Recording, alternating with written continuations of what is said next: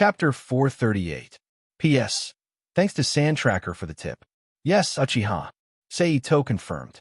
Then he pointed to Karen and introduced her to Uchiha Miko. Karen, my new subordinate. Hello, nice to meet you. Karen said politely to Uchiha Miko. Take this and put it on. Stand aside with Karen.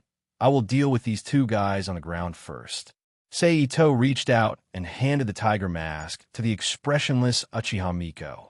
The latter took the mask silently, bowed her head, and put it on her face. Then she stood aside with Karen and watched Seito deal with the two Kusanagi. Seeing that Uchiha Miko and Karen stepped aside, Seito waved his hand and summoned a large ball of water, splashing it on the faces of the two Kusanagi, who were still unconscious. The sudden attack awakened the two Kusanagi from their coma. They instinctively jumped up from the ground and looked around vigilantly. After seeing Seito and the masked Uchiha Miko and Karen, they immediately became obedient and stood in place with their heads bowed, waiting for Seito's instructions. Very good. At this moment, Ito-sei said in an indifferent voice. After a pause, he said again, Now I have something for you to do. Please instruct us, Sama. The two Kusanagi said very sensibly. Your task is very simple. Help me collect orphans from various countries and hand them over to me when you reach a certain number. Seito said. Yes. The two Kusanagi agreed at the same time. Take this. Then Seito turned his hand and summoned two small black ball consultation devices and threw them to the two Kusanagi and said, This is a communication device. You only need to control it with language. When you think you have enough orphans, use it to contact me. Yes. The two Kusanagi reached out and caught the small black ball consultation device thrown by Seito and put it in their arms. Go ahead, Seito said as he waved his hand. Yes. The two Kusanagi immediately turned and walked out of the forest. All right, let's get going. I've accepted quite a few bounty missions this time. After the two Kusanagi completely disappeared, Seito turned to Uchiha Yoshiko and Karen and said. After that, the three of them left the jungle together, and Ito-sei led them to the location of the nearest mission target. The first target is a ninja from the Rain Village. His name is Tetsuya Okawa, and his strength is around Chunin. Currently, he is a bandit in XX Mountain with two wandering ninjas as his subordinates. Except for a large number of bandits, there is basically nothing worth paying attention to. So, I will be responsible for cleaning up those bandits with you, but Tetsuya Okawa and the two wandering ninjas will be left to you alone. Is there a problem? On the way, Seito said to Uchiha Yoshiko and Karen. No. Uchiha Yoshiko, who was wearing a tiger mask, said coldly. No. Karen glanced at Uchiha Yoshiko beside her and nodded. That's good, Seito said. After that, the three of them were silent all the way to the mountain where the target was located. After walking like this for half a day, in the middle of the night, the three of them finally arrived at the mountain where Tetsuya Okawa was. There are 5 guards, and I will take 3. You two will take 1 each, Seito said to Uchiha Yoshiko and Karen while standing on a branch overlooking the village. Okay. Karen and Uchiha Yoshiko agreed at the same time. Let's go. As his voice fell, Seito and Uchiha Yoshiko turned into shadows and rushed towards the village. Behind them, Karen also ran towards the village at a speed far beyond ordinary people. It's just that when Karen arrived at the village and killed the guard, Ito-sei and Uchiha Yoshiko had already dealt with their respective targets and were waiting for her on the side. You still don't know the body flicker technique? Seito looked at Karen, who had returned to his side. Yes.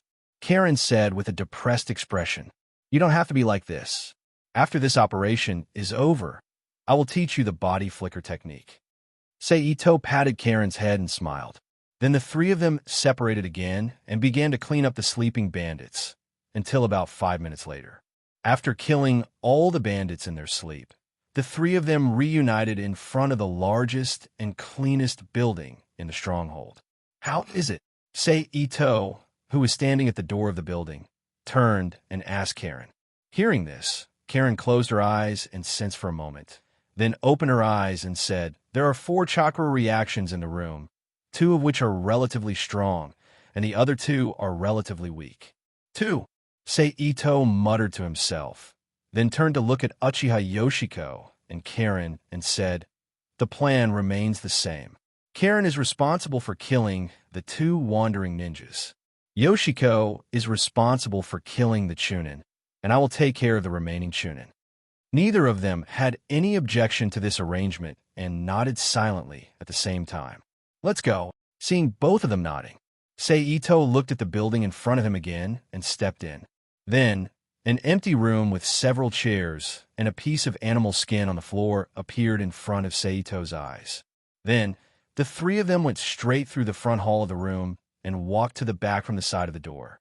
Soon, the sound of panting and moaning came from the corridor, and soon, several white bodies entangled together were reflected in the eyes of Ito's trio. Seeing this, Ito, Uchiha Yoshiko, and Karen didn't stop at all and immediately rushed toward the target they had chosen.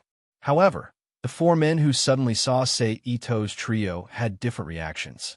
Among them, the 2 wandering ninjas got up from the woman under them in panic and ran to the side without any resistance. They were just running and dodging with their physical strength. How could they be faster than Karen? In an instant, Karen was in front of them and killed them on the spot with her fists. The Chunin who was rushing towards Uchiha Yoshiko immediately threw the woman under him towards Uchiha Yoshiko, who was rushing towards him, and at the same time used the body flicker jutsu to run out of the building. Uchiha Yoshiko quickly dodged the woman's body that was smashing towards her, and then immediately used the body flicker jutsu to chase after the escaping Chunin. As for the Chunin who was rushing towards Ito, he was even more ruthless. He directly grabbed the woman under him and used it as a shield to block Ito's kunai, and then kicked the woman's abdomen, kicking her towards Ito to buy time for himself to escape. However, the Chunin obviously underestimated the ruthlessness of the woman under him. At the moment when he was about to leave after kicking her, the woman suddenly reached out and grabbed his leg, holding him tightly with a huge force inspired by death, and then watched as the Chunin was stabbed in the neck by Ito, who suddenly appeared behind him. Plop! Seeing this, the woman's face showed a relieved smile, and then she grabbed the Chunin and fell to the ground together with him, making a muffled sound. "Karen, let's go," Ito said to Karen, who was standing at the door, as he cut off the head of the dead Chunin and put it away. Then the 2 ran out of the inner room, quickly ran out of the front hall, and entered the village. Immediately, he saw Uchiha Yoshiko holding a kunai and using the body flicker jutsu to fight the naked Chunin, who was now covered in bruises. To be honest, Uchiha Yoshiko, who had no combat experience, was weaker than the Chunin, but at this time, the Chunin was naked, with neither armor nor weapons, and facing Uchiha Yoshiko with her kunai, he was somewhat restrained. Coupled with the fact that Ito and the others attacked him, he lost the initiative and momentum, which narrowed the gap in strength between the 2. Seeing this, Ito, who knew that this was a rare opportunity for Uchiha Yoshiko to hone her skills, decisively stopped and stood quietly on the side with Karen, waiting. It's just that when the Chunin saw Ito and Karen running out of the building, his expression suddenly changed, and he madly counterattacked Uchiha Yoshiko, completely giving up his defense, allowing Uchiha Yoshiko to pierce his body with her kunai, and then he used his backhand to bind Uchiha Yoshiko with a posture of mutual destruction. Humph! Seeing this, Ito coldly snorted and instantly appeared beside the naked Chunin and hit his head with his palm. The powerful palm force instantly shattered the Chunin's skull, shattering the brain inside and killing him. "No way." Ito looked at Uchiha Yoshiko, who had broken free from the Chunin's imprisonment, and asked, "I'm fine." Uchiha Yoshiko shook her head and said, "That's good." Ito nodded and said, then squatted beside the Chunin's corpse, took the kunai stuck in his body, and waved his hand to cut off the Chunin's head. "Let's go. Let's leave this place and find a place to rest." Ito stood up and said to Uchiha Yoshiko and Karen, Then the three of them set a big fire in the mountain village, left the village, and headed in the direction of the next target. On the way, they found a good place to rest. At the same time, Ito also taught Karen the body flicker technique. After daybreak, the three of them resumed their journey and headed towards their next destination. This time, the target was a rebellious ninja of the Ryujin village. His strength had just entered the Chunin realm not long ago, and he was single, without any support, so he was easily dealt with by Uchiha Yoshiko. Then Ito cut off the head of the Ryujin ninja, and once again took Uchiha Yoshiko and Karen to the next target.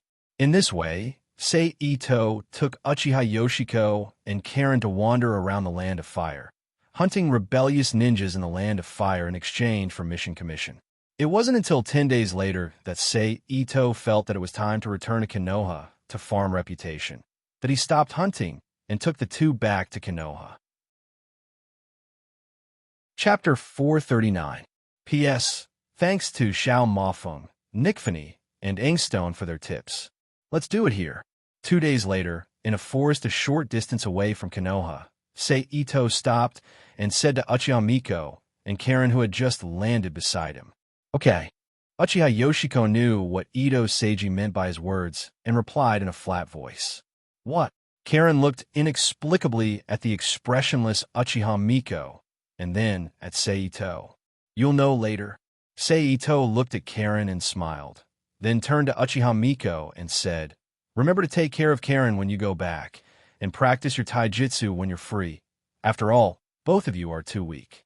Yes, Uchiha Miko answered formally. Karen, see you next time. Ito looked at Karen and said with a smile, Karen, see you next time. What?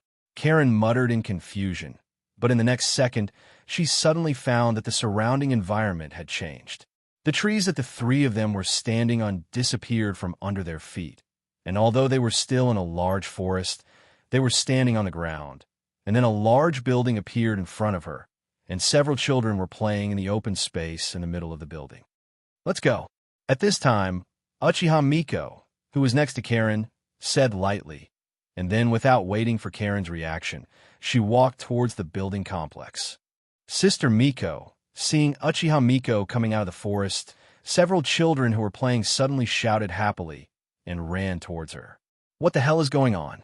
Karen, who was completely confused, stood still and said to herself, and then she had no choice but to follow Uchiha Miko to the building complex. After sending Karen and Uchiha Miko back to the cube world, Ito jumped down from the tree and took out 2 large wooden boxes filled with various kinds of stockings, underwear, cosmetics, and children's and women's clothing, and put them on the handcart that appeared together, and let Ito pull them towards Konoha. After a while, Ito, who was walking at the speed of an ordinary person, finally arrived at the gate of Konoha and then passed the inspection. Entering Konoha, he walked toward his shop. Naturally, the next 2 months of hot sales continued.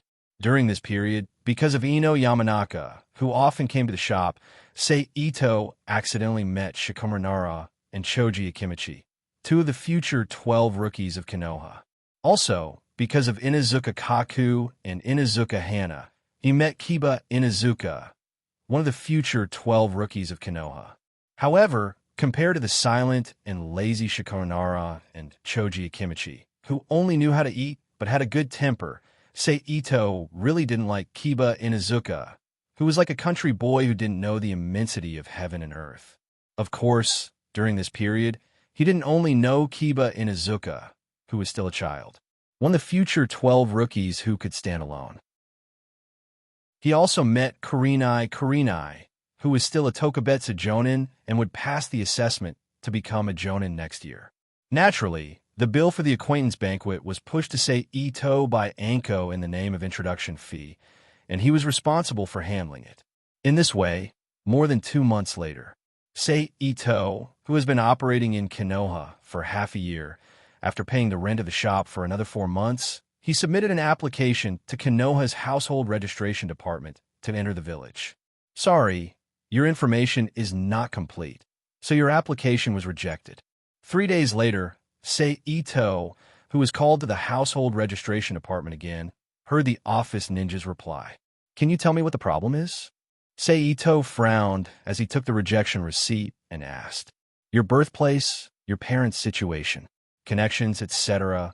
Many things are too vague, so it's impossible to get an approval if you don't fill in the application carefully. The household registration ninja patiently explained. But I really don't know where I was born, and I've been wandering around since I was conscious, and I don't know the situation of my parents. As for connections, at this point, Seito's expression darkened, and he whispered, they were killed by the people of Sand Village as early as World War III. Although you said so, I can't help it. This kind of thing is ultimately decided by the higher-ups. The household registration ninja sighed. Well, it seems that this is the only way for the time being, but I will submit an application every month until the higher-ups agree. Seito said. Then he slightly bowed to the household registration ninja, turned around and left the Hokage office building with the receipt. Then Seito returned to the shop. He hung the notice board on the door panel, locked the door of the shop, and walked to the gate of Konoha. Hey, are you going to go out to buy goods? On the way, Mitarashi Anko, who just returned from a mission, greeted Seito, who was walking to the gate of Konoha. Yeah, did you just come back from a mission? Hearing the greeting, Seito immediately stopped and smiled at Mitarashi Anko. Yes, Mitarashi Anko admitted. Then Mitarashi Anko walked to Seito's side, put her hand around his neck, and put her head close to his ear, looked around at the pedestrians and whispered, you have to be careful recently because the things you sell are very popular and you can't find the source of the goods. You have been targeted by the big merchants, so if possible, you should go to the Hokage-sama and issue an escort mission. You should know that those big merchants are not easy to deal with. Is that so? Then I really have to thank you, Anko. Seito said gratefully. It's nothing, as long as you treat me to a few more meatballs. After saying this, Mitarashi Anko let go of Seito's neck, patted his shoulder, and said with a smile. Well said, as long as you want, you can come to me at any time in the future, and I will treat you to meatballs. Seito promised. That's what you said. Mitarashi Anko's eyes lit up when she heard this, and said while staring at Seito. Of course. Seito affirmed. Then it's a deal. Mitarashi Anko once again patted Seito's shoulder and laughed happily. You are really a good friend. I didn't make you a friend in vain. Hee. Seito looked at her with a smile and didn't say anything. After a while, Mitarashi Anko took back her hand from Seito's shoulder and said, well, I won't delay your business. I will go first. See you later. That's good. See you later. Seito promised, and then the two separated. Seito continued to walk towards the gate of Konoha Village, and after a while, he passed through the gate and left Konoha Village. After leaving the security area of Konoha Village, Seito immediately jumped into the forest on both sides of the road and flashed into the Rubik's Cube world. He appeared in the biological laboratory of the plant. At this time, it was noon. Most of the people in the laboratory went out to eat, and only 2 researchers stayed in the laboratory, chatting leisurely. Sir, after seeing Seito appear, the 2 immediately stopped chatting. They got up from their seats and greeted him respectfully. Yes, Seito first nodded in response to the greetings of the 2, and then asked, how far has the analysis of the data sample of experimental body number 1 reached? Hearing Seito's inquiry, the 2 researchers looked at each other. Finally, the female researcher said, after the analysis in the past 6 months, the analysis of the cell data and genetic samples of experimental body number 1 has been basically completed. At this time, the other researcher turned on the quantum computer in the laboratory and presented the data of experimental body number 1, the Chunin of the Uchiha clan who was first captured, on the screen for Seito to see. Through the comparison of the human genome map, the genetic data of experimental body number 1 is 99% similar to the genetic data of a normal person, and the remaining 1% is a special mutated gene. The female researcher in charge of the explanation said, through Professor Asmo's multiple verifications, we learned that the 1% of special mutated genes mainly affects the function of human eyes. But unfortunately, because it is a special mutated gene, there is no way to compare it. So far, we haven't completely unraveled the specific data and principles of that group of genes. Speaking of this, a look of regret appeared on the faces of the two researchers at the same time. Oh, how long will it take to completely crack it? Seito asked. Sorry, we don't know this. The female researcher said with an apologetic tone. It doesn't matter. I know that things like genes can't be studied in a short time. Seito reached out and patted the shoulder of the female researcher in charge of the explanation.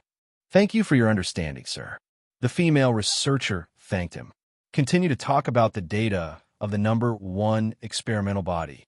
Ito-sei smiled and withdrew his outstretched arm. Yes. The female researcher responded and continued to explain. According to your previous request, we deliberately extracted the eye cells of experimental body number 1 in its normal state and the eye cells in its special state to compare. After observation, we found that the eye cells in its special state are several times more active than normal. The internal cell structure will undergo special changes, which will increase the dynamic vision of the experimental body. As for the replication and illusion ability that you mentioned, due to technical reasons, we are currently unable to determine the mechanism and principle of its production. That's already very good.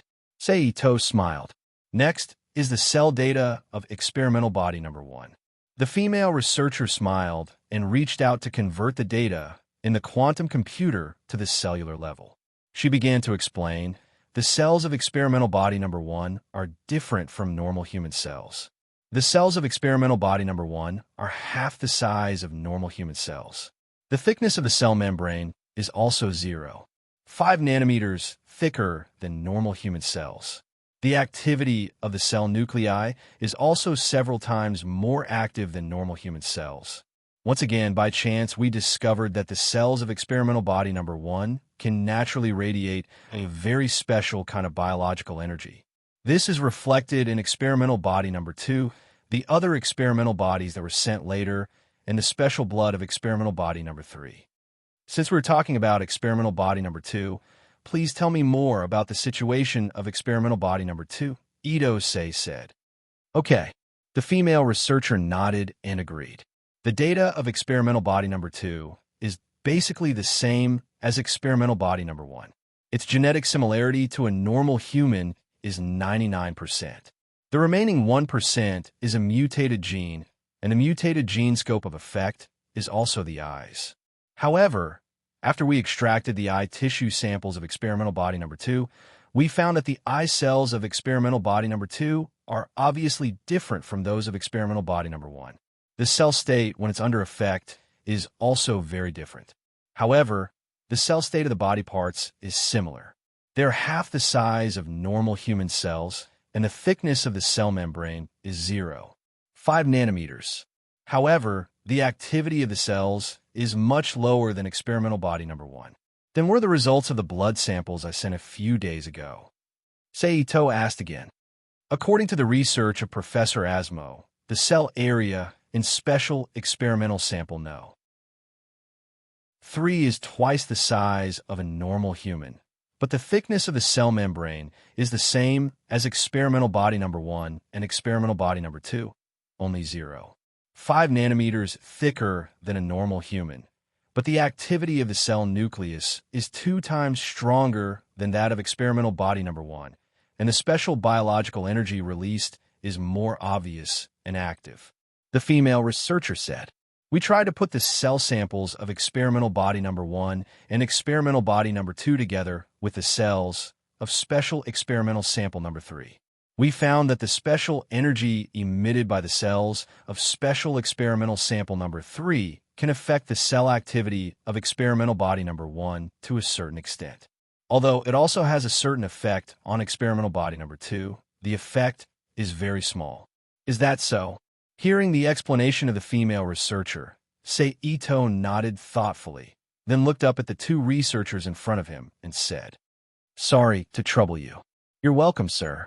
The two quickly said politely. Then you continue to rest. I'll take my leave first. After Seito finished speaking, He disappeared from the biological laboratory and appeared in the forest of Naruto World, then continued to move away from Konoha.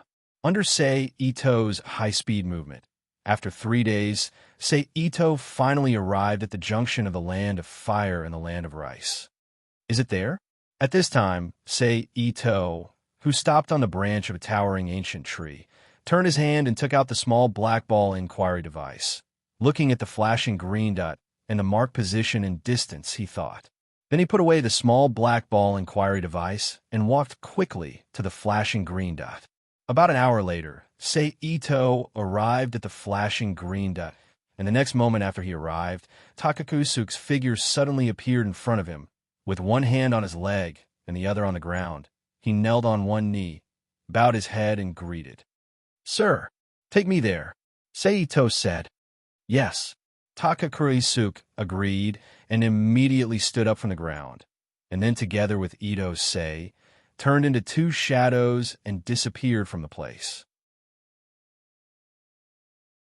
Chapter 440. A few minutes later, Sei Ito and Takakusuke appeared in a small valley.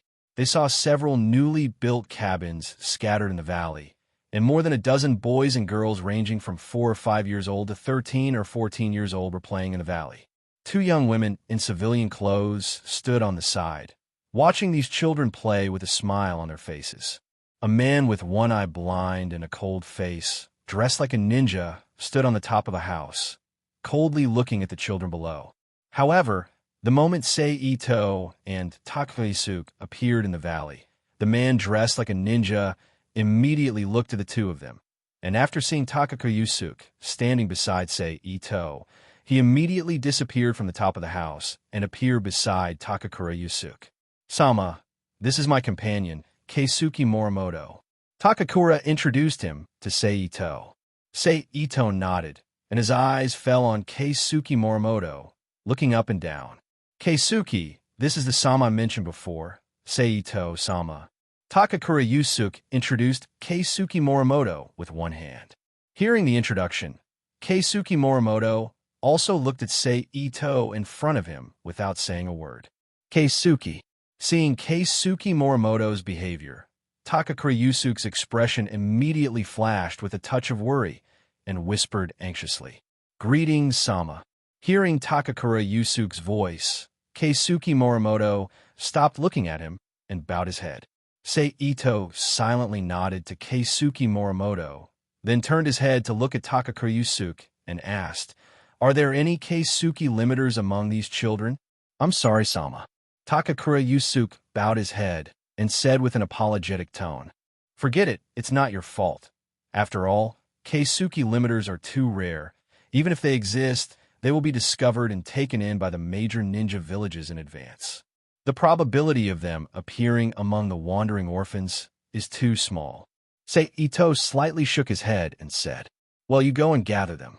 After a pause, Sei Ito continued, "Yes, Sama."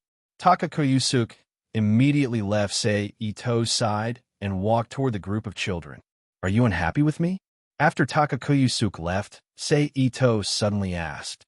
"I wouldn't dare," Keisuke Morimoto replied calmly. "Is that so?" Sei's back Keisuke Morimoto's eyes, then glanced at Keisuke Morimoto's side, and said. Then the two of them entered a state of silence again, quietly watching Takakusuke, with the help of the two women, gather the children together and stand in a line. "Sama, it's okay." After a while, Takakusuke walked back to Sei Ito's side and whispered, let's go," Sei Ito said. Then Sei Ito, Takakusuke, and Morimoto Yusuke walked toward the group of children. "Do you want to become a ninja?" Sei Ito's eyes swept over these thin but bright children one by one, then suddenly said, "Ninja!" Hearing Sei Ito's question, the children who were only 4 or 5 years old didn't feel anything, but the older children who were 7 or 8 years old all had their eyes lit up and shouted in surprise. "Can we really become a ninja?" Among the older children, a child of about 10 years old said timidly.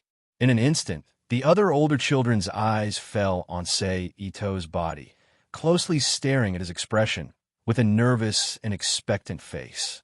"Of course."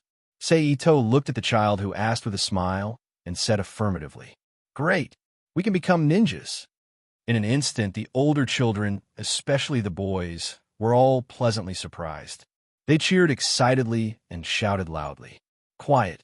Takako on the side saw that the children were too noisy, stepped forward, and said loudly. Hearing Takako voice, the children immediately quieted down, but they still looked at Seito with excitement, waiting for him to speak. But I want to remind you that ninja training is very difficult. Are you sure you want to accept ninja training and become a ninja? Seito put away the smile on his face and looked at the children with a serious face and said, "Lord, we are not afraid of hardship." As soon as Seito's voice fell, a more impatient boy immediately said, "Yes, Lord, we are not afraid of hardship." With the big boy taking the lead, the other children also said one after another. Seito looked at the more than 40 children standing in front of him with a serious look, and after seeing that they were all serious and determined, he suddenly smiled and announced loudly, "Well, starting tomorrow, I will arrange ninja training for you." Yeah. The moment his voice fell, the children immediately cheered. Clap, clap, clap, clap. After a while, Seito clapped his hands, attracting the attention of the children again, and said, "Now, I will give you 10 minutes to pack your things, and then I will send you to your new residence." Yes. The children immediately responded in unison, and then ran away from the team in groups and ran to their respective houses. What's the matter with those two women? After dealing with the children's problems, Seito looked at Takagura Yusuke and asked, "Well, because I don't know how to take care of children, and I was afraid that these children would have problems. So I took these two helpless women from the nearby village and asked them to help me take care of these children." Takagura Yusuke said with a slightly red face. "Looking at you, it seems that you are not just using them to take care of children." Seito looked at Takagura Yusuke jokingly and said, "Yes." Takagura Yusuke said with some embarrassment. "Haha," Seito smiled and shook his head. "Okay, you also go and pack your things and then leave here with the children to their new residence, and you will be responsible for training these children in the future." Yes. Takagura Yusuke agreed and walked quickly to the two women. After whispering a few words to them, they walked into a wooden house and packed up their things. "Morimoto, now I will give you a chance to choose. Choose to be loyal to me and become my subordinate like Takagura Yusuke, or choose to refuse and leave here." At this time, Seito turned and looked at Morimoto Keisuke, who had not said a few words from beginning to end, and asked in a low voice, "Your purpose?" Morimoto Keisuke stared at Seito's face and said in a serious voice, "Purpose? I don't know." Hearing Morimoto's words, Seito looked up at the sky and said softly, "I just realized an idea that suddenly came to me one day." Morimoto Keisuke looked at Seito seriously for a moment, then shook his head and said, "I choose to refuse." "All right." Seito retracted his gaze from the sky and looked at Morimoto Keisuke, nodded and said, "In that case, please leave here immediately. If you don't agree, then I will treat you as an enemy and kill you on the spot." Humph. Hearing this, Keisuke Morimoto stared at Ito Sei with an ugly face. Then he snorted coldly, turned, and walked out of the valley. After a while, he completely disappeared into the forest outside the valley. 10 minutes later, the children, Takagura Yusuke, and the two women who had finished packing up their things stood in the open space in the valley. "Now, everyone close your eyes," Seito said to the children in front of him. Although they didn't know what Seito wanted them to do with their eyes closed, everyone, including Takagura Yusuke, obeyed and closed their eyes. Seeing this, Seito's thoughts moved and instantly took everyone in the valley, including himself, into the Rubik's Cube world and appeared in the Uchiha clan's residence. Sama. Seeing the sudden appearance of the crowd, a man and a woman immediately rushed out of the Uchiha clan's residence, and after seeing Seito standing in front of the crowd, they immediately landed in front of him and greeted respectfully. "You go and call Uchiha Kento," Seito ordered. "Yes." The Uchiha clan's ninja immediately complied, and then his figure flashed and returned to the building complex. Okay, you can open your eyes now. At this time, Ito turned his head and said to the children behind him, "Wow." As soon as the children opened their eyes, they immediately saw a large number of buildings in front of them and subconsciously made a sound of amazement. Sama, this is... Takagura Yusuke also saw the buildings in front of him and asked Ito with a puzzled look on his face. I was still in the valley just now. How did I come here in the blink of an eye? Takagura Yusuke was full of doubts. Sama. At this time, Uchiha Kento and the man who went to call him came in front of Ito and greeted respectfully. Come, let me introduce you. Ito pointed to Uchiha Kento and said to Takagura Yusuke, Takagura Yusuke, this is Uchiha Kento, the new patriarch of the Uchiha clan and the current person in charge of this place. Uchiha, Takagura Yusuke exclaimed in shock. Yes. Uchiha Kento glanced at Takagura Yusuke with an arrogant expression and nodded casually in response. Sorry, I was rude. Please take care of me in the future. Takagura Yusuke, who recovered from his shock, immediately saluted Uchiha Kento. Kento, this is Takagura Yusuke, a former Kumogakure ninja, now working under me like you, and will be responsible for the basic ninja training of the children behind me. Ito said to Uchiha Kento. Then he turned to Takagura Yusuke and the children and said, from today on, this will be your new residence. Sama. Hearing this, Uchiha Kento frowned. Beside him, the two ninjas of the Uchiha clan also frowned. What's wrong? Ito glanced at Uchiha Kento and asked coldly. Chapter 441. No, it's okay. Seeing Ito's attitude, Kento suddenly woke up. This place doesn't belong to the Uchiha clan, but to Ito. Although only the Uchiha clan members have been living here for the past few months, except for Karen who was sent here to practice, it still doesn't change the fact that this place doesn't belong to the Uchiha clan. So after thinking about it, Kento hurriedly said, That's good. Ito silently glanced at Kento and said, You go and arrange their accommodation, and then provide them with enough food and clothing. Yes, sir. Kento respectfully responded, and then whispered to the man and woman standing next to him. Takagura Yusuke, if you have any problems in the future, you can directly look for Uchiha Kento. He will solve it for you. Ito turned his head and said to Takagura Yusuke, I understand, sir. Takagura Yusuke nodded. Okay, let's disperse. Seeing that everything was done, Ito ordered Takagura Yusuke and Uchiha Kento. Yes, Takagura Yusuke, Uchiha Kento, and the two ninjas of the Uchiha clan respectfully responded at the same time. Ito nodded slightly and instantly disappeared in front of their eyes. Please take care of me in the future, Uchiha Kento.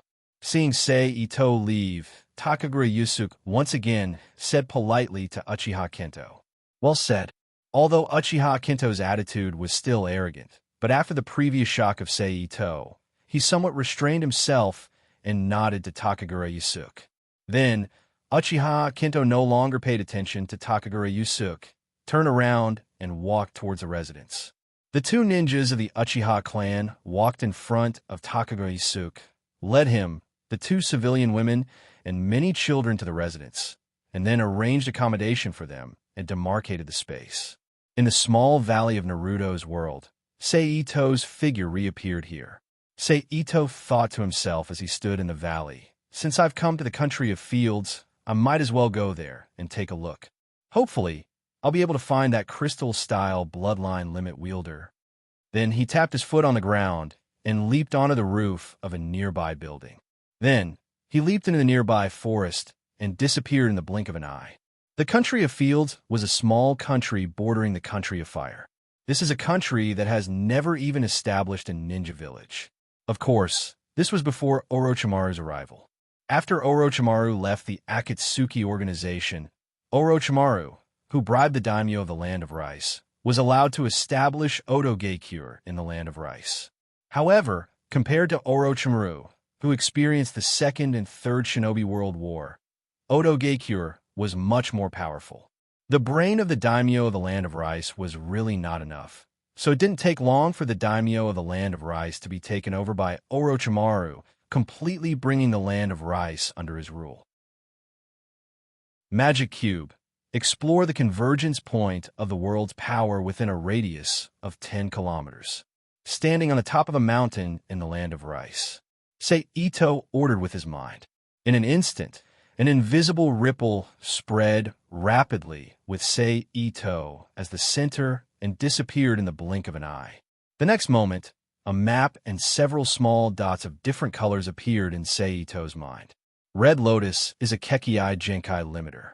Even if she hasn't reached the level of Jonin yet, she should have the strength of a Chunin. According to the appearance of the world's power, it should be at least between cyan and blue. Ito roughly recalled Red Lotus's personal information. He speculated in his mind, "It seems that I can only continue to search in another place." Thinking of this, Ito left the top of the mountain and walked 10 kilometers away, and then released the exploration function again there. Purple. And it's a purple that's close to black. Orochimaru. Ito looked at the picture that appeared in his mind and thought. Then his mind turned slightly. He continued to check. 1 pure blue, 1 green to blue, for yellow to blue, and 1 green to blue 5 kilometers to the southwest. The first 6 are near Orochimaru, obviously in his base. Then the only possibility is the last one, Ito inferred. Then Ito's figure moved quickly toward the southwest. 5 kilometers is not a long distance. At least with Ito's speed of more than 10 meters, it only takes a few minutes. So it didn't take long for Ito to arrive at the location of the cyan blue light spot. Immediately, a young woman wearing a green kimono with a short right sleeve and a long left sleeve, with gray animal fur on the collar, her waist tied with 2 thick hemp ropes, and her dark blue hair tied up at the back of her head, appeared in front of Ito's eyes. At this time, she was about to kill a young woman with a soft look and full of motherly radiance. Is this the scene where Yukimaru's mother was killed? Ito's mind flashed while this thought flashed in his mind, and used the body flicker technique to instantly appear in front of Honglien, and used the kunai to block Honglien's crystal shuriken. Who is it? Seeing her attack was blocked, Honglien immediately asked Ito, who suddenly appeared. The person who saved you from suffering. Ito replied very casually, and at the same time, he rushed in front of Honglien. Nonsense. Honglien immediately said angrily, and then a large number of red crystal shuriken flew out of Honglien's hand like snowflakes, flying towards Ito from all directions. This is crystal release, hexagonal shuriken flurry. At this time, Ito didn't do anything, but he instantly turned into a cloud of smoke and escaped from the hexagonal shuriken flurry attack. And then when those shuriken pierced the wooden stake he left behind, he appeared on the side and continued to rush toward Honglien. Crystal release, crystal pentagonal prison. Seeing that Ito was about to rush in front of her, Honglien immediately made several hand seals with both hands, and then with a clear shout, a pentagonal hollow crystal pillar suddenly rose from the ground, blocking Ito's front, back, left, and right, confining him in place. Ito, inside the crystal pentagonal prison, smiled at Honglien, then suddenly jumped into the air, and then a wide steel panel suddenly appeared under his feet. And then Ito jumped out of the crystal pentagonal prison and quickly fell toward Honglien, who was standing below.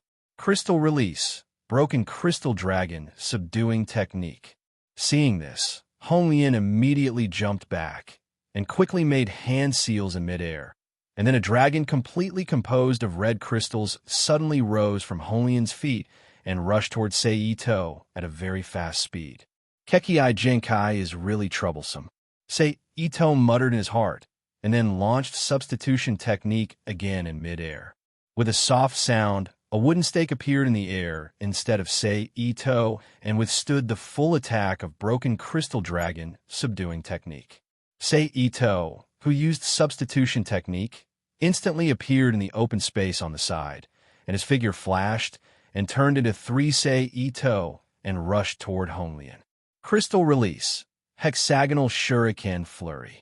Seeing the three figures rushing towards her from different directions, Red Lotus's hand seals changed again, and once again released the hexagonal shuriken flurry dance ninjutsu. A large number of snowflake-like crystal shurikens flew towards the three Ito-sei. Wind release. Great breakthrough. In an instant, the three Sei Ito stopped at the same time and blew at the numerous crystal shuriken in front of them. Just when Honglian was about to release a new crystal release ninjutsu, a hand suddenly emerged from the ground, grabbed Honglian's ankle, and pulled her into the ground. This is Earth Release, Heart Beheading Technique. Since when? Honglian's expression suddenly changed as she exclaimed. When I use Kage Clone, Sei Ito suddenly appeared behind Honglian's head and waved his hand to knock her out, and said lightly. The moment Sei Ito knocked out Honglian, the three Sei Ito not far away burst into a cloud of smoke at the same time and disappeared. Then Sei Ito pressed Honglian's head with one hand and took her into the Rubik's Cube world. Thank you. At this moment, Yukimaru's mother, who had recovered from the shock of the battle, expressed her gratitude in a sincere tone. It's nothing, it's just a coincidence. Sei Ito looked at her and waved his hand with a smile, and then said seriously, but if you don't want to encounter this kind of thing again in the future, it's best to take your son and leave the land of rice and live in the land of fire. Huh? Why? Yukimaru's mother asked in confusion. Didn't the woman who attacked you just now tell you? Sei Ito asked in confusion. No, she just called me out, and then suddenly attacked me. Yukimaru's mother said with a gloomy expression. Well, then I'll explain it to you. Your son has a very special ability, and some people want to get it. So in order to get Yukimaru and control him, they will spare no effort to get rid of you. After all, you're Yukimaru's only relative. As long as you are gone, everything will be easy. Sei Ito looked at her and said, Yukimaru, how? Yukimaru's mother said in disbelief. That's all I have to say. As for what you plan to do next, it's all up to you. Sei Ito said, and without waiting for Yukimaru's mother to speak again, he immediately used the body flicker technique to leave the scene and quickly rushed back to the land of fire. After half a day, Sei Ito finally crossed the border between the land of rice and the land of fire and entered the land of fire. Then, without stopping, he moved forward for another hour, and then flashed into the Rubik's Cube world in a dense forest and appeared beside the unconscious Honglian.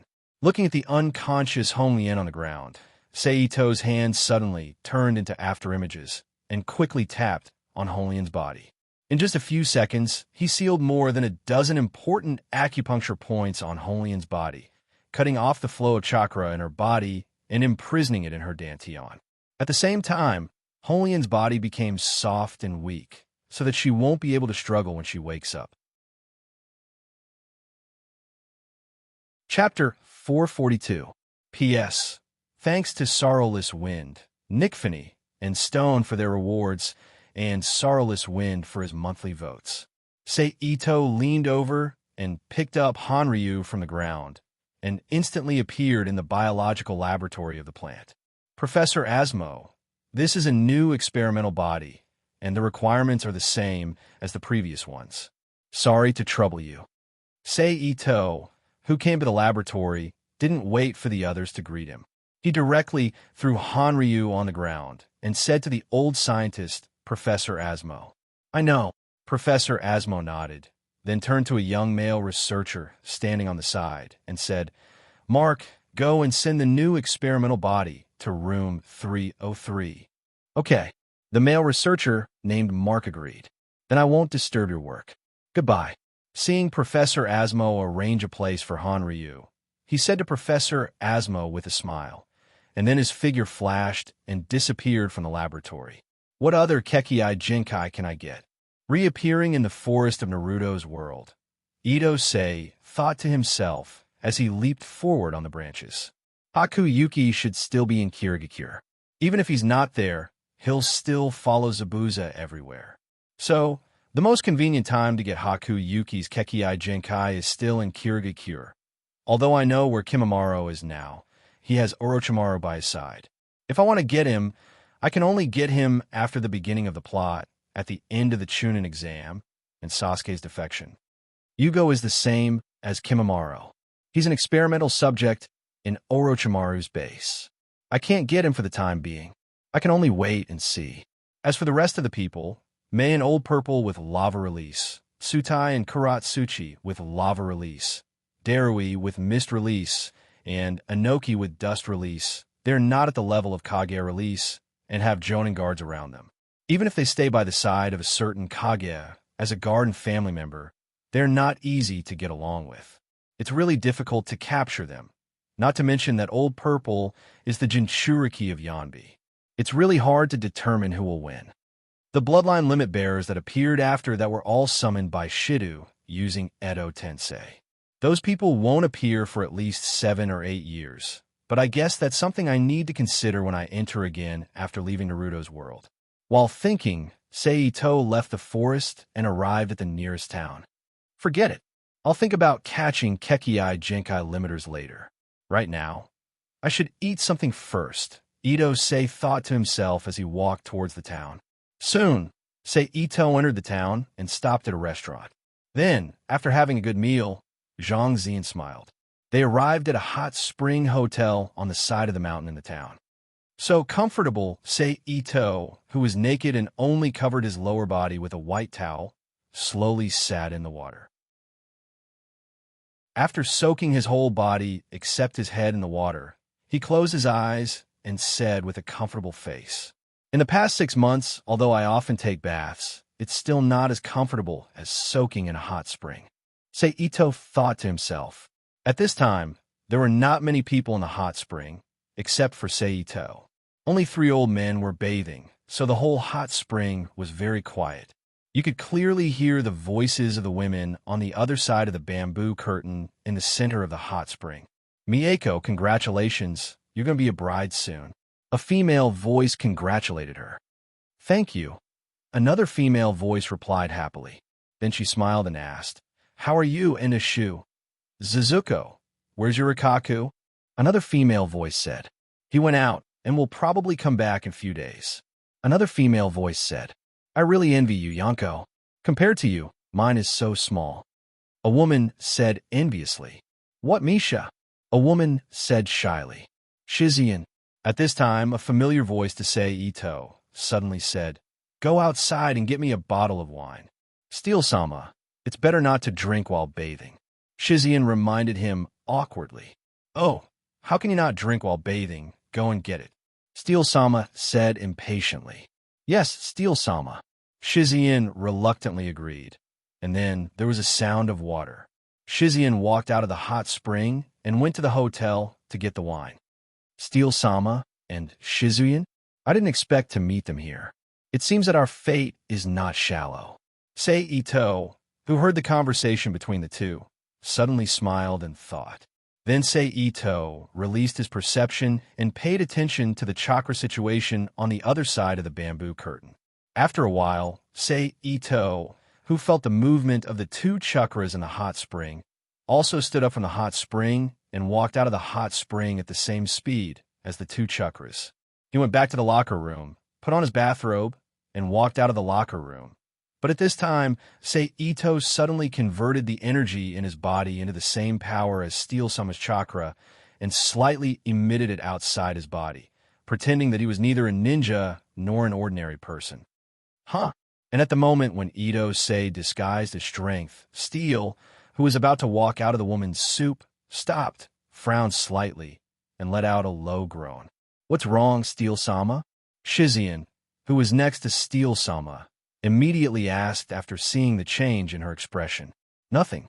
Steel-sama shook her head and reached out to open the curtain in front of her and walked out of the locker room. "Oh, what a coincidence. I didn't expect to meet you here." Seito, who also walked out of the men's locker room, rubbed his neck with his hand and looked to the side, then said to Steel-sama and Steel-sama beside him with a surprised look, "It's you?" At this time, she suddenly found that the source of the chakra fluctuation that made her feel very concerned was Seito, who was standing in front of her, and her tone was full of surprise. Then she grabbed Seito's arm and once again probed her chakra into Seito's body. In an instant, an energy with the same nature as her chakra appeared in Steel-sama's perception. How could it be? Steel-sama frowned and said to herself. Steel-sama. Shizuan called with concern. Oh, what's wrong? Seito said with a puzzled look. You come with me. Steel-sama, who came back to her senses, didn't talk nonsense. After a commanding announcement, she turned and walked to the room booked by Steel-sama and Steel-sama. What do you mean? Seito said as if he didn't understand. Please come with me. Steel-sama, who stayed in place, looked at Seito seriously and said, Okay. Seito curled his lips and followed Steel-sama to Steel-sama's room. After a while, Seito and Steel-sama came to Steel-sama's room after turning a corner.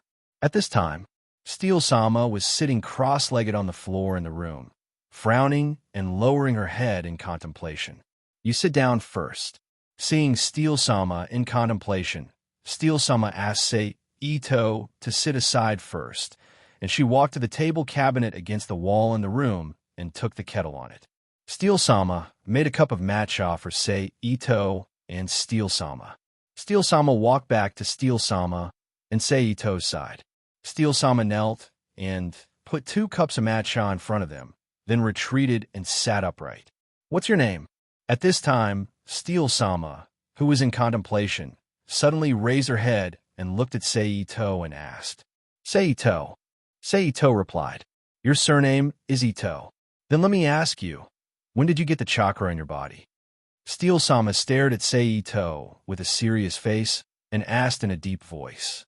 At the same time, a heavy sense of oppression emerged from Steel-sama's body and pressed on Seito. Is this power called chakra?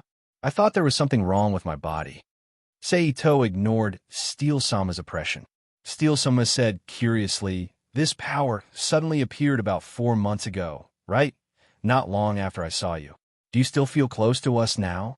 Steel-sama nodded thoughtfully and asked again. Yes, especially you. I feel so close, just like a family member. Seito nodded and said affirmatively, then stared at the green crystal on Steel-sama's chest and said, Well, and the pendant on your neck, it always makes me want to get it in my hand.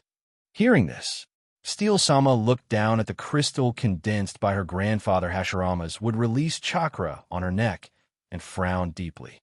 Are you sure? After a while, Steel-sama looked up at Seito and asked seriously. Yes, Seito said seriously. Looking at Seito's serious expression, Steel-sama gritted her teeth. Steel-sama reached out and took off the pendant on her neck and handed it to Seito. Take it, Steel-sama.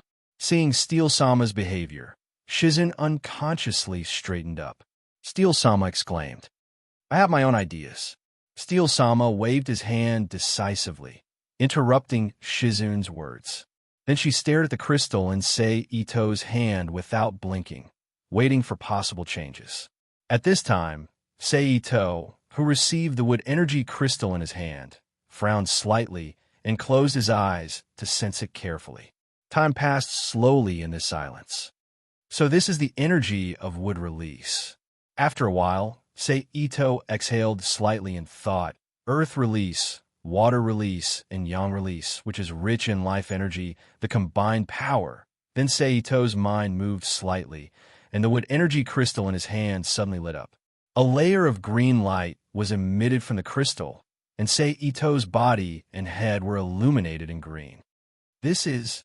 Steel-sama stared at the shining crystal in shock, and her heart fluctuated. Seito, make hand seals according to my style. Steel-sama is a strong woman who has experienced 2 shinobi world wars. She quickly recovered from the shock, and then said to Seito with a serious face. After Seito's eyes fell on her, he made 3 hand seals at an average speed. Is that so?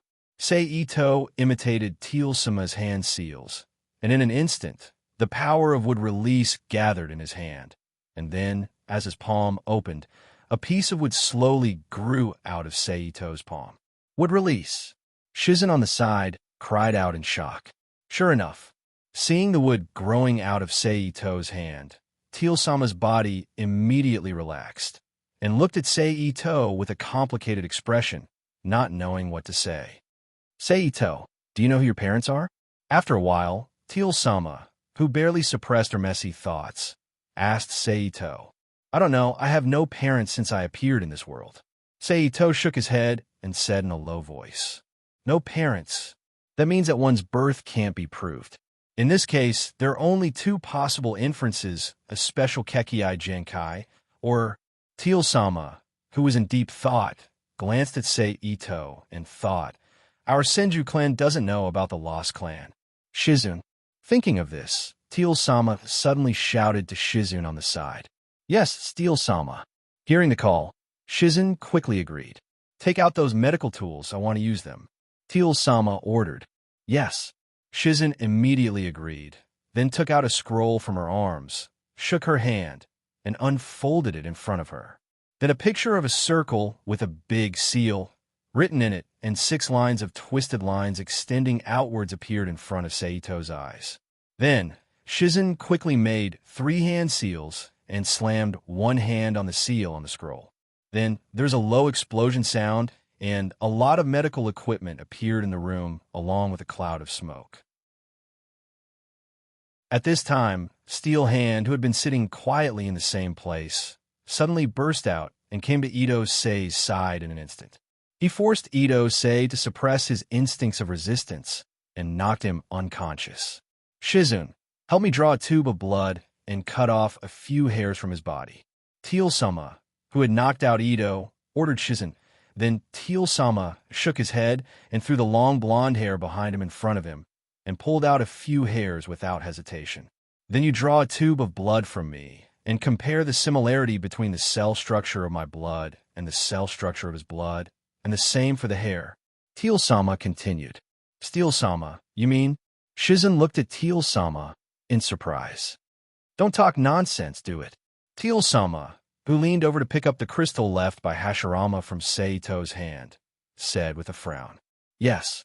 Shizun also knew that she was talking too much, so she quickly agreed and began to follow Teal-sama's instructions. Shizun was indeed a person who had been learning cultivation from Teal-sama since childhood. Her movements were skillful and fast. In less than a minute, she had taken the blood of Seito and Teal-sama, and then took a few hairs from Seito's head. She took the hair handed over by Teal-sama and quickly walked to the side of the instrument and carefully checked it. More than 10 minutes later, Shizun, who had finished checking the blood and hair samples, turned around and looked at Teal-sama with a strange expression and said, Steel-sama. Chapter 443. How is it?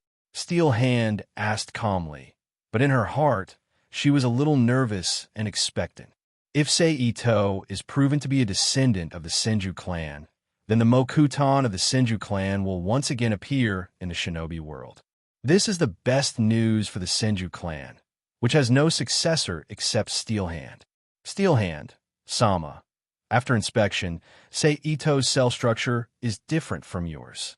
Shizun said truthfully. Is that so?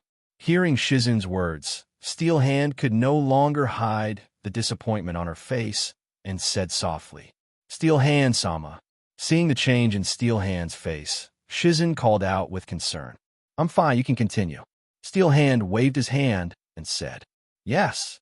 Shizun agreed, and then said, Although Seito's cell structure is different from yours, his cells are very inclusive.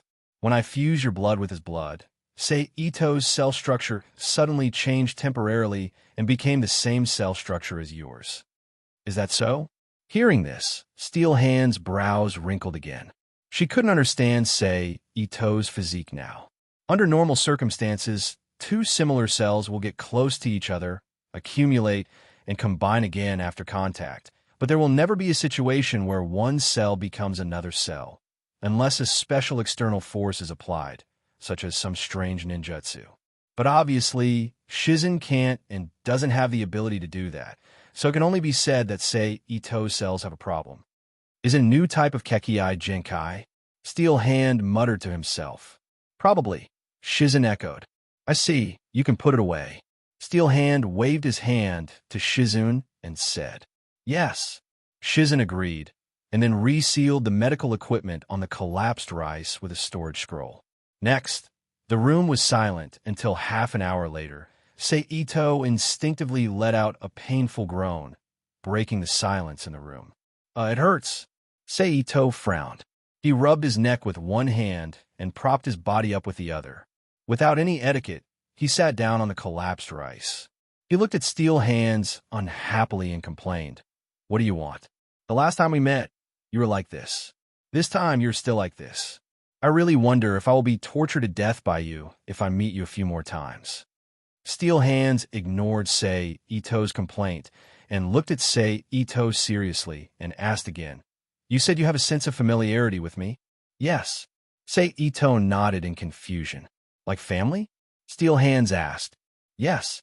Ito looked at Steel Arms in confusion and replied, How do you feel about Mute? Steel Hands asked again.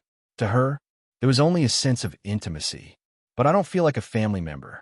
Ito looked at Shizun, who was kneeling on the side, and said, I see. Steel Hands said thoughtfully. Then he looked up at Ito and said with a tough attitude, You go back and rest first, but you can't leave this hotel. Even if you leave, you can only leave with us. Do you understand? Why? Ito said in surprise. No reason. Steel Hands said overbearingly. Then he turned to Mute and said, Mute, send him back and remember the location of his room. Yes, Master Steel Hands. Mute agreed. Okay. Seeing this, Ito had to agree helplessly and then got up from the ground. He left the room with Mute. A sense of familiarity like family. When Steel Hands saw that he was the only one in the room, he opened his palm and looked down at the wood-release energy crystal in his palm and muttered to himself, Goodbye. On the other side, Mute, who sent Ito back to his room, slightly bowed to Ito and said politely, Good night. Ito also politely returned the salute. Boom. After Mute turned and left, Ito closed the door, and the wooden door frame made a muffled sound when it collided. Wood release. Back in the room, Ito, who was sitting cross-legged on the ground, raised his right hand. Mobilizing the newly experienced wood release energy in his body. A thin piece of wood grew out of his palm, exuding vitality. Sure enough, it's different from the wood made by alchemy. It has the power of life.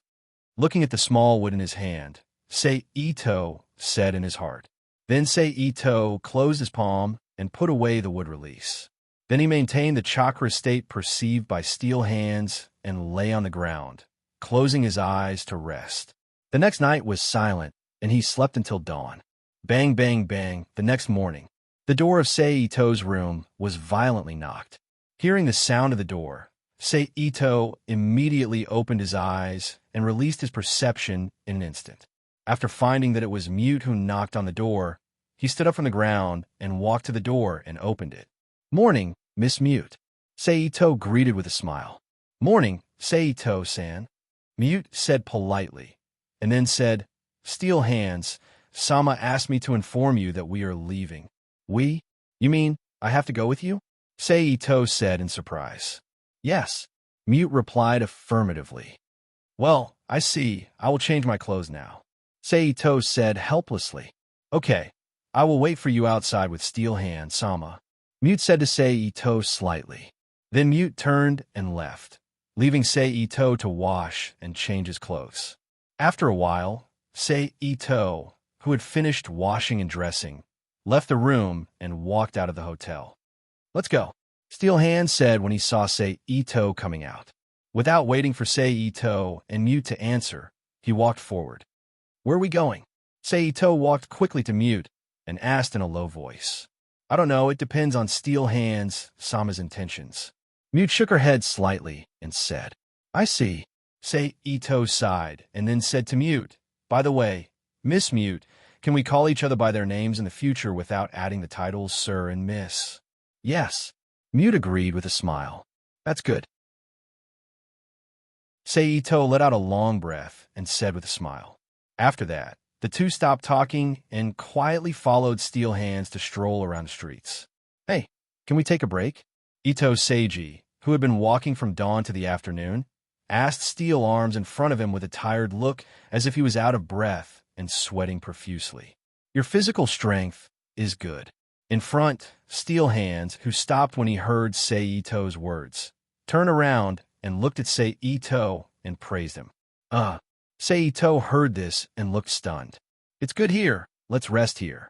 Steel Hands looked around and saw that there was no one here. So he said, "Oh, I can finally rest."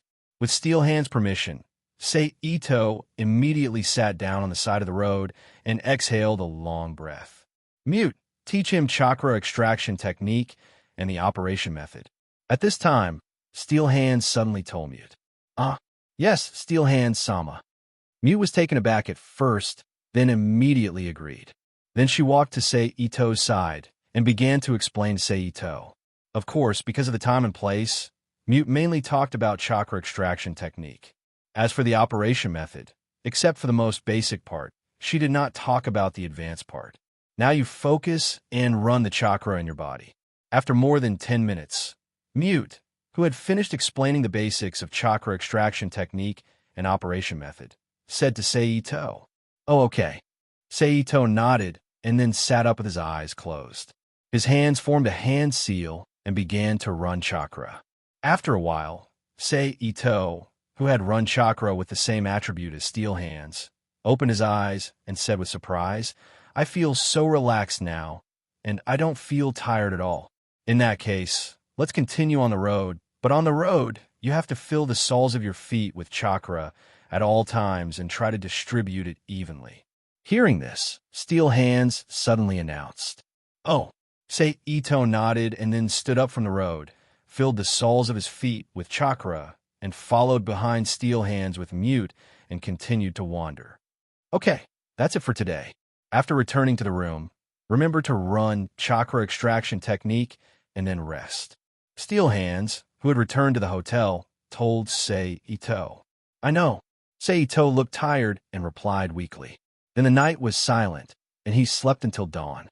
Early the next morning, Seito was again awakened by Mute's knock on the door. After washing up, Seito continued to follow Steel Hands and Mute for a day of aimless wandering. Compared to yesterday, Seito deliberately pretended to be an ordinary person. Today's state was obviously much better. Although he still had to pretend to be tired in the end, he didn't look weak. In this way, Seito followed Steel Hands and Mute for 4 or 5 days in a row. He learned all about chakra operation from Mute, and, at the same time, memorized a chakra diagram. Only then did this life end. Tomorrow, we will leave here and go to the next town. In the evening, before separating, Steel Hands suddenly said. Then he ignored Seito and returned to the room with Mute. This Steel Hands teaching method is really special. After returning to the room, Seito, who looked tired, thought with a smile on his face. The next day, Seito, who already knew that Mute would call him, got up from the bed early, washed up, and then left the room with Mute, who came to call him on time, and met Steel Hands, who was waiting outside the hotel, and walked out of the town. This time we are in a hurry, so we need to go through the woods. Steel Hands, who walked out of the town, said to Seito, "The specific method is to evenly fill the soles of the feet with chakra, and then intermittently burst the chakra connected to the legs, understand?" Chapter 444. Understood. Seito nodded and said, "Well, let's go." After that, Steel Hand and Shizen jumped on the branches at the same time and jumped forward.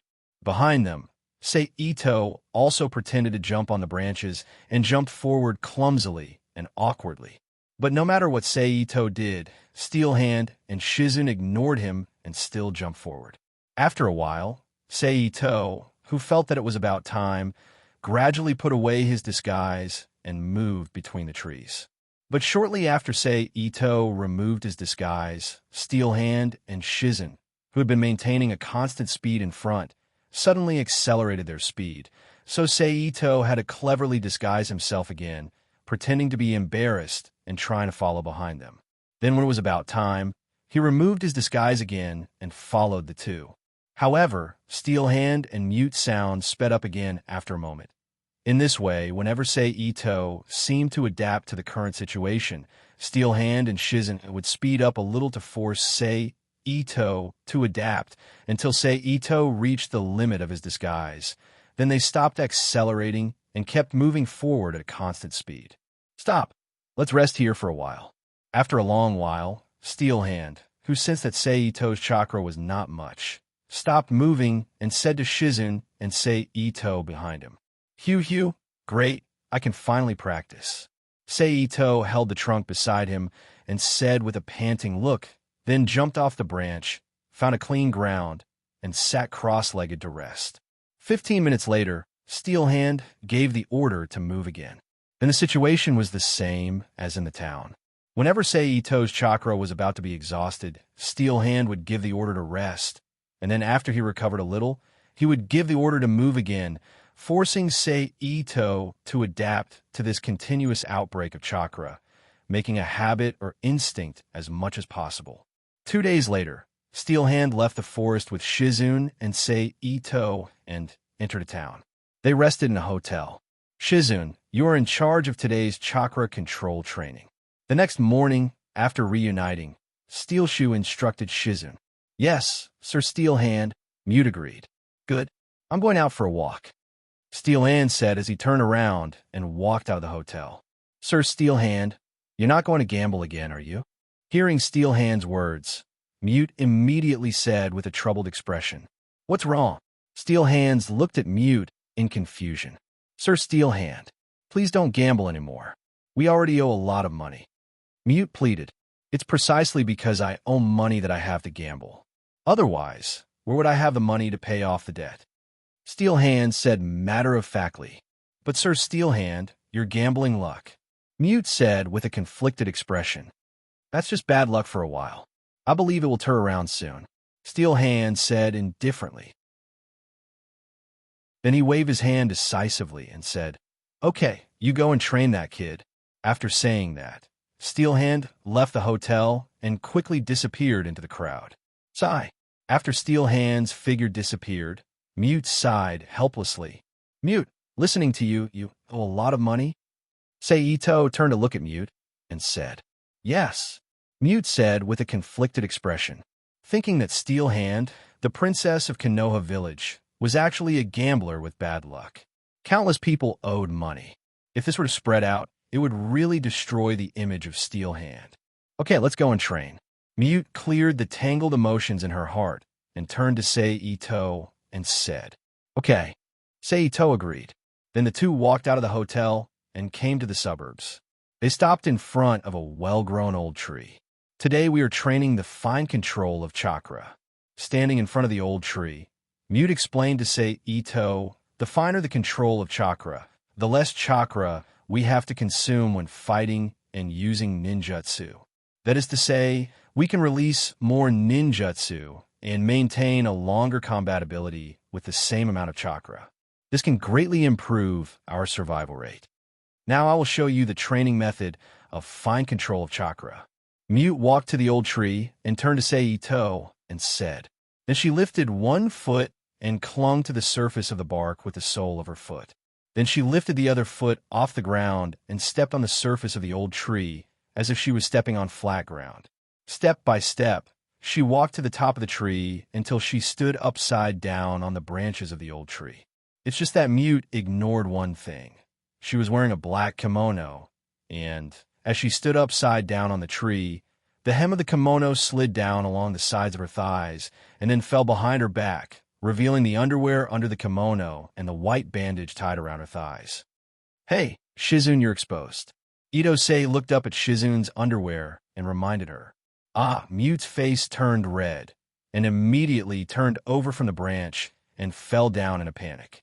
After landing, she quickly adjusted the hem of her kimono with both hands with a shy and embarrassed face. Well, I'm going to cultivate first. Ito-sei didn't tease Mute. He turned his head to the side and walked to the ancient tree. Okay, Mute said calmly. Immediately, Sei Ito learned from Mute and began to climb the tree with his feet. and it didn't take long for him to climb to the top of the tree and stand upside down on the branch, looking at Mute, and said, "It doesn't seem difficult. It seems that you are very talented in chakra control." Seeing Sei Ito climb to the top of the tree so easily, Mute was a little surprised and praised him. Then she continued, "In that case, let's change to the next training method, treading water." Then Sei Ito turned over and fell down from the branch, and left the suburbs with Mute, who was still a little embarrassed, and came to a nearby stream. The requirements for treading water are basically the same as climbing trees. The only difference is that when climbing trees, you only need to control your chakra to keep it stable. While treading water, you need to pay attention to your chakra changes from time to match the fluctuations of the water surface. While explaining, Mute stepped into the stream and then stood firmly on the water surface as if she was stepping on solid ground. "Oh," Sei Ito responded, and then learned from Mute and stepped into the water. After pretending to shake a few times, he also stepped firmly on the water surface and then carefully walked a few steps on the water surface and then completely let go and quickly ran on the water surface. It seems that your talent in chakra control is at a genius level. Seeing Sei Ito master the trick of treading water so easily, Mute said with admiration. "What are we practicing now?" Sei Ito, who returned to Mute's side, asked. "Not for the time being." Mute shook her head slightly and said, "But I think you still have to practice a few more times. After all, you have only mastered these two tricks, and you haven't gotten used to it yet. It's easy to have problems when you encounter unexpected situations." "I know," Sei Ito agreed. Then Sei Ito obediently practiced back and forth between tree climbing and treading water until dusk, when he returned to the hotel with Mute. Master Steel Hand hasn't returned yet. After returning to the hotel, Mute returned to Sei Ito's side and said with a frown after asking the boss about Steel Hand's whereabouts, "Don't worry, with Steel Hand's strength, no one can do anything to her." Sei Ito comforted, "I'm not worried about this, but how much money Master Steel Hand will owe this time?" Mute said helplessly, Then should we go and find her?" Sei Ito was stunned at first, then asked, "Forget it, you stay here, I'll go and find Master Steel Hand." Mute thought for a while and decided. Then she immediately turned and walked out of the hotel, disappearing in a blink of an eye. Seeing this, Sei Ito shrugged and returned to his room to rest. "I heard from Mute that you have completed the practice of treading water and tree climbing."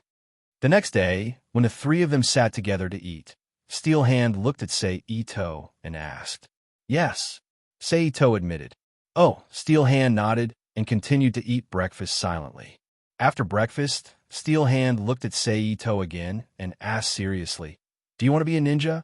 "Am I not a ninja now?" Sei Ito said with a surprised look. "No." Steel Hand shook his head. "Only after special training can you drive the chakra in your body to release ninjutsu, taijutsu, or jinjutsu, and do something that is difficult for ordinary people to do. And now you have only undergone the most basic training. At best, you could be regarded as a person who is stronger than ordinary people, but not a ninja. Become a ninja?" Hearing this, Sei Ito showed a confused look and muttered to himself. After a while, his expression became clear, and he looked at Steel Hand and asked, "I want to know why you train me in the first place." "It starts with your physique." After a moment of silence, Steel Hand said, "Your physique is quite special. I haven't figured out whether it is a new type of Kekiai Genkai or something else, but the only thing I know is that it can allow you to use Mokutan, a powerful release technique that only my grandfather used. Coupled with the inexplicable sense of intimacy you have with me, I suddenly had the idea of training you and wanted to see what kind of changes would happen to you after training. And the results of the training are very good. Your physical strength, willpower, and aptitude are all excellent, but the more I don't know how to treat you. So now I will give you the choice to choose whether to accept my training and become a ninja." Steel Hand looked at Sei Ito seriously and said. Chapter 445. P.S. Thank you to Nickfany and 1577478860 for their tips. Although I don't know why I have a sense of kinship with you, I feel good staying with you. So I decided to accept your training and become a ninja. Say Ito lowered his head and pondered for a moment, then looked up at Steel Hand and said seriously, "That's good." Steel Hand nodded slightly, turned to look at Shizun and said, "Shizun, start basic physical training for him from today." "Yes, Master Steel Hand." Shizun agreed. Then, Steel Hand returned to the room after dealing with the matter, leaving Shizun to take Sei Ito to the place where he practiced yesterday to train him in basic physical skills. In this way, a day passed in the blink of an eye in training. Back in the hotel, Shizun, who knew from the boss that Steel Hand had left the hotel again, sighed helplessly. Did Steel Hand go gambling again? Sei Ito looked at Shizun and asked. Yes. Shizun sighed helplessly, then said to Sei Ito, "Okay, you go back and rest first. I will go and find Master Steel Hand." After that, Shizun turned and walked out of the hotel and soon disappeared in the street under the yellow sky. After Shizun left, Sei Ito returned to the room and entered the magic cube world. I don't know how long it will take to live with Steel Hand. During this period, I will definitely have few opportunities to enter the magic cube world. In this case, I will leave a shadow clone here. Standing in the house in the central area, Sei Ito secretly thought. Itsunari didn't make any move, but a figure that looked exactly like him suddenly walked out of a small cloud of smoke that dissipated as soon as it appeared. Then, with a thought from Sei Ito, a small amount of world force suddenly fell from the void and entered the newly appeared Sei Ito's body. In this way, I don't have to worry about the shadow clone's energy running out and disappearing by itself. Sei Ito nodded with satisfaction after using Condense to observe the energy in the shadow clone's body. Then, Sei Ito connected with the magic cube and summoned Karen, Uchiha Yoshiko, Valletta, and Karen, who were resting, to the room in the central area. Sei Ito. After her vision stabilized, Karen exclaimed in surprise the moment she saw Sei Ito. But just as she was about to step forward, she suddenly noticed another figure standing beside Sei Ito. Zhu hesitated and stopped walking. He looked at the two identical Sei Ito in confusion. Achung. After Karen, Valletta also exclaimed happily. However, when she saw the figure standing beside Sei Ito, she revealed a puzzled expression. Senpai, Uchiha Miko called out.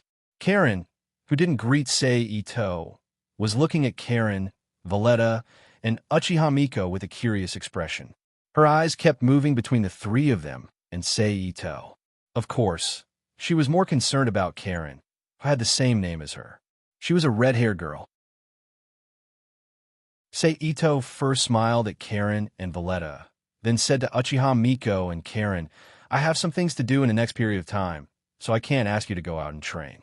But doing things behind closed doors is not good for your training, so I decided to leave a shadow clone to train you. And this time, the reason why I called Karen and Valletta is that I hope you can learn and train together with us to enhance your strength. Is that okay?" Ito Chung said to Uchiha Yoshiko and Karen. "All right, I'm going to ask you two to come here." Then, he turned to Karen and Valletta and said softly, "All right." Valletta agreed without hesitation. And Karen also nodded. "That's good." Sei Ito smiled and nodded to Karen and Valletta, then turned to his shadow clone and said, "Please." "No problem." The shadow clone smiled and said, "Then I'll go first. See you next time." Ito Sei looked at Karen, Uchiha Miko, Karen, and Valletta standing in front of him and said, after saying that, his figure trembled and disappeared in front of them.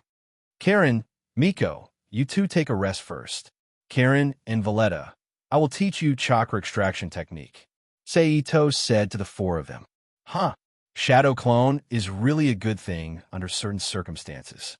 Sei Ito, who reappeared in the Naruto World Hotel, sighed in his heart. More than a month later, in the evening, in the suburbs of another town. At this moment, dark clouds covered the moon. With a distance of 1 meter between them, they could not see each other clearly. Two figures were fighting here. Ding, ding, ding, ding. Several crisp sounds of metal clashing sounded in the night sky. Okay, stop. At this time, Another voice sounded. Very good. You have mastered the basic taijutsu, and the rest is to accumulate experience and figure out your own fighting rhythm. After a pause, the voice said to one of the figures, Is that so? Does that mean I can practice ninjutsu? In the sky, the dark clouds gradually drifted away from the moon. A silver-white light shone on the ground, reflecting the face of the person who spoke. It was Seito. Yes. As the moonlight gradually expanded, two other figures were also reflected one after another. It was Steel and Shizen. At this time, Steel said, But are you sure you want to learn medical ninjutsu from me? Of course. Seito nodded and confirmed. You also said that my chakra attribute is yang because of you. It is very troublesome to practice other ninjutsu, except for medical ninjutsu. In this case, with a ready-made medical master like you, why don't I learn medical ninjutsu from you and learn other things? Okay. Steel frowned slightly and agreed. Then he turned to Shizun and said, Shizun, guide him to practice medical ninjutsu starting tomorrow. Yes, Steel Hand-sama. Shizun, who had already put away the kunai in her hand, agreed. Then Steel Hand, Shizun, and Seito left the suburbs together and returned to the hotel where they lived in the town to rest. Then from the next day, in addition to the normal taijutsu practice, Shizun began to guide Seito in the practice of medical ninjutsu. Naturally, in the beginning, it was the same as Sakura in the anime, treating the dying fish and then trying to keep it alive. This was not a problem for Seito, who was proficient in the subtle control of energy and had a thorough understanding of life energy. So it took less than 2 days for Seito to complete the initial introduction of medical ninjutsu, and then began the next step, treatment for injured animals.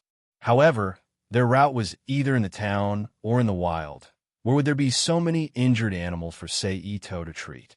So in order to facilitate the practice, Seito simply caught the uninjured animals directly from the forest.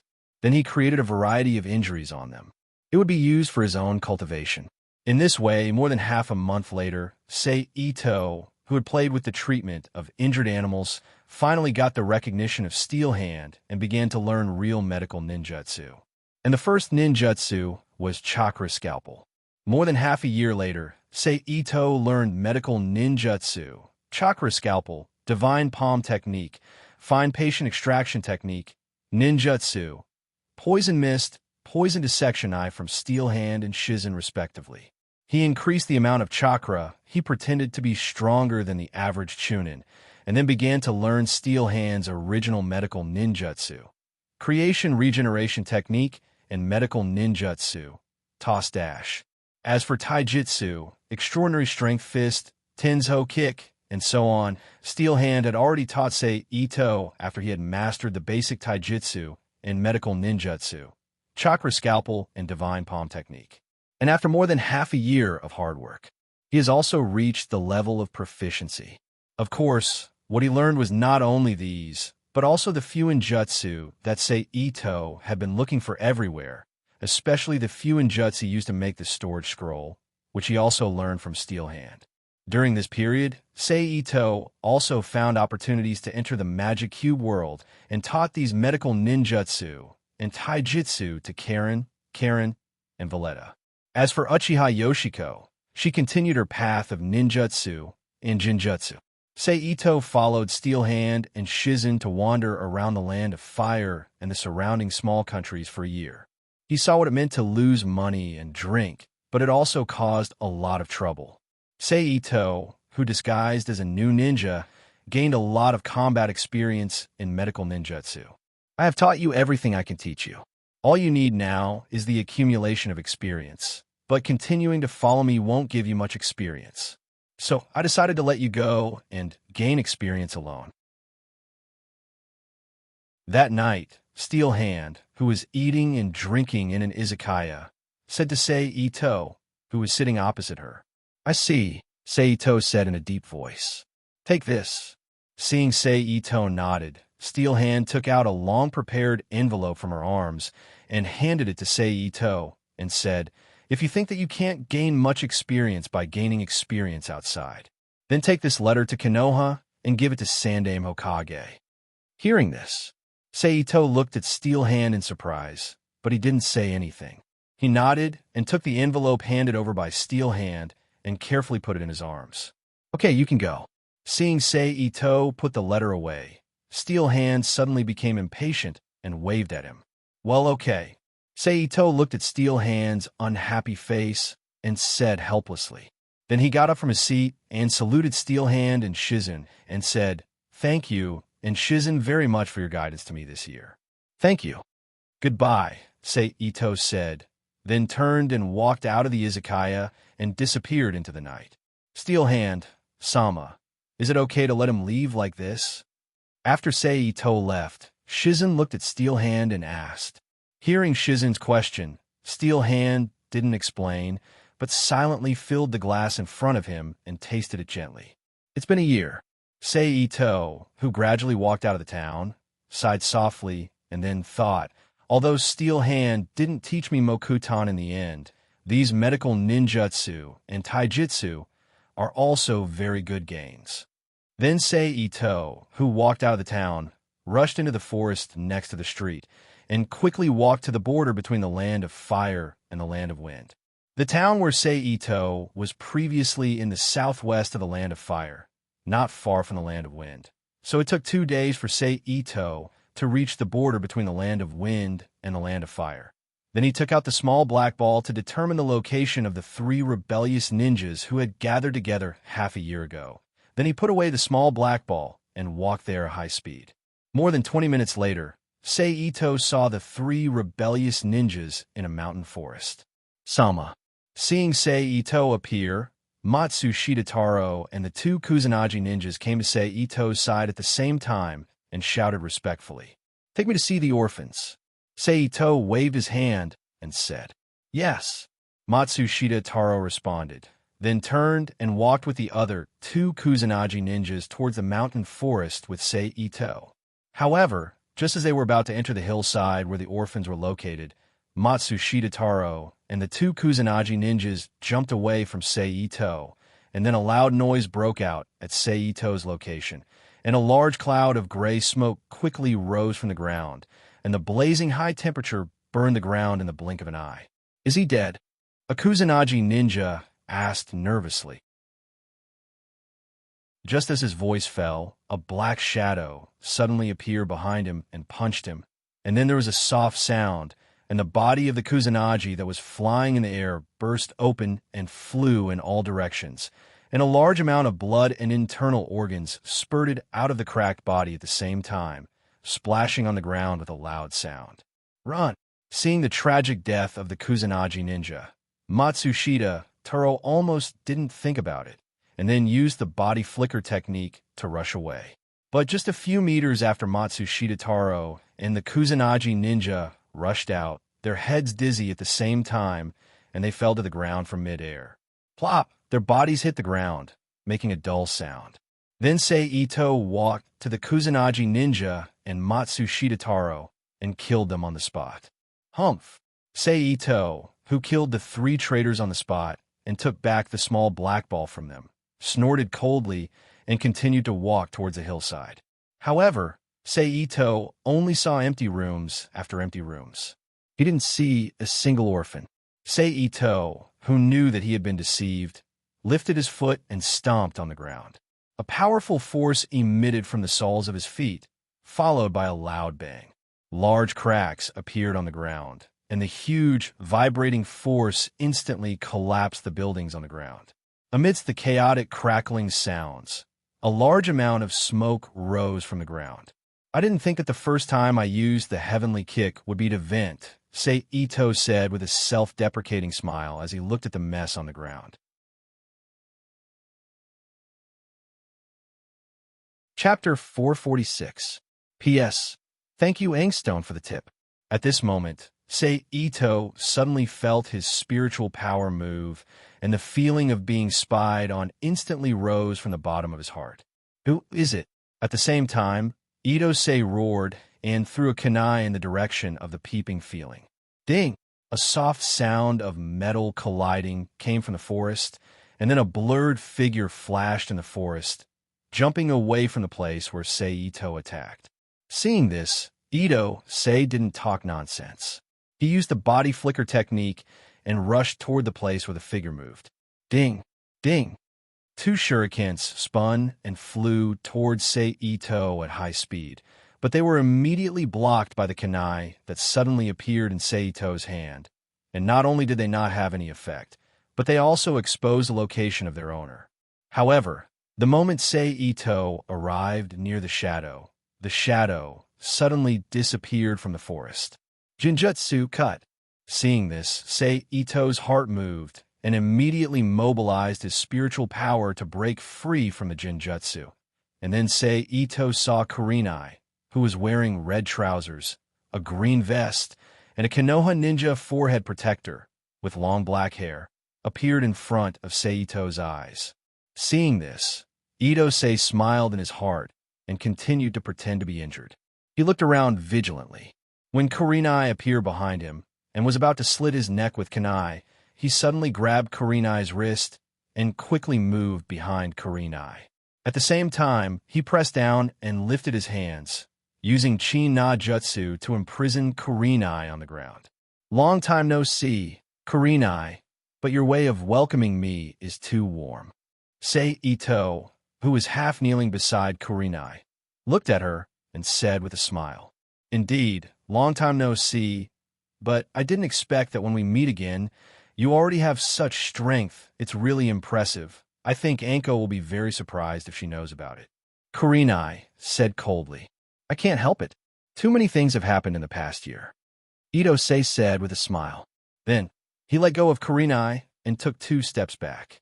Kurenai immediately jumped up from the ground and looked at him with a vigilant expression.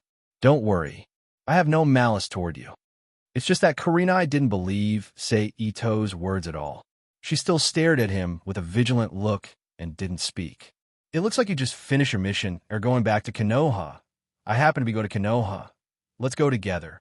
Ito shrugged helplessly and said. Hearing this, Kurenai's brows slightly, she asked, "What are you going to Konoha?" "Of course, I'm going to see you in Anko. You know, I haven't seen you for a year. I miss you too very much," Ito said to Kurenai with a smile on his face. Hearing this, Kurenai's brows wrinkled again and suddenly took out a shuriken and threw it at Ito. Ding! Ito raised his hand and blocked the shuriken thrown by Kurenai, and then explained.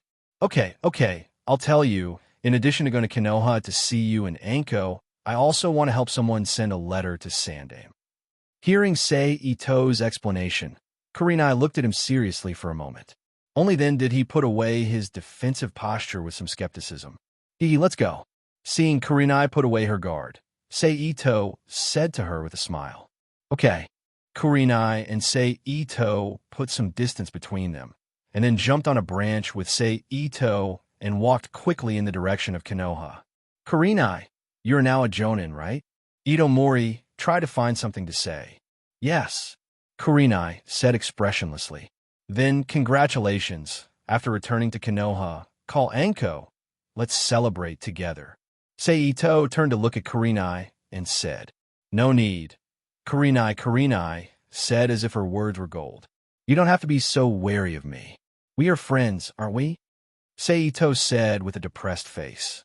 "Before I can confirm your identity, we are still enemies." Kurenai glanced at Ito and said, "Okay then." Ito sighed. Then he said to Kurenai again, "But after proving my identity, you have to come out and have a meal with me alone to make up for my broken heart. How about it?" Hearing this, Kurenai looked at Ito speechlessly. She remembered that he was a very polite person when he was the owner of the shop. How did he become so shameless after a year? "How about it?" Ito asked again. "Let's wait until your identity is proven." Kurenai said, "Don't worry, it will definitely be proven," Ito said confidently. Although he didn't know what was written in the letter, since he could send the letter, and it seemed to be about experience, it was nothing more than making him a ninja of Konoha, so it was almost natural for him to become a ninja of Konoha. Hearing Sei Ito's words, Kurenai didn't say anything and silently followed Sei Ito to Konoha. Neither of them was slow, so after a day and a half, the two of them reached the security area of Konoha. Then they jumped off the branch and walked towards the gate of Konoha. It's Kurenai. When Ito, Sei, and Kurenai arrived at the gate, a man wearing a black hat and a headband appeared at the door and greeted Kurenai. He had a long toothpick in his mouth and was wearing a black hat. Is it your turn to be on duty today? Kurenai said as she handed the exit certificate to the man. Yes. The man carefully checked Kurenai's exit certificate, and after confirming that it was real, he handed it back to Kurenai, then turned to look at Sei Ito and asked, His name is Sei Ito. I met him on the road. He said that he was here to deliver a letter to Hokage-sama. Kurenai glanced at Sei Ito and explained. Oh. The man raised his eyebrows and looked at Sei Ito with surprise, then said to Sei Ito, Please give me the letter. I will deliver it to Hokage-sama for you. Ito-sei didn't pay attention to the words of the male ninja. Instead, he looked directly at Kurenai and asked her opinion. Kurenai didn't expect Sei Ito to look at her, so she nodded helplessly and said, Leave it to him. I will listen to you, Kurenai. Sei Ito nodded and obediently took the letter from his arms and handed it to the man beside him. The latter took the letter from Sei Ito with a strange look, and after glancing at Kurenai, he used the body flicker jutsu and went to the Hokage office building. What are you doing? Kurenai, who was embarrassed by the male ninja, immediately shouted at Ito-sei after the other party left. Hey, Sei Ito didn't explain. He smiled proudly, ignoring Kurenai's anger. Humph. Seeing this, Kurenai coldly snorted and also used the body flicker jutsu to go to the Hokage office building. Sei Ito, who stayed in place, went to the waiting area under the instructions of the other ninja. After a while, the man with a toothpick in his mouth reappeared in front of Sei Ito and said, Hokage-sama wants to see you. Hearing this, Sei Ito nodded, got up from his seat, and followed the man to the Hokage office building. About 5 minutes later, Sei Ito came to the Hokage office building and saw the third Hokage, Sarutobi, who was wearing a white haori and a white hat with the word fire printed on his forehead. I remember you were the one who sold women's products in Konoha a year ago. With his elbows on the table and his fingers clasped in front of him, the third Hokage looked at Ito and said with a kind expression on his face. Yes. Sei Ito replied honestly. Can you tell me about her current situation? The third Hokage said with nostalgia. She's doing very well now. She eats well and sleeps well every day.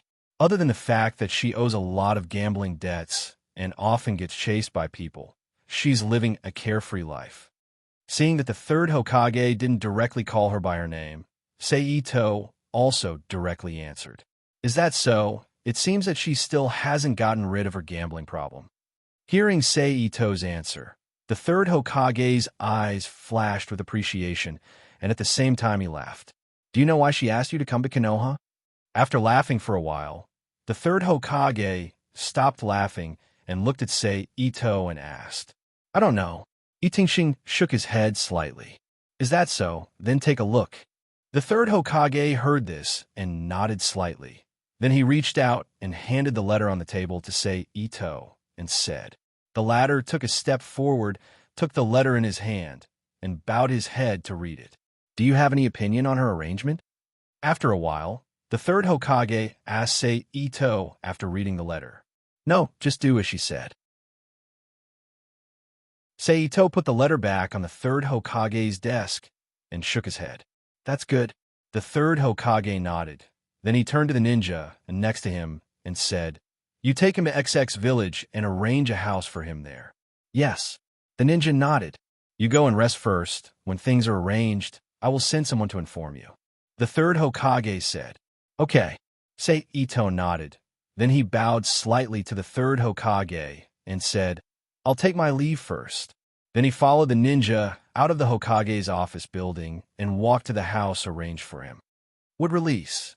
The third Hokage took the letter on the table in front of him and mobilized his chakra into the letter, Then he saw the font on the surface of the letter suddenly change, and a completely different text appeared on the paper. Then the third Hokage's hand shook slightly, and the letter immediately turned into a pile of black ash and fell on the table. Chapter 447.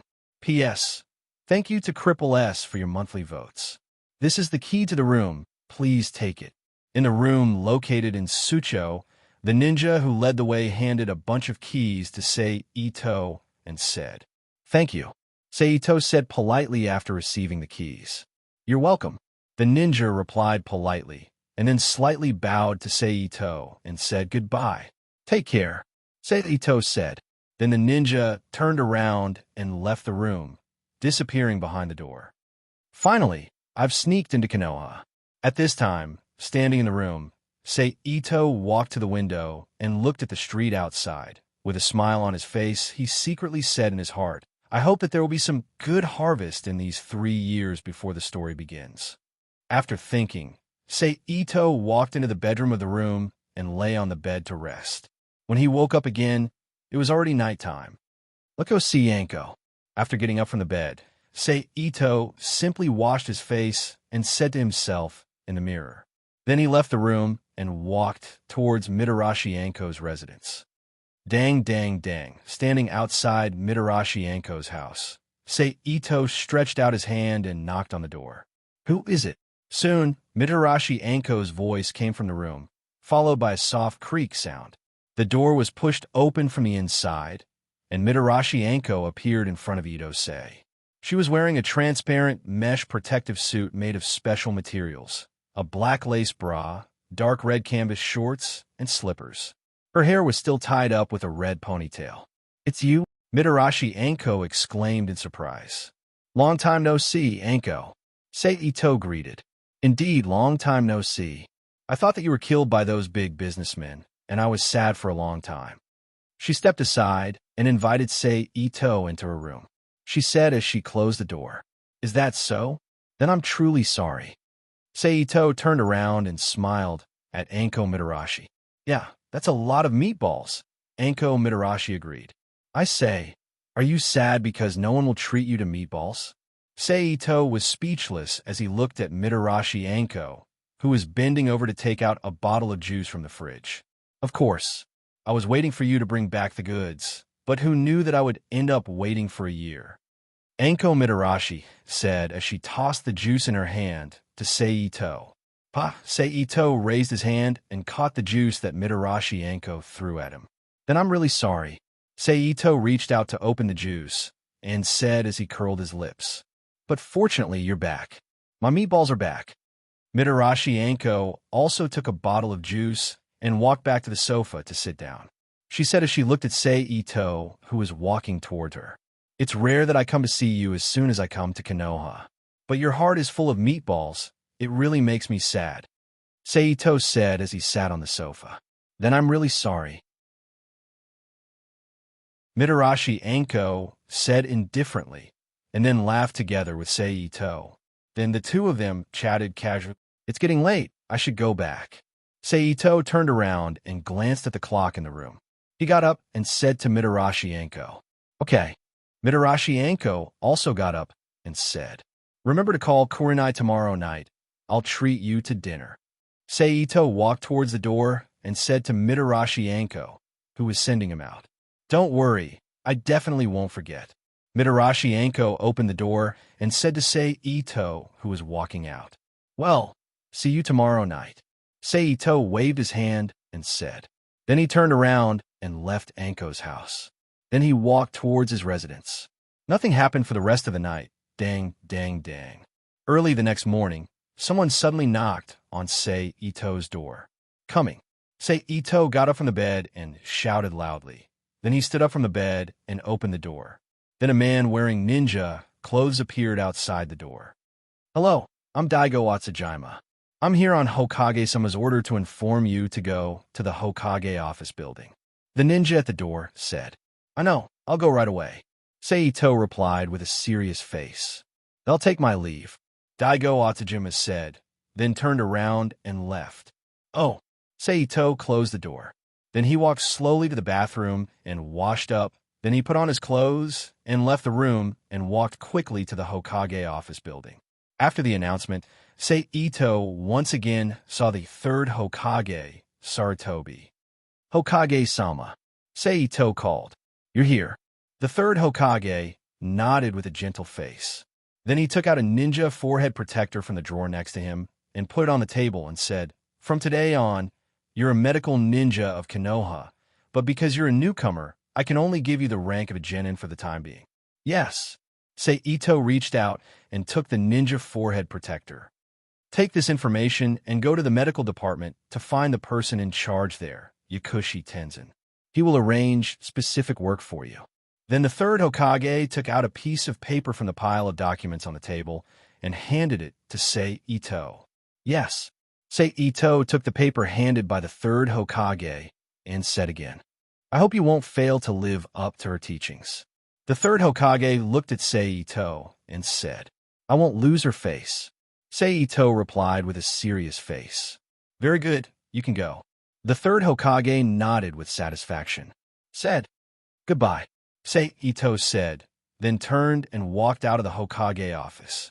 After leaving the building, he asked two passers-by and went to the medical department. Excuse me, where is the person in charge of the medical department, Yakushi Tenzin? Seito walked into the medical department and asked a female medical ninja. Tenzin is in the office on the third floor. You can find him when you go up. The female medical ninja said. Thank you. Seito thanked her and then went to the third floor of the medical department according to the female medical ninja.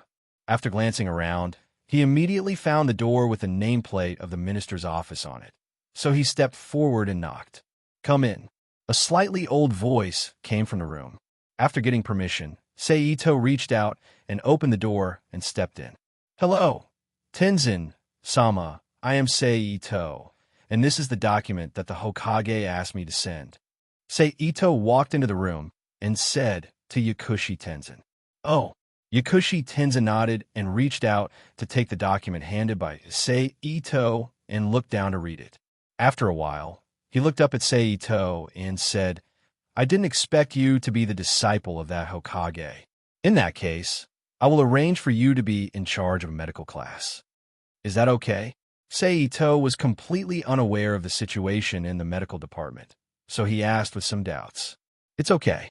Yakushi Tenzin got up from his seat and said with a smile. Well, okay. Seito agreed. Let's go. I will take you to meet your team members.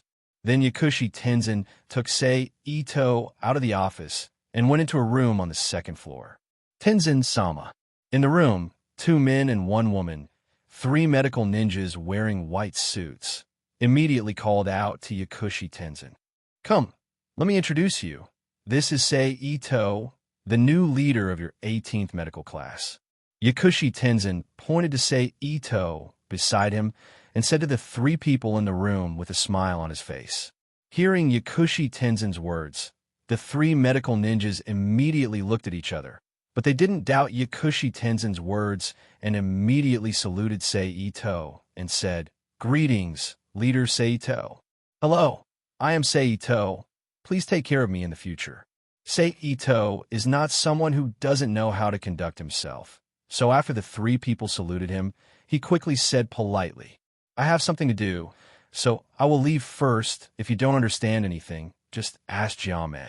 After seeing Seito greet the 3 people, Yakushi Tenzin said to Seito, Okay. Seito agreed. Then Yakushi Tenzin nodded and turned to leave the room. Hello, Leader Seito. I am Ishikaki Kami. If you don't understand anything in the future, just ask me. After Yakushi Tenzin left, the only female medical ninja in the room immediately introduced herself with a smile on her face. Hello, Leader Seito. I am Nagata Aoi. Seeing Ishikaki Kami introduce herself, the other 2 men also introduced themselves. Hello, Leader Seito. I am Iwata Yuta. Then Ishikaki Kami began to introduce the main responsibilities of the 18th medical class to Seito. The main responsibility of the 18th medical class is to rescue seriously injured ninjas, carry out special rescue missions, and so on. They are not responsible for civilian injuries or lightly injured ninjas. It is a department that is very idle, but very busy. So it's like this, Saito said to himself with a look of realization. By the way, leader, I don't know to what extent you have mastered medical ninjutsu. After introducing the responsibilities of the 18th medical class, Ishikaki Kami looked at Saito curiously and asked. Hearing her question, the other two medical ninjas also pricked up their ears and listened carefully. Seeing this, Saito understood that they wanted him to show his skills as the new leader and let them see how he got the position of a leader. So Saito didn't hesitate and said with a smile, At present, I have only mastered divine palm technique and fine matter extraction technique. Wow! Hearing Saito's answer, Ishikaki Kami immediately made a sound of surprise and looked at Saito with two other male ninjas with a look of admiration. What about you? Saito asked with a smile. Hey, I am practicing divine palm technique. Ishikaki Kami said. I have only mastered chakra scalpel. Nagata always said with some embarrassment. Me too, Iwata also said with embarrassment.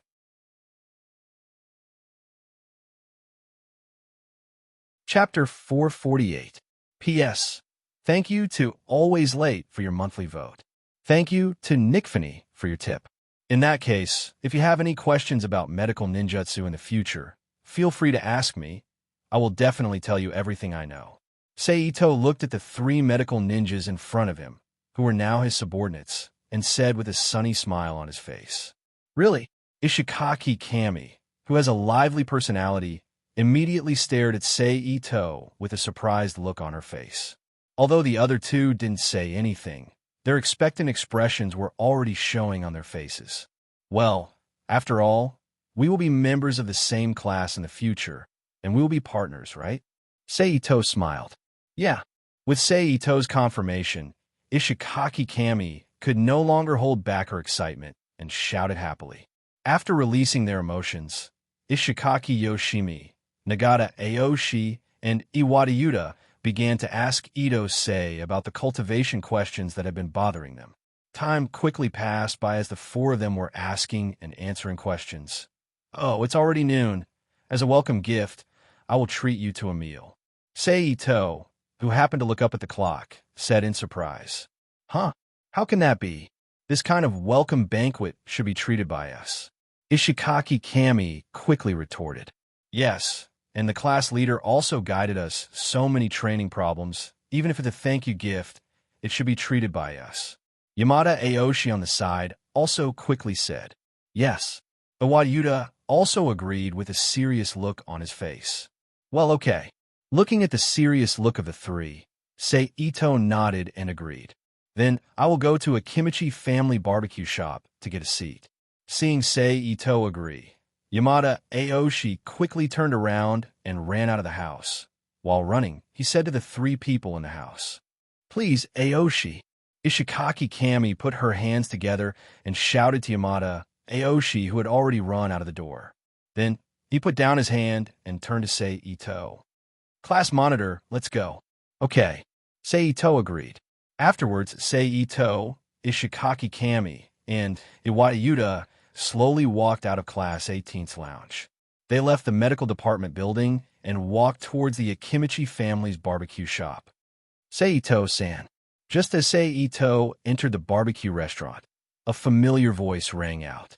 A familiar female voice suddenly called out. It's little Ino. Saito, who heard the call, turned to look in the direction of the voice and saw Shikamaru Nara and Choji Akimichi. Yamanaka Ino, who was sitting together with two people, waved at her one by one with a smile. Jame, Yute, you guys go and have a seat.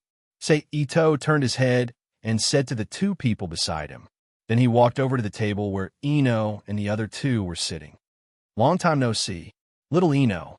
Saito, who walked to the table of the three, said to Yamanaka Ino.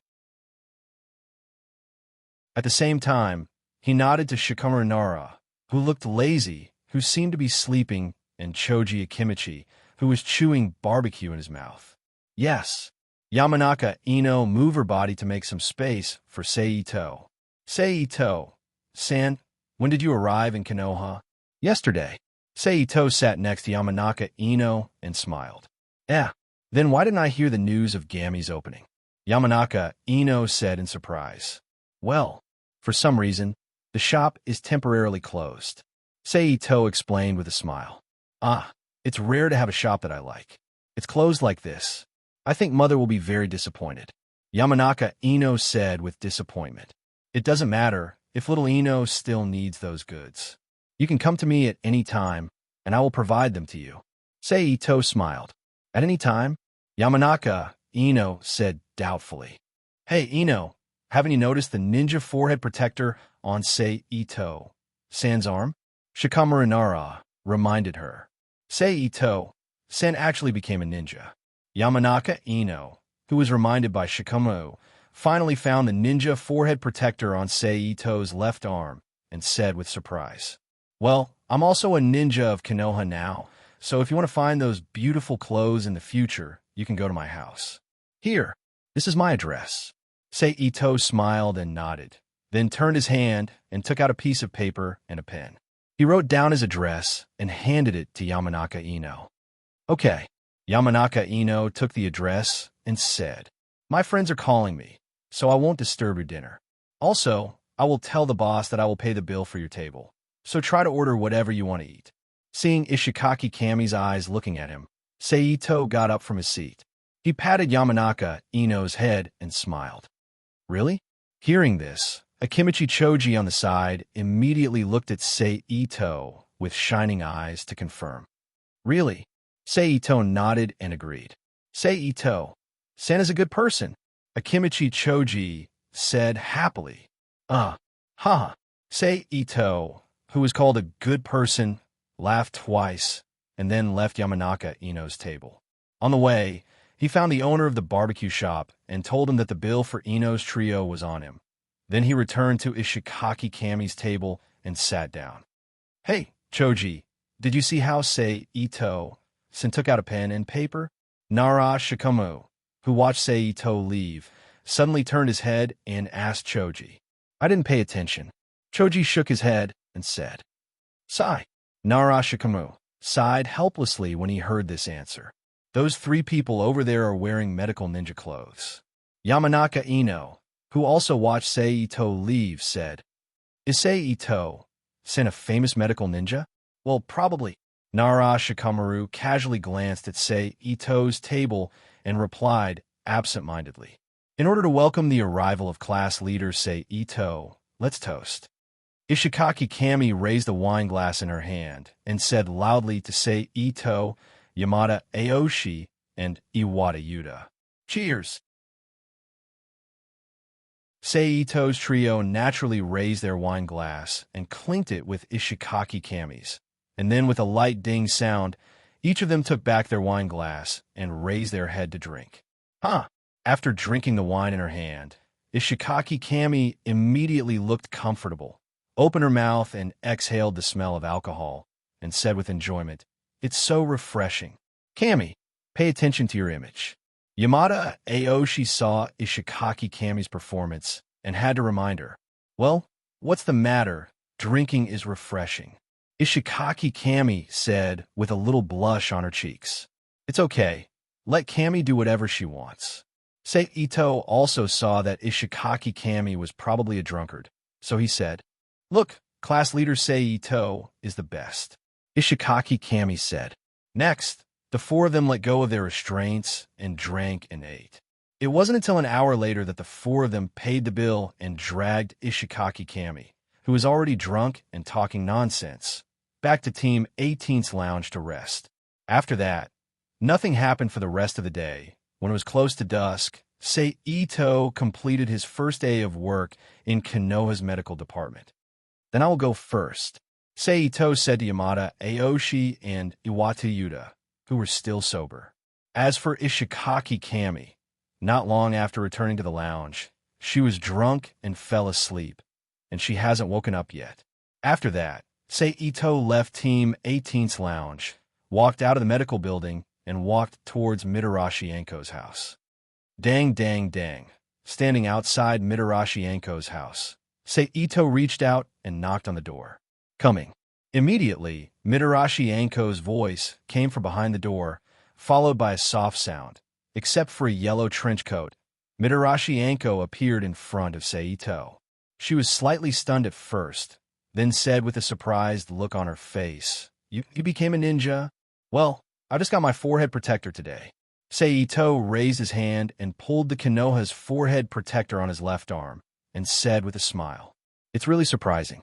Mitarashi Anko looked at Seito from head to toe and said, How about it? Are you ready? Regarding Mitarashi Anko's words, Seito didn't say anything, simply shrugged, then glanced at the room behind her and said, Of course. Mitarashi Anko smiled, then turned to the room and shouted, Kurenai, the treat is here. As Mitarashi Anko's voice fell, Kurenai, who was wearing only a red right sleeve, and the rest of her body was completely composed of white bandages. Her palms, forearms, and thighs were wrapped in bandages, and she was wearing Konoha's forehead protector. We meet again, Kurenai. Seito greeted Kurenai, who walked behind Mitarashi Anko with a smile. Humph. Kurenai coldly snorted in response. I say, what's going on with the two of you? Seeing the two's behavior, Mitarashi Anko looked at the two of them strangely. It's nothing. Seito spoke first before Kurenai said, Let's go. Mitarashi Anko turned her head to look at Kurenai behind her, and after seeing that Kurenai didn't want to explain, she shrugged and walked out behind Seito. Behind the two of them, Kurenai Red silently followed them into the distance after closing the door behind her. After a few turns, the three of them stopped in front of a big restaurant. Wow, it seems that you are very sincere this time. Looking at the restaurant in front of her, Mitarashi Anko smiled at Seito, who told me to only have you and Kurenai as my friends in Konoha for the time being. Since I'm treating, of course, I have to be serious. Seito, who was sitting down, took the menu handed over by the waiter and smiled at Mitarashi Anko. You're very kind. Hearing this, Mitarashi Anko said with a smile, then looked at the ninja's forehead protector on Seito's arm and asked, By the way, I still don't know what kind of ninja you are.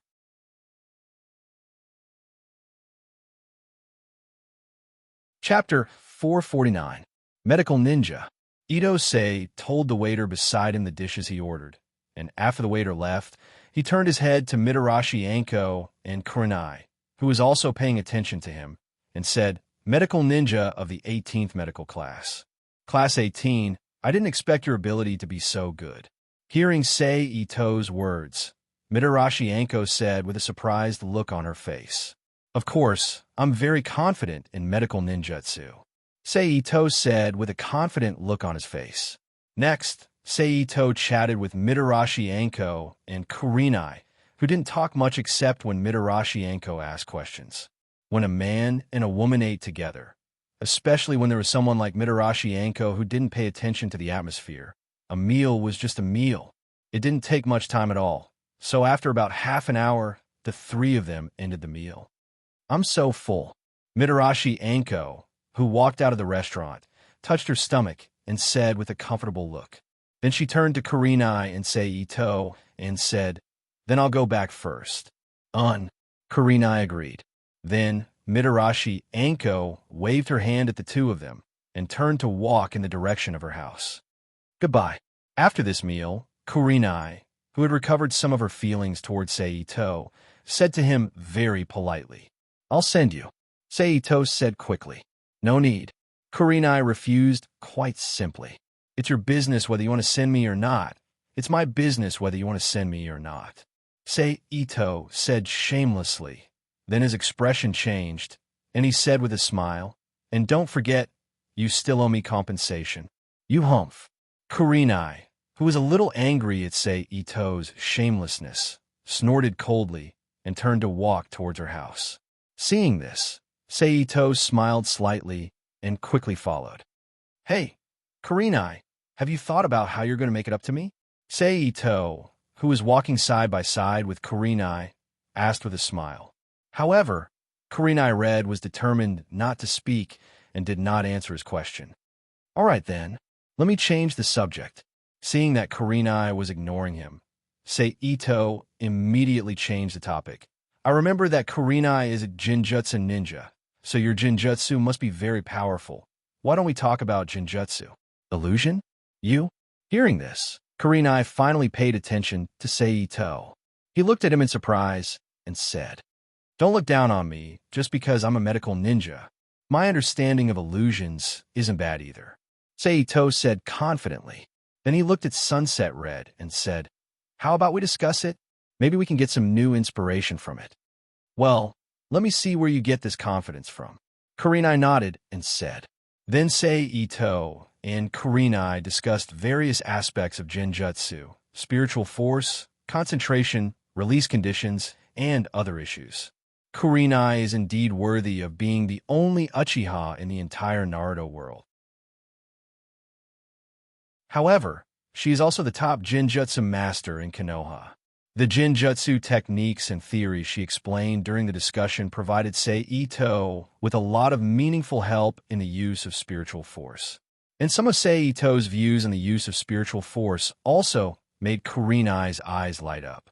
She couldn't help but look at Ito with new eyes, and then she discussed with Ito more seriously. That's it. Unknowingly, the two of them finished their journey and arrived at the door of Kurenai's house. "We're home," Ito said with a look of regret. "Thank you for sending me back." After the discussion on the road, Kurenai's impression of Ito improved a lot. "You're welcome. This is what I should do." Ito shook his head slightly, looked at Kurenai and said, "I want to continue this discussion in the future. I don't know if it's okay." "It's my pleasure," Kurenai said with a smile. "That's good. I'll come to you after work tomorrow," Ito said with a smile. Okay." Kurenai didn't expect Itosei to be so anxious. After a moment of surprise, she said, she nodded and agreed. "See you tomorrow." Ito turned around and waved at Kurenai, then looked forward and walked towards his residence. From this day on, Ito bought a bunch of flowers from the flower shop in the mountain as long as he had time. Then he went to find Kurenai, not only to give her flowers to gain her favor, but also to discuss the experience of Jinjutsu. During this period, Ito also went to Kurenai's place for missions. He invited Mitarashi Anko to eat meatballs to improve the relationship between the two. But this kind of big event didn't happen. In the blink of an eye, 3 years had passed with the occasional skirmishes. In the past 3 years, Ito-chung has also gained a good reputation in Konoha with the superb medical ninjutsu he learned from Steel Hand. At the same time, with his help, Ishikaki Kami, Yamada Aoshi, and Iwata Yuta have also made great progress and become one of the top medical experts in Konoha's medical department. Of course, the harvest in the past 3 years was not only that. First of all, Ito was promoted from Genin to Chunin after several emergency rescue missions. Then, in the past 3 years, Ito-sei learned 5 jutsu in Konoha's ninjutsu collection room, such as the 5-element seal and unsealed jutsu, the evil sealing jutsu, the 4-symbol seal, and the binding circle. Finally, there was the relationship between Ito-sei and Kurenai. Although Kurenai still hadn't explicitly expressed anything, she was already used to Ito-sei's flirting. She tacitly agreed to other people's guesses about their relationship. And this kind of situation was also a kind of attitude. "I heard that you became an instructor." That evening, in Kurenai's house, Ito sat opposite Kurenai and looked at her sitting on the sofa, reading a book with both hands. "You are quite well informed." Hearing this, Kurenai looked up at Ito and said, "Well, you also know that the medical department is the most gossipy place." Ito spread his hands and said to Kurenai with a shrug. Then he put away his hands and looked at Kurenai and asked, "How does it feel to be an instructor?" "How else could it be?" Kurenai glanced at Ito, clapped her hands, and closed the book in her hand. "Well, it's unnecessary for me to ask." Ito smiled, then took out a seal scroll from his arms and threw it to Kurenai. "Hey, this is my latest beauty cream. It has no smell and has insect repellent effect. Thank you. Kurenai's eyes lit up as she reached out and took the scroll from Seito. If you really want to thank me, I think it's better for you to kiss me. Seito smiled. Is there anything else? If not, I'm going to rest. Kurenai rolled her eyes at Seito again and lowered her head to play with the seal scroll in her hand. Okay, I knew it.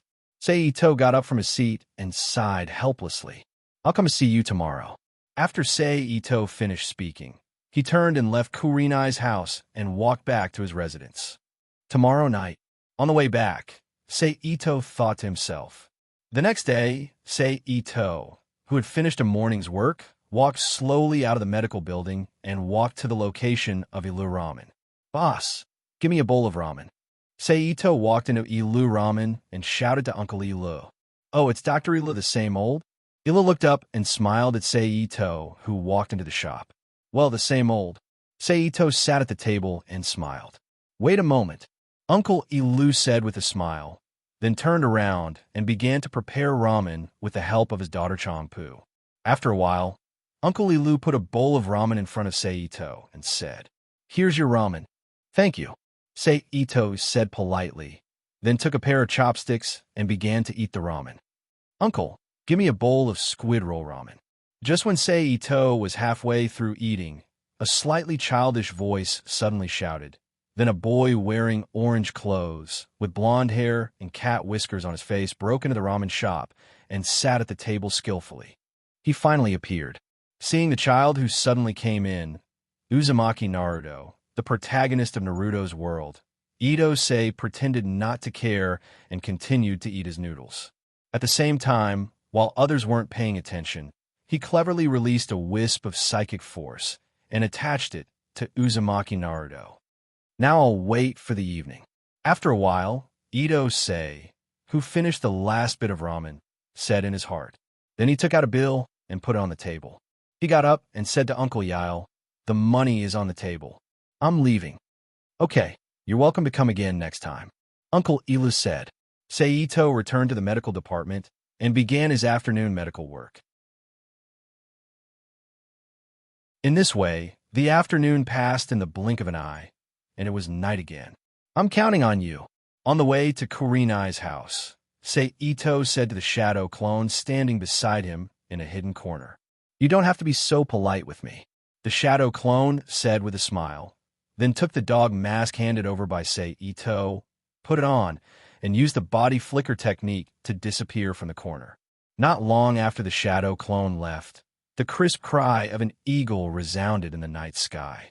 It's starting. At this time, Seito has arrived in front of Kurenai's house and looked up at the nighthawks hovering in the sky. Then he retracted his gaze and knocked on Kurenai's door.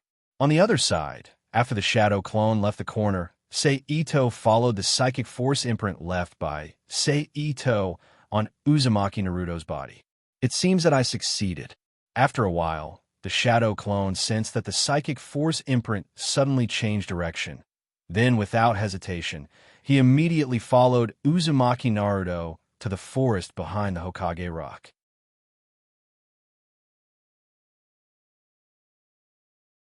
Chapter 450. After a while, Uzumaki Naruto, who was carrying a huge scroll that was almost half his height, stopped in front of a deserted wooden house. Well, the first ninjutsu is multiple shadow clone jutsu. Uzumaki Naruto, who had no sense of vigilance, immediately sat on the grass after arriving at the place, took the scroll behind him, and opened it in front of him. What? This is not a ninjutsu I'm good at from the beginning. After seeing the name of the ninjutsu, Uzumaki Naruto said with a distressed face, but even so, he bowed his head and carefully recorded the ninjutsu casting hand seals and began to practice. Seeing this, shadow clone Seito, who has been hiding in the branches, knew that the opportunity has come. He immediately mobilized his psychic power and silently hypnotized Uzumaki Naruto, then jumped down from the branches and jumped in front of Uzumaki Naruto. He shook his hand and spread out the scroll in Uzumaki Naruto's hand and recorded the ninjutsu on the scroll as fast as possible. Well, they are really fast. After a while, Ito, who had recorded most of the ninjutsu, suddenly felt that someone was coming, then quickly re-rolled the scroll and put it back in Uzumaki Naruto's hand, then launched body flicker technique and ran away. After running for a while, Ito suddenly slapped the dog mask on his face, then disappeared with the dog mask in a flame. The moment after Ito disappeared, 3 umbu-dressed ninjas suddenly appeared on the ground. Looking at the dog mask that had turned into black ash, they looked at each other, then launched body flicker technique and quickly rushed back to the Hokage office building. At this time, Ito, who was in Kurenai's house, suddenly made a low sound. What's wrong? Hearing the sound, Kurenai looked up at Ito and asked with concern. It's nothing. Ito smiled and shook his head. Then, he continued to chat with Kurenai Red as if nothing had happened. After a while, he got up and left Kurenai Red's house, heading back to his own residence. It's worthy of being called the Book of Seals. Not only does it record the first Hashirama's would release and the second Tobirama's ninjutsu, but it also records the Ghost Seal. I really want to record the last part of the Book of Seals as well. Ito sighed inwardly as he sorted out the memories of the shadow clone on the way back. Instant water. Maybe I can use the principle of this water release ninjutsu to deduce the 5 elements release of Taoism. After checking all the ninjutsu, Ito once again studied the jutsu in his mind and thought to himself. Just like that, Ito returned to his residence.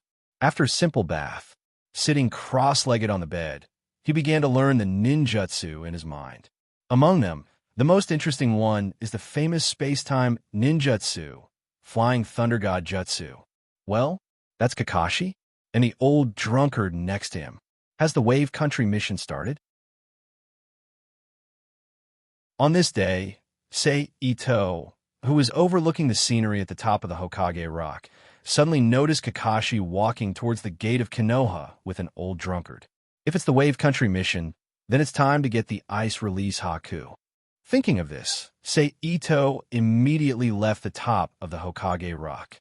When he came to the hidden area under the Hokage Rock, Ito didn't do anything, but another Ito came out of the smoke. Take this. Inform me when a Wave Nation dispels your shadow clone. Ito turned his hand and took out a special kunai engraved with strange lines on the handle and handed it to the shadow clone. I know. The shadow clone took the special kunai and nodded. Then he used the body flicker jutsu and broke out of Konoha's barrier by illegal means. Fortunately, he went out and not in, so it didn't attract the attention of Konoha's barrier team. They just thought it was a bird passing by.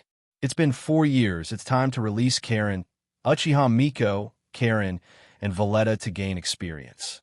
Ito, who was taken out of the hidden place, walked towards the medical department while thinking.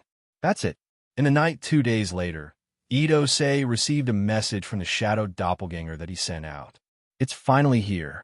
Ito-sei, who was sitting cross-legged in his room, said in his heart.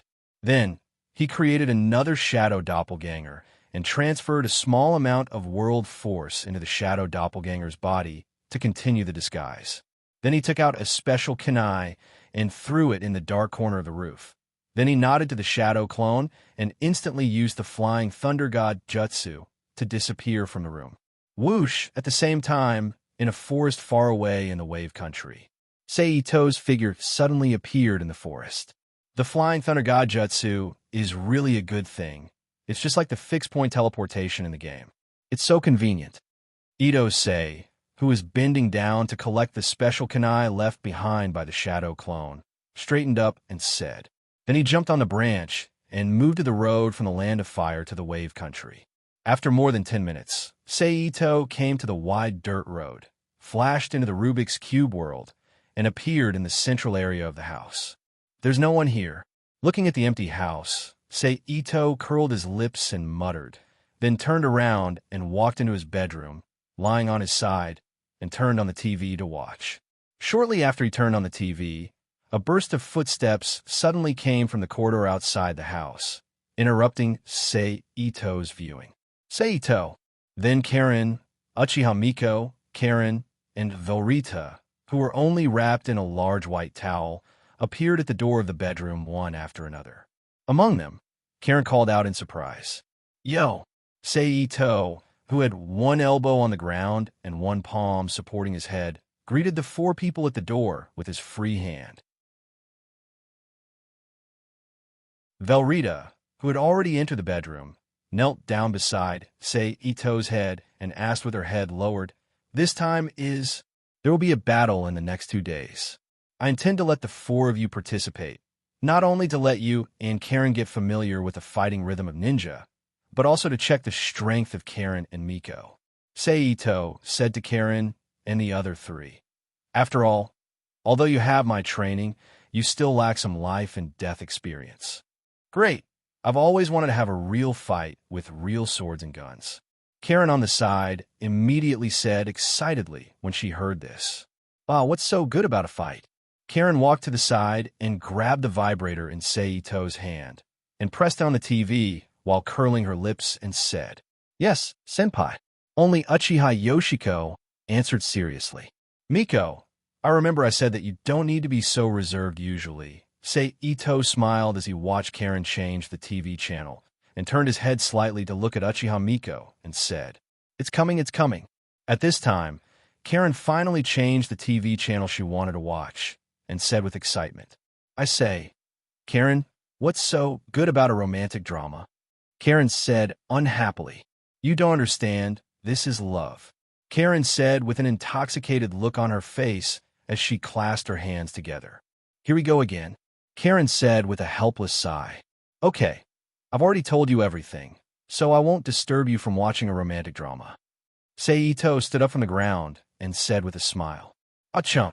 Seeing Seito getting up and was about to leave, Velrita suddenly called out, Seito looked at Velrita with a puzzled look, and when he saw Velrita's blushing face and hesitating expression, how could he not understand what she meant?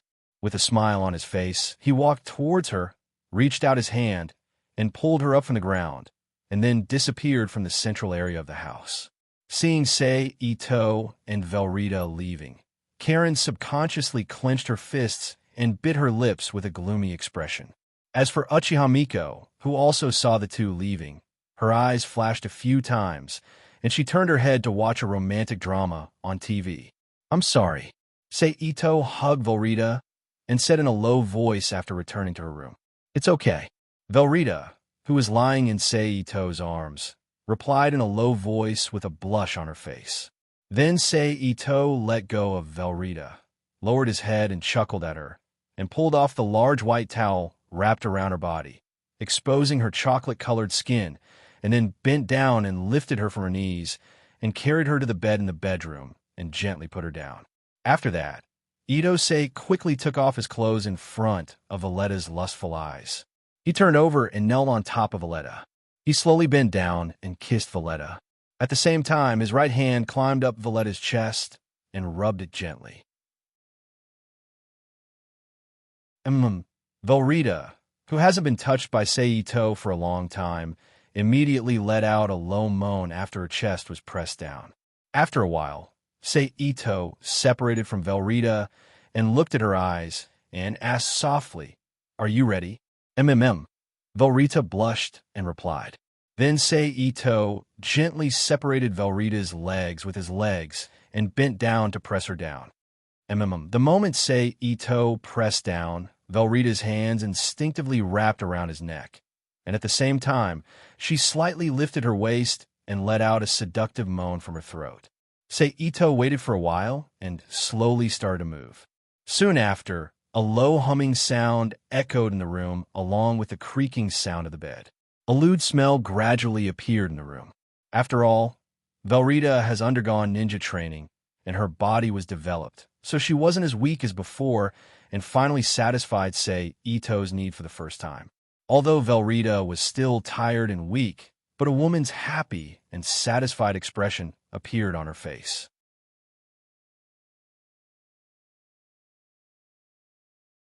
Chapter 451. P.S. Thank you to Support Fatbread for your tip. The next day, Seito kissed Valletta goodbye and flashed out of the Rubik's Cube world. Once again, he He appeared in the forest beside the road and sat cross-legged on a branch under his feet. Time didn't make Seito wait for a long time. After a few hours, Kakashi with silver hair appeared in front of Seito, followed by Sasuke, Sakura, and Uzumaki Naruto, as well as the drunkard old man Tazuna, who was the mission issuer, slowly followed him without any awareness of danger. "He's here." After seeing Kakashi appear, Ito-sei turned his hand and took out the little white rabbit mask and put on his face. At the same time, he immediately activated Absolute and Invisibility to completely seal his aura. Just like a lifeless stone, he melted into the surrounding environment. After that, Kakashi and the others walked past him one after another. Like a stray cat, he followed behind them and walked towards the land of Wave. "We're here." After a while, Seito saw a puddle of water on the road and said in his heart.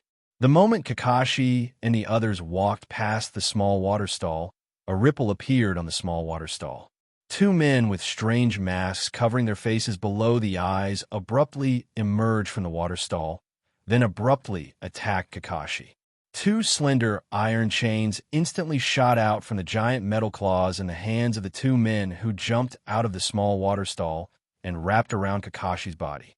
Then, as the two men exerted their strength at the same time, Kakashi's body immediately turned into dark red soil and fell to the ground.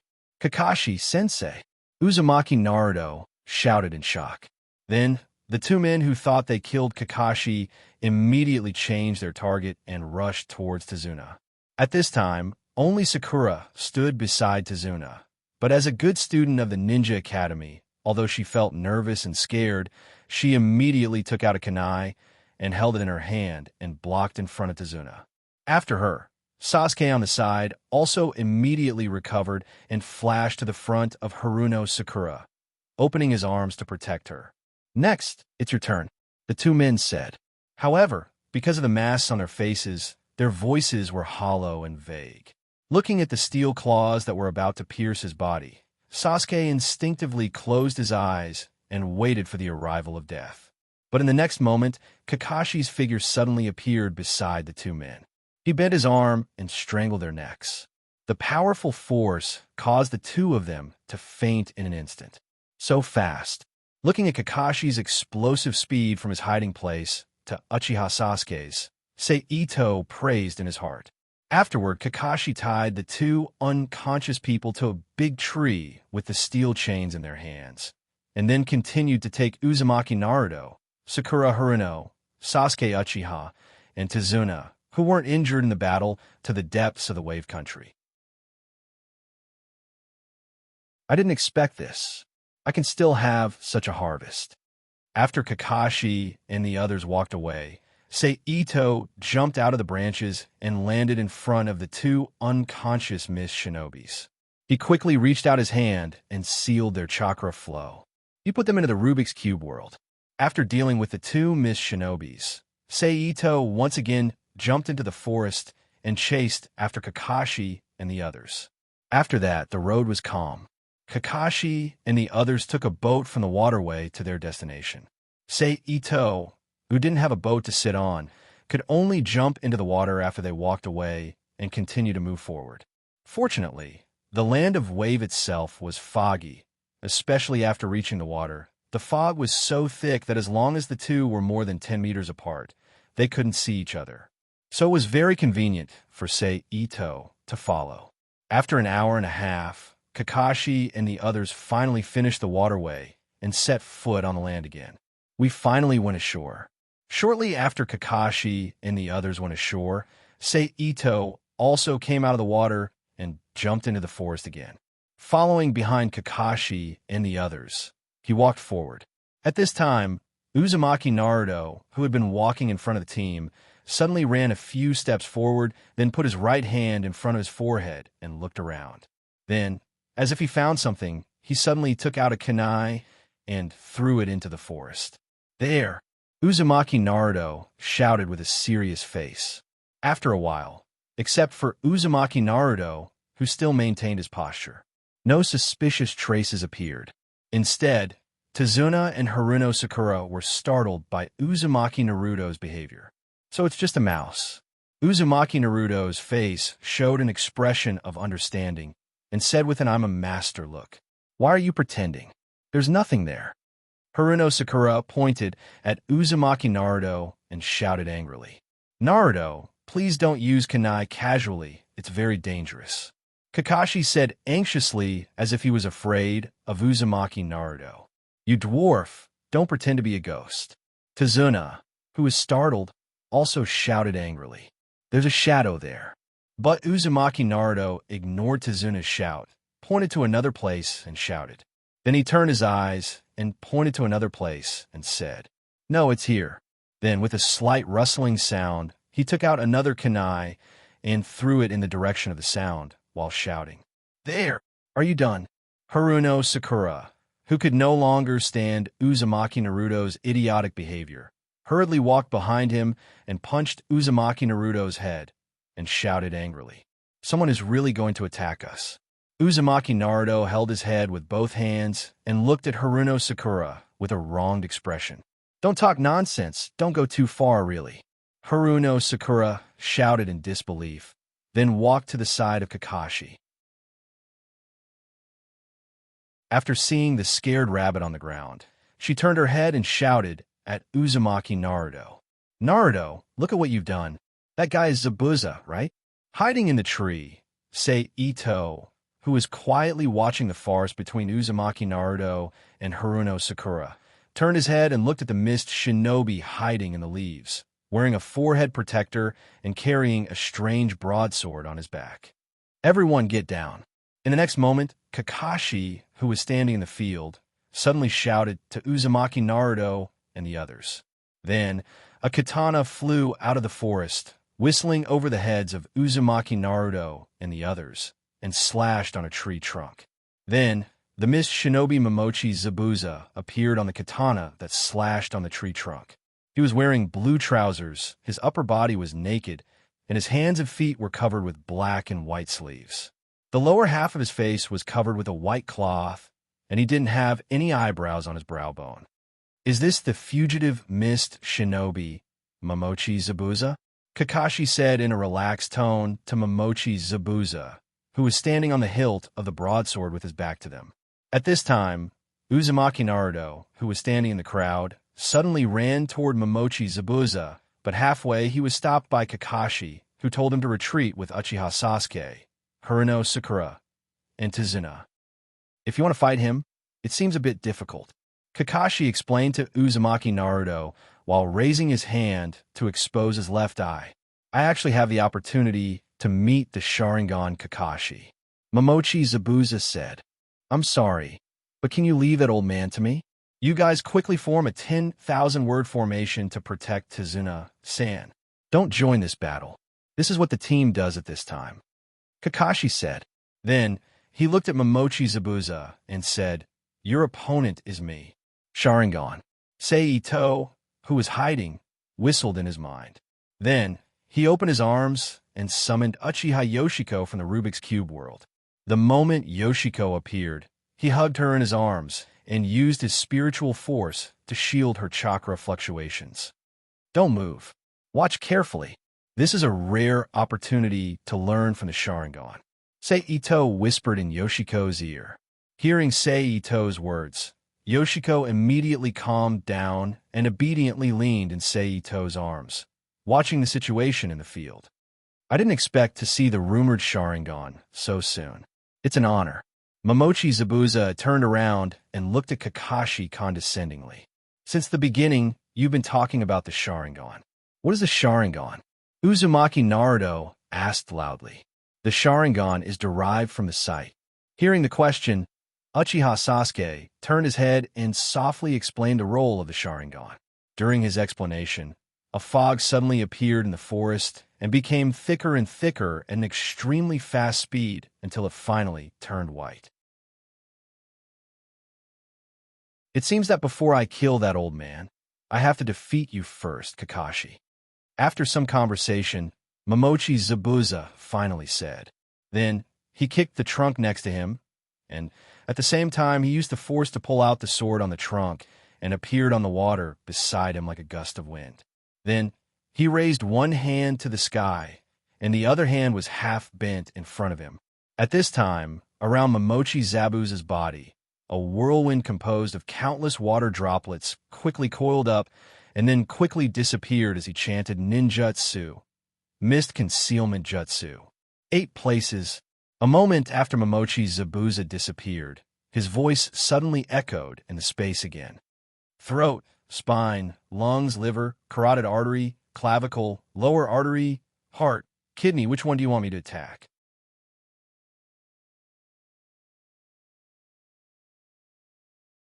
Chapter 452. P.S.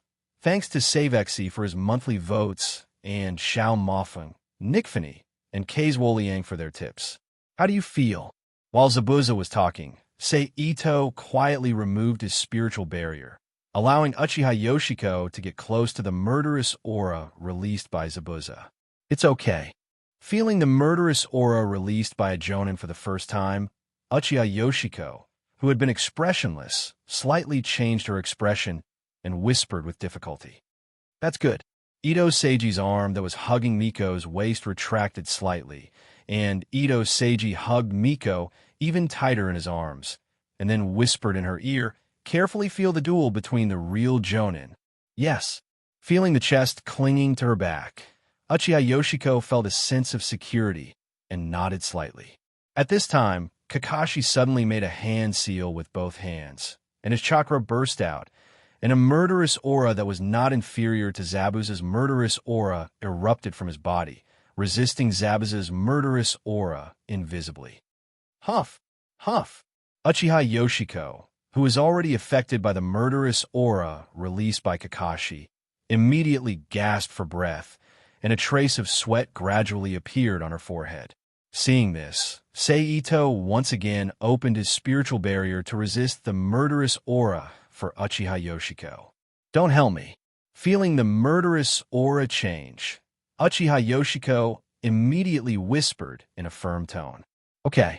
Seeing Uchiha Yoshiko's firm attitude, Sei Ito immediately retracted his spiritual barrier, and once again let Uchiha Yoshiko come in contact with the murderous aura released by Zabuza and Kakashi. Sasuke, don't worry. Even if I die, I will protect you. Just when Uchiha Sasuke was trembling due to the murderous aura, Kakashi, who had his back to him, suddenly said, and then slightly turned his head and looked at Sasuke with a smile, "I will never let my companions be killed." Sasuke. Because of Kakashi's words, Uchiha Yoshiko, who noticed Uchiha Sasuke's existence for the first time, stared at him and muttered to herself, "Yes, that's one of the 3 descendants of the Uchiha clan in addition to Uchiha Itachi. Uchiha Sasuke is also Uchiha Itachi's younger brother." Ito Chung, who noticed Uchiha Yoshiko's gaze, stated softly, "Uchiha Sasuke." Uchiha Yoshiko stared at Uchiha Sasuke and murmured. At the same time, Uchiha Yoshiko's dark eyes suddenly turned bright red, and 6 small, tadpole-like black dots were evenly distributed in her eyes. He moved slightly as his pupils shrank. Show. Now is not the time to think about unnecessary things. Sei Ito, who felt Uchiha Yoshiko's spiritual fluctuations, gently touched Uchiha Yoshiko's face with his face and softly reminded her, "I'm sorry." Uchiha Yoshiko, who recovered, said, "Don't apologize, I understand." Sei Ito softly comforted her. Just when Sei Ito was comforting Uchiha Yoshiko, his left hand held the handle of the Zenkita upside down.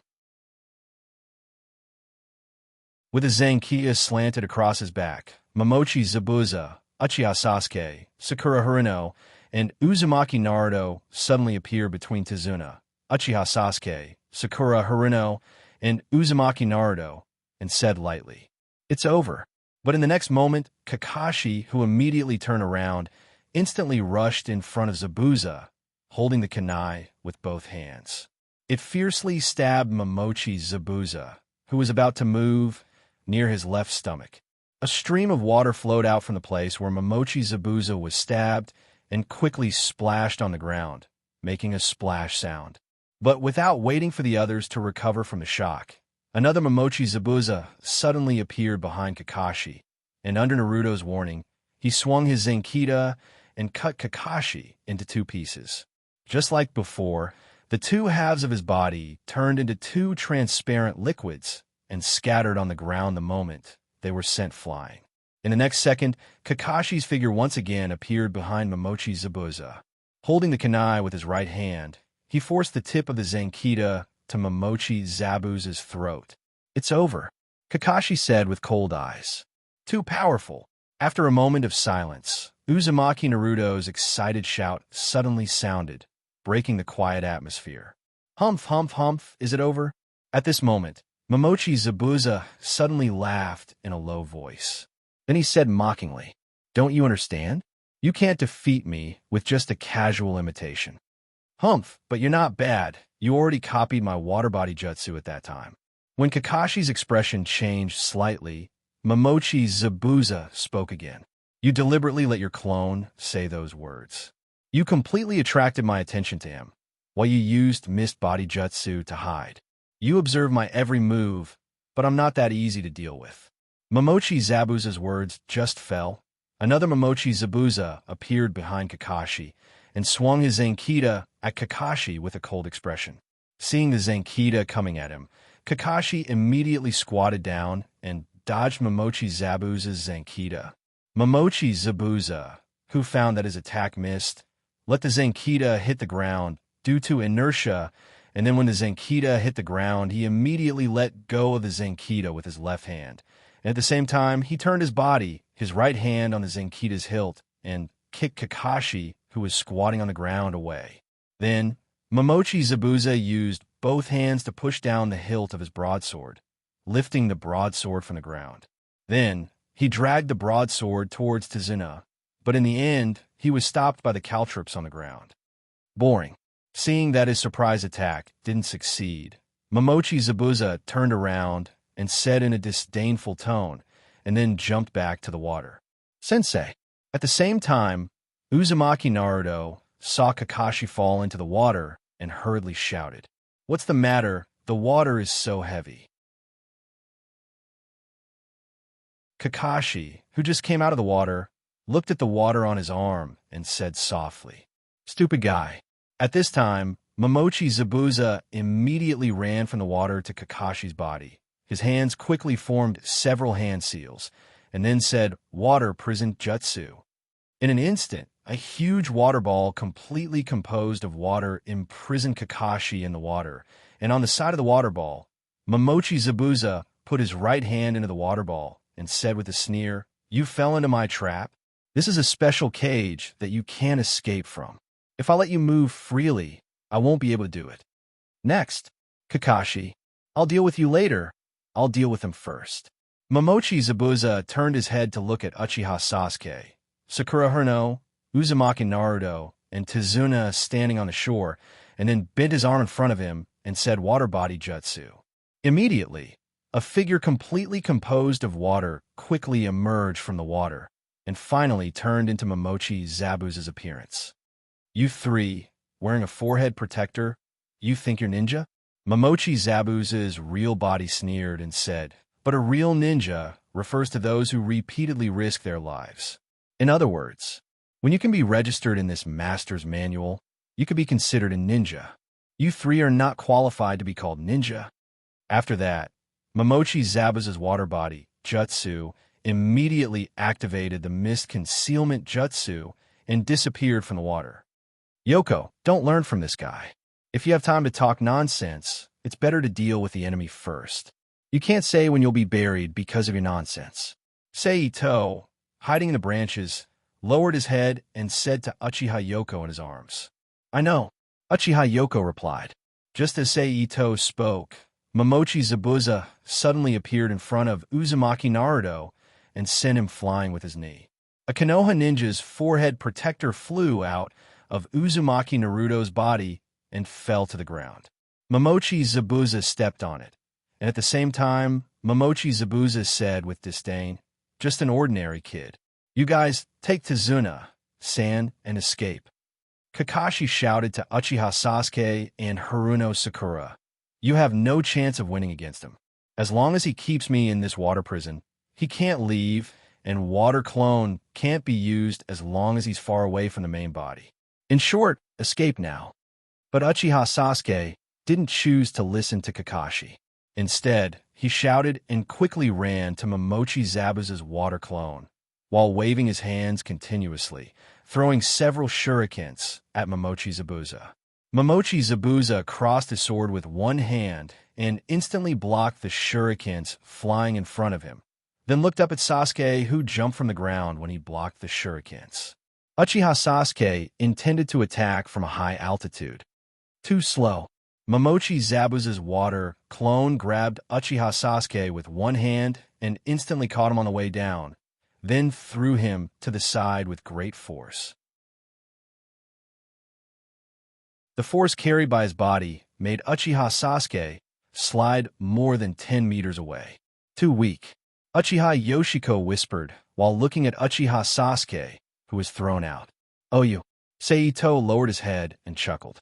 At this time, on the battlefield below, Uzumaki Naruto suddenly stood up from the ground trembling, then roared and ran toward Momochi Zabuza, who had been giving them time for some reason. Then Zabuza kicked him, and he rolled back to Tazuna's side. "What do you think? Can you reverse the situation by yourself?" Even Sasuke is not his opponent.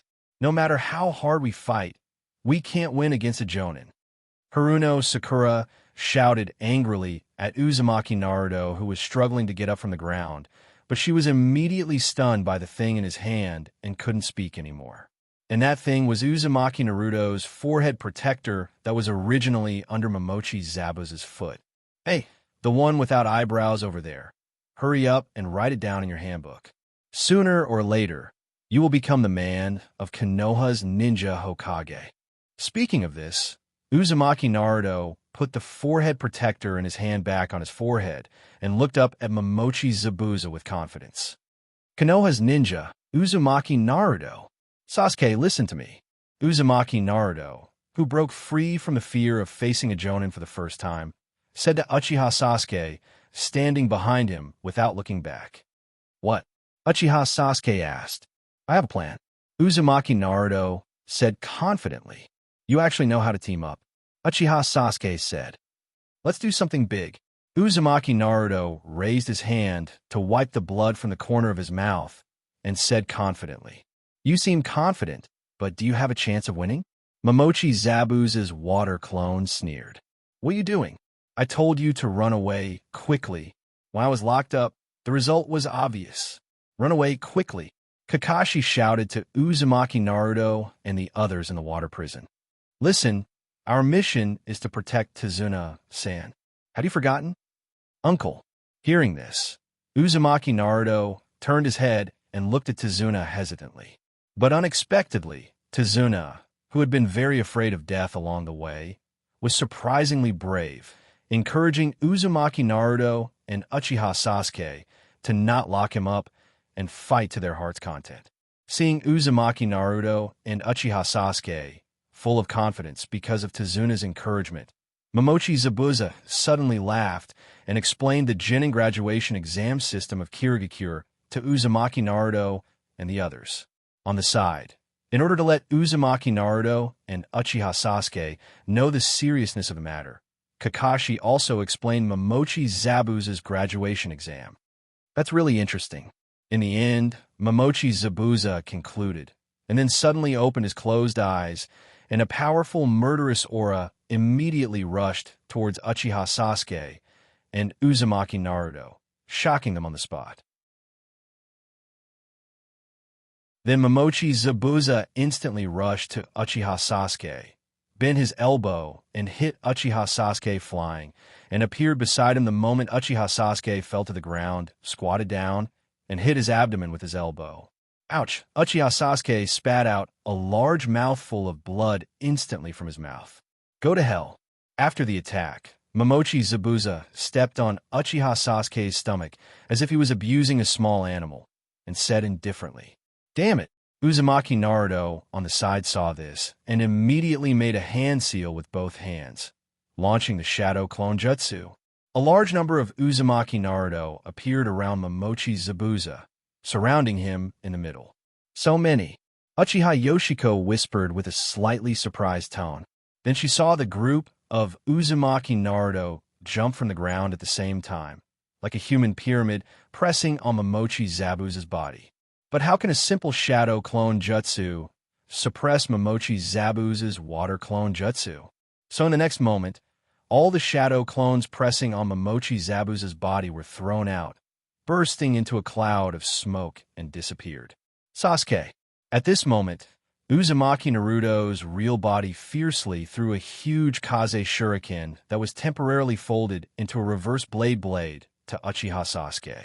Uchiha Sasuke, who caught the Kaze shuriken, looked slightly stunned and then immediately turned around to eliminate the inertia, split the Kaze shuriken in his hand in front of him, and then fiercely jumped high and threw it out.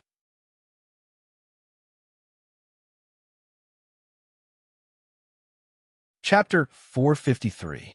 The Wind Demon Shuriken that was thrown by Sasuke spun and flew in front of Momochi Zabuza's water clone, then slid in an arc, flew past the water clone at high speed, and flew toward Momochi Zabuza's true body, who was standing on the water behind him.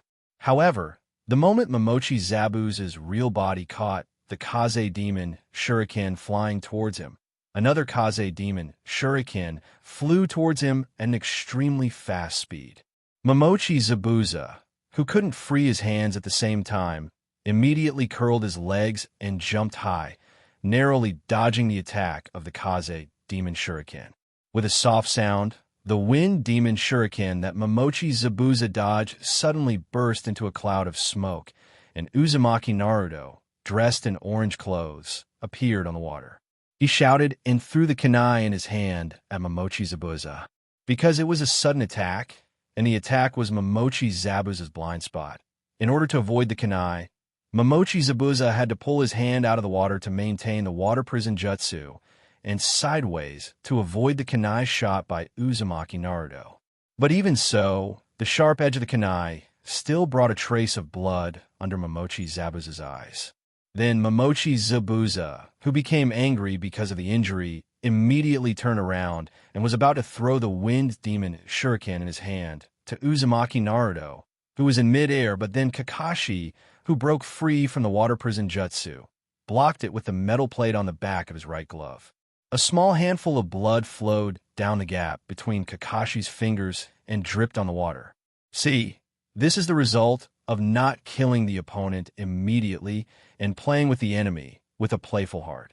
Seito said to Uchiha Yoshiko in his arms. Yeah. Uchiha Yoshiko nodded seriously. Naruto, your plan is really excellent. At this time, Kakashi, who was staring at Momochi Zabuza with a murderous look, praised Uzumaki Naruto with a gentle voice. You've all grown up. Hearing Kakashi's praise, Uzumaki Naruto was a little embarrassed and somewhat proud as he repeated his combat strategy. You caught me off guard and broke the water prison technique, Momochi Zabuza said as he stared at Kakashi. Wrong, you didn't break the water prison technique, I did it myself. Kakashi looked at Momochi Zabuza indifferently and said, I already said that you can't use the same ninjutsu on me twice. What are you going to do? Hearing this, Momochi Zabuza's face was filled with anger. His palms moved slightly, and the Wind Demon Shurikens in his hands were put together again. The four blades simultaneously slashed heavily on the hard metal plate on the back of Kakashi's hand. The two of them were in a deadlock for a moment, and then Kakashi suddenly exerted his strength and sent Kazuma's shuriken flying. Then Momochi Zabuza and Kakashi jumped up from the water at the same time. At the same time, they formed a hand seal in midair. Then, when it landed on the surface of the water again, it continued to form the following imprints. Watch carefully, Ito reminded as he looked at the two people on the surface of the water, whose movements were exactly the same. Yes. In Uchiha Yoshiko's scarlet eyes, 6 small tadpole-like black dots rotated slightly, and she stared intently at Momochi Zabuza and Kakashi who were standing on the surface of the water. At the same time, Ito's thoughts moved again, and he summoned Karen, Valletta, and Karen from the Magic Cube world. Don't talk. Watch carefully, Ito immediately said to the three of them as soon as they appeared. Hearing Seito's words, Karen, Valletta, and Karen quickly swallowed the words in their mouths. They quietly hid in the branches and looked at the surface of the water not far away. Just before watching the battle on the surface of the water, Karen and Valletta's eyes fell almost at the same time on Uchiha Yoshiko, who was in Seito's arms. Then, when Uchiha Yoshiko's face turned slightly red, they turned their heads at the same time and began to carefully watch the battle between Momochi Zabuza and Kakashi. It's getting more and more interesting, Karen thought with a smile on her face. Beside her, Valletta smiled faintly and didn't say anything. As for Karen on the other side, she clenched her hands into fists, and her eyes were full of determination. Water release, water dragon bullet. A few seconds later, after a few seconds, Momochi Zabuza and Kakashi both shouted at the same time. In an instant, two water dragons suddenly emerged from the water between the two of them, and like two dragons playing with a pearl, they tore at each other. A large amount of water spurted out from the two water dragons and splashed on the water below. Combined with the ripples, they formed a small wave that rushed to the shore. Under the two water dragons, Momochi Zabuza and Kakashi were fighting with taijutsu. After a while, the two separated again and confronted each other on the surface of the water for less than 2 seconds. They ran separately and then stood in the position where they were standing before. At the same time, one hand was raised high to the sky, and the other hand was bent in front of the body, like each other's shadow in a mirror, doing the exact same action. After a while, the seal in Kakashi's hand suddenly changed, and he finished the seal before Zabuza and shouted, "Water release, great waterfall technique." As Kakashi's words fell, a whirlpool composed of water instantly appeared in front of him, and while rotating at high speed, it absorbed the surrounding seawater, forming a huge rotating water column that rushed towards Momochi Zabuza. It's almost our turn. Seeing this, Seito, who knew that it was time to go out and act, turned his hand and took out 4 rings with strange patterns on the surface, and then handed one of them to Uchiha Yoshiko, and turned to Karen, Valletta, and Karen, and said, "Take this with you." "What is this?" "A proposal ring," Karen said with a smitten look on her face as she raised her hand and took the ring thrown by Seito. Hearing her words, Karen, Valletta, and Uchiha Yoshiko in Seito's arms looked at Seito at the same time, and their eyes shone brightly. "It seems that you have watched too many romantic dramas." Seito sighed helplessly, and then looked at Karen, Valletta, and Karen, and explained, "Because the battle will be more dangerous. This is for you to save your lives. As for the proposal ring." Speaking of this, Seito paused, and then looked at Karen, Valletta, and Uchiha Yoshiko in his arms before continuing, "I will give it to you later."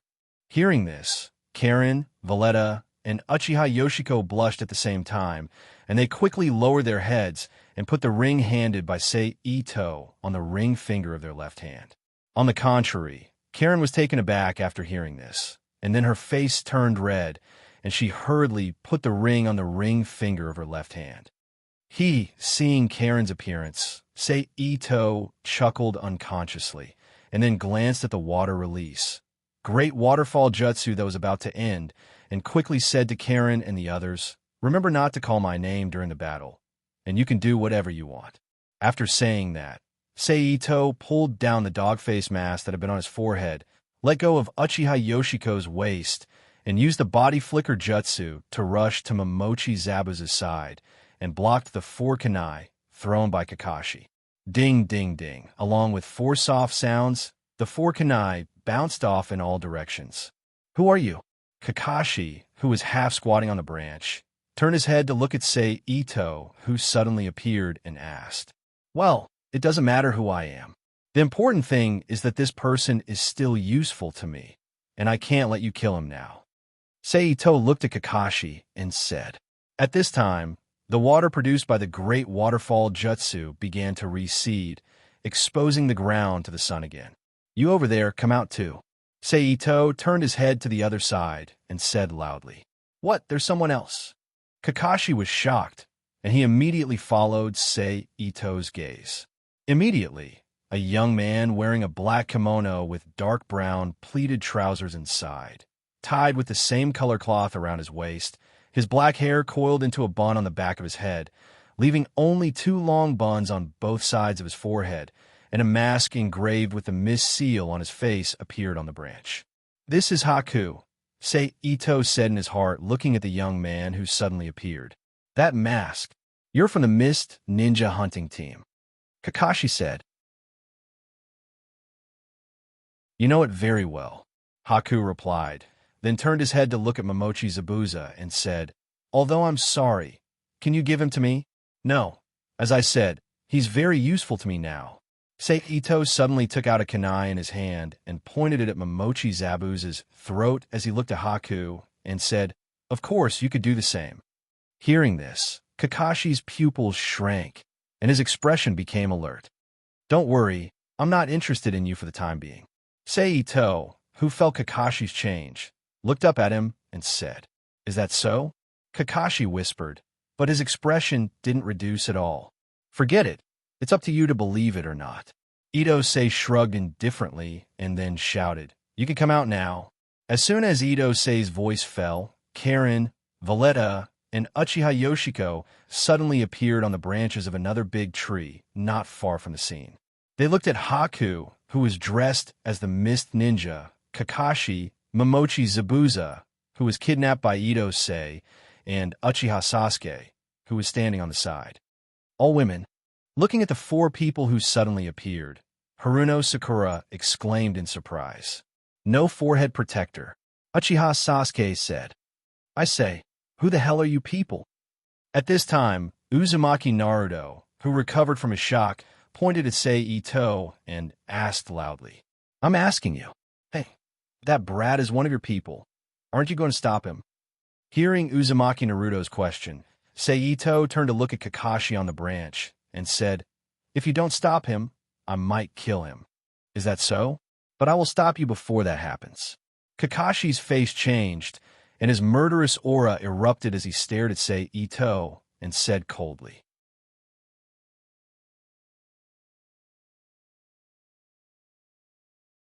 Chapter 454. Is that so? While speaking, Ito-sei once again took out a kunai and aimed it at Uzumaki Naruto, who was standing on the side with an angry look. At the same time, a murderous aura that was more powerful than the murderous aura released by Kakashi and Momochi Zabuza instantly rushed towards Uzumaki Naruto, scaring him to the ground, his face full of fear. Naruto, seeing Naruto's appearance, Haruno Sakura immediately called out worriedly. Uchiha Sasuke, who was standing on the side, directly took out a kunai and rushed in front of Uzumaki Naruto. Whoosh! The moment Sasuke rushed out, Uchiha Yoshiko's figure also disappeared from the branch at the same time. Kakashi's face suddenly changed and was about to act, but he was immediately intercepted by Sei Ito's kunai. At the next moment, she appeared beside Uchiha Sasuke, holding a kunai in her right hand and pressing it against his throat. "Sasuke," Haruno Sakura called out worriedly again. "Who are you?" Uchiha Sasuke, whose throat was pressed by a kunai, turned his head slightly. After seeing Uchiha Yoshiko's face, his pupils shrank, and he asked with a shocked face. But Uchiha Yoshiko didn't pay attention to Uchiha Sasuke's question. She just glanced at him expressionlessly and ignored him. "Who are you?" Uchiha Sasuke asked again. "Now, what are you going to do?" "Copy ninja Hatake Kakashi." Ito-sei's voice was full of ridicule as he looked at Kakashi. How ironic. On the side, Momochi Zabuza, whose throat was pressed by Sei Ito's kunai, laughed in a low voice. "We fight to the death, but in the end, other guys take advantage of us." Sei Ito didn't pay attention to Momochi Zabuza's words. He just stared at Kakashi, waiting for his choice. "Let go of Sasuke, and I will take them out of here." Kakashi stared coldly at Sei Ito, who was wearing a dog mask, and said in a deep voice, "Very good," Sei Ito said, and then shouted, "Let go of that kid." Hearing Sei Ito shout, Uchiha Yoshiko immediately put away the kunai against Uchiha Sasuke's throat and stood aside. "Who are you?" Uchiha Sasuke still stared at Yoshiko's face. He shouted unrelentingly, "Sasuke!" Kakashi, who had walked back from Seito's side, frowned and shouted, "Now that everyone else has left, it's time for us to talk." Seeing Kakashi helping Uzumaki Naruto walk towards Tazuna and Sakura Haruno, Ito Sei raised his head and looked at Haku. Then he slightly moved the kunai in his hand forward, and when the tip of the kunai pierced Momochi Zabuza's skin, a drop of red blood appeared on his throat. "You want him very much, right? In that case, I'll give you a chance, as long as you fight with him." "Sorry, I just need to take Momochi Zabuza, dead or alive," Haku said flatly. "If that's the case, let me put it another way." Ito Sei nodded slightly. "If you want to get Zabuza, you have to fight with him. It seems that we can't talk. Then I'll take my leave." After a moment of silence, Haku said softly, and then an airflow visible to the naked eye suddenly appeared around him. Like a whirlwind, it quickly spiraled up and took Haku away. "Do it!" Seeing this, Ito immediately shouted and threw another kunai at Haku, blocking his Kirigakure flash water jutsu. Ding! Haku, who was forced to make a move, suddenly had a Sunban in his hand. He raised his hand to block Ito's kunai, and then jumped away from the branch he was standing on. At this moment, a crisp kacha sound was heard. The originally intact tree was immediately broken into two by Karen's monstrous strength and slowly fell to the side. "Zabuza, you sleep first," Ito said, and immediately cut Zabuza's neck, knocking him out. Boom!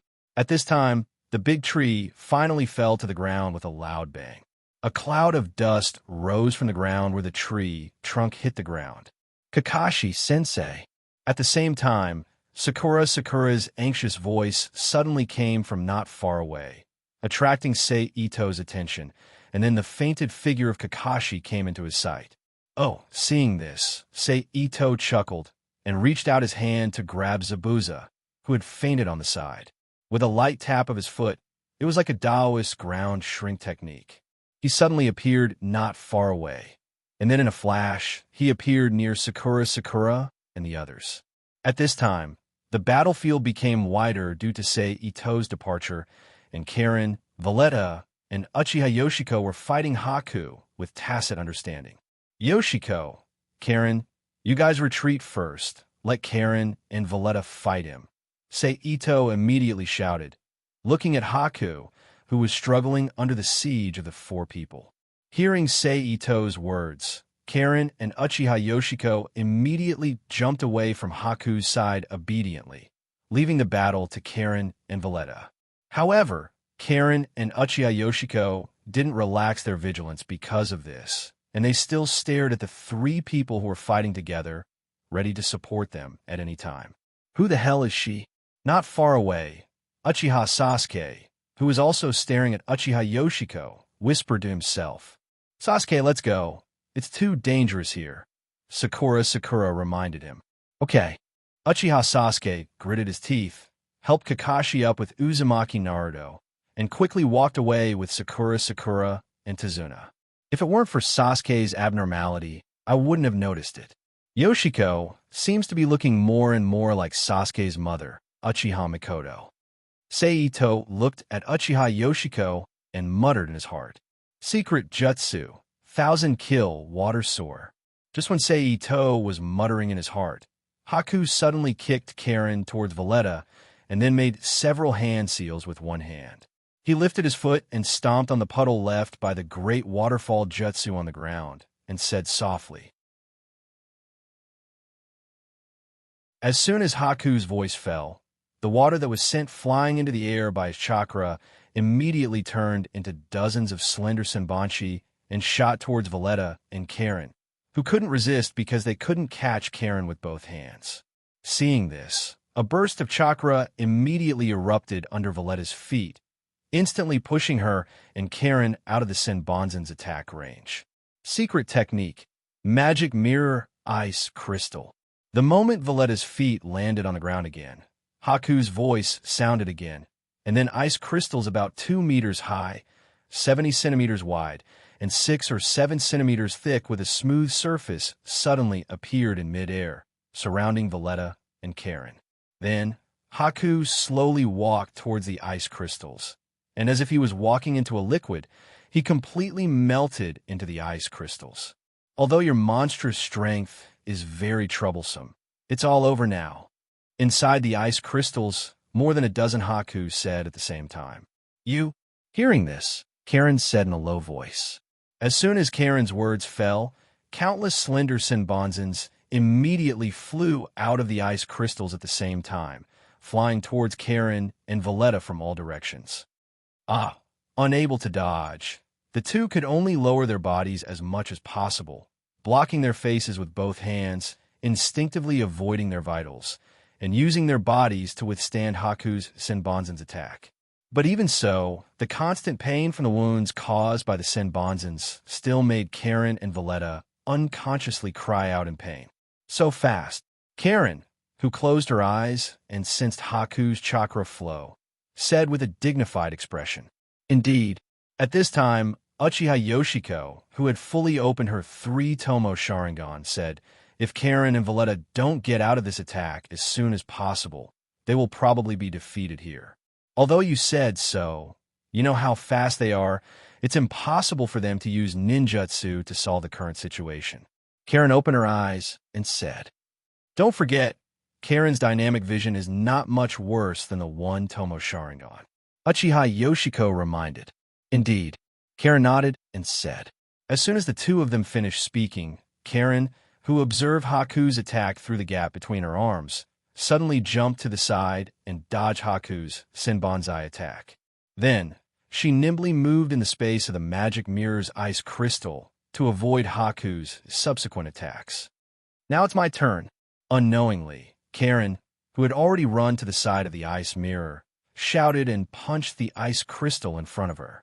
Crackle! Under the bombardment of Sei Ito's steel-hand monstrous strength fist, the ice mirror immediately broke into countless pieces like glass and fell to the ground in reverse.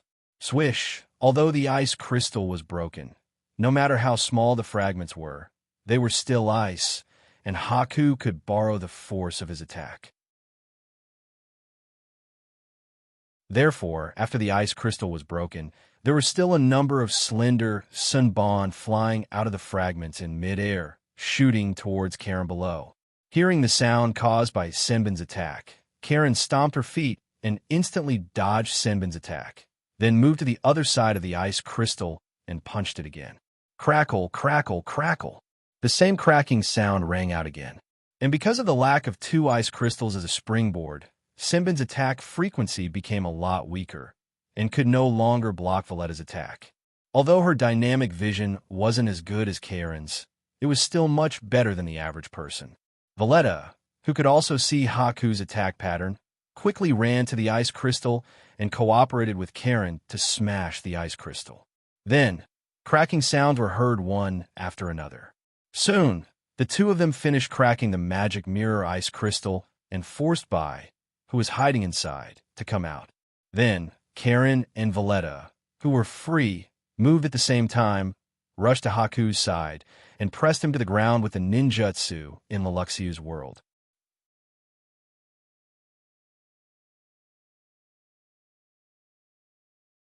Chapter 455. P.S. Thank you to Shun for your monthly votes. Thank you to Xiao Mo Phone and Nickfany for their rewards. Clap, clap, clap, clap. Good job. Ito-sei clapped his hands lightly when he saw Karen and Valletta capturing Haku. Then he walked towards them with Zabuza in his hand while praising them with a smile. No, I don't think so. After exchanging a glance with Karen, Valletta shook her head slightly and said. She then looked down at Haku, who was pressed on the ground, and said, let's not talk about the lack of means we have to deal with this guy's secret technique. During the process of his attack, he tried his best to avoid hitting our vitals. Obviously, he was afraid of Zabuza. That's right. If he didn't capture Zabuza, Chung, and he didn't hesitate to end the battle quickly, maybe Karen and I would have died here. Hearing Valletta's words, Karen also nodded in agreement, then said with a heavy tone, ninjas, as you said, are really some guys with strange means. Very good. Hearing Valletta and Karen's words, Ito praised with a smile on his face. You guys were able to discover your own shortcomings through this battle, and you also have a clear understanding of the strange means of ninjas, so my purpose has been achieved. Now, knock him out, and we'll leave here. Ito walked towards Haku and stood in front of him. Okay. Valletta nodded and waved her hand to Haku's neck, knocking him out, then stood up with Karen and asked Ito to put Haku, Zabuza, Karen, and Uchiha Miko into the Rubik's Cube world. After doing all this, Ito, who had returned to his human form, flashed and disappeared from where he was. Karen, Miko, do you want to fight with Zabuza? Ito, who also entered the Rubik's Cube world, asked Karen and Uchiha Miko. Battles and whatnot are too troublesome. I'll just watch, Karen said as she lifted her glasses. If possible, I would like to fight with Kakashi. Uchiha Yoshiko lowered her head and pondered for a moment, then looked up at Ito and said, Are you sure? Ito asked with a frown. Yes. Uchiha Yoshiko nodded. If you insist, then okay. Ito said with a slight sigh. Thank you. Uchiha Miko bowed her head in gratitude. It's nothing. Ito reached out his hand with a smile. Kuroto said as he gently rubbed Uchiha Yoshiko's head, then retracted his hand and looked at the unconscious Haku and Momochi Zabuza on the ground. Now, I will deal with these two guys first. After saying that, Ito walked to the two unconscious people on the ground and squatted down. Suddenly, he stretched out his hands. They transformed into countless blurry afterimages. Then, he quickly clicked on the bodies of Haku and Momochi Zabuza. After a while, as Ito finished his actions, the chakra fluctuations emitted by Haku and Momochi Zabuza became chaotic, like a river blocked by countless dams. They couldn't connect at all. Then, Ito turned his palm, and a syringe appeared in his hand. After expelling the air in the syringe, he inserted the needle into Haku's exposed arm, and then slowly pulled the lever. A stream of blood appeared in the syringe, and gradually filled the syringe. Done! Ito, who covered the syringe needle with a plastic cover, straightened up and said, I have sealed the chakra of these two guys. You stay here and watch them. I will deal with this tube of blood. Okay. Valletta nodded. After getting the answer, Ito disappeared from their eyes and appeared in the plant's biological laboratory. Okay, Red Lotus. Now launch crystal release again. In the laboratory, a female researcher said to the microphone in front of her. In front of her, behind a high-hardness glass, Red Lotus, who was wearing a red silk shirt, black pants, and a white coat like the researchers, responded to the order and activated crystal escape on a 3-meter wide, 2-meter tall, and 5-meter thick alloy steel block in front of her. Whoosh, a thin line composed entirely of red crystals instantly shot out from Red Lotus's hand. When it landed on the alloy block in front of her, the surface of the alloy block that was hit by crystallization immediately crystallized. Then, as Red Lotus willed, it shattered into a pile of fragments and fell to the ground. After touching the ground, when it touched the ground, it shattered into a pile of powder. That's enough, Red Lotus. Come out, the female researcher said to the microphone. Then Red Lotus, who finished the experiment, walked out of the special room and returned to the laboratory. Lord! Red Lotus, who had just returned to the laboratory, immediately found Ito standing in a laboratory and called out in surprise, cooperating with Emma's experiment again. Ito turned his head and looked at Red Lotus with a smile. Lord! At this time, the female researcher, Emma, who heard Red Lotus's call, also saw Ito standing in the room and slowly walked to his side. Yes. Ito nodded and then asked, Where are the others? Professor Asmo is currently in Laboratory 201 with Rodney. Together with Uchiha Nijo, experimental body number 1. They are testing the new genetic evolution serum on several other members of the Uchiha clan. Emma said, Oh, a new genetic evolution agent? Has it been developed? Say Ito asked with a look of interest. Yes, it has been developed, but the specific situation depends on its final effect. Emma nodded and said, then looked up at Say Ito and asked, Lord, this time is, oh, yes, this is for you, the newly obtained blood of the experimental body, the same requirements as the blood sample of number 3. Say Ito handed the syringe filled with moonless white blood to Emma and said, I know, Emma said as she took the syringe. Well, I won't disturb your experiment. I'll go first. Say Ito said with a smile, then nodded to Red Lotus and Emma and disappeared from the laboratory. Now, except for the last Uchiha diehard who hasn't been shaken, the other ninjas caught in the Naruto world have surrendered, plus the 40 orphans who have gradually become genin after 3 years of training. It seems that there shouldn't be a shortage of manpower in the future. Sei Ito, who appeared again beside Karen and the others, said in his heart, Wake them up.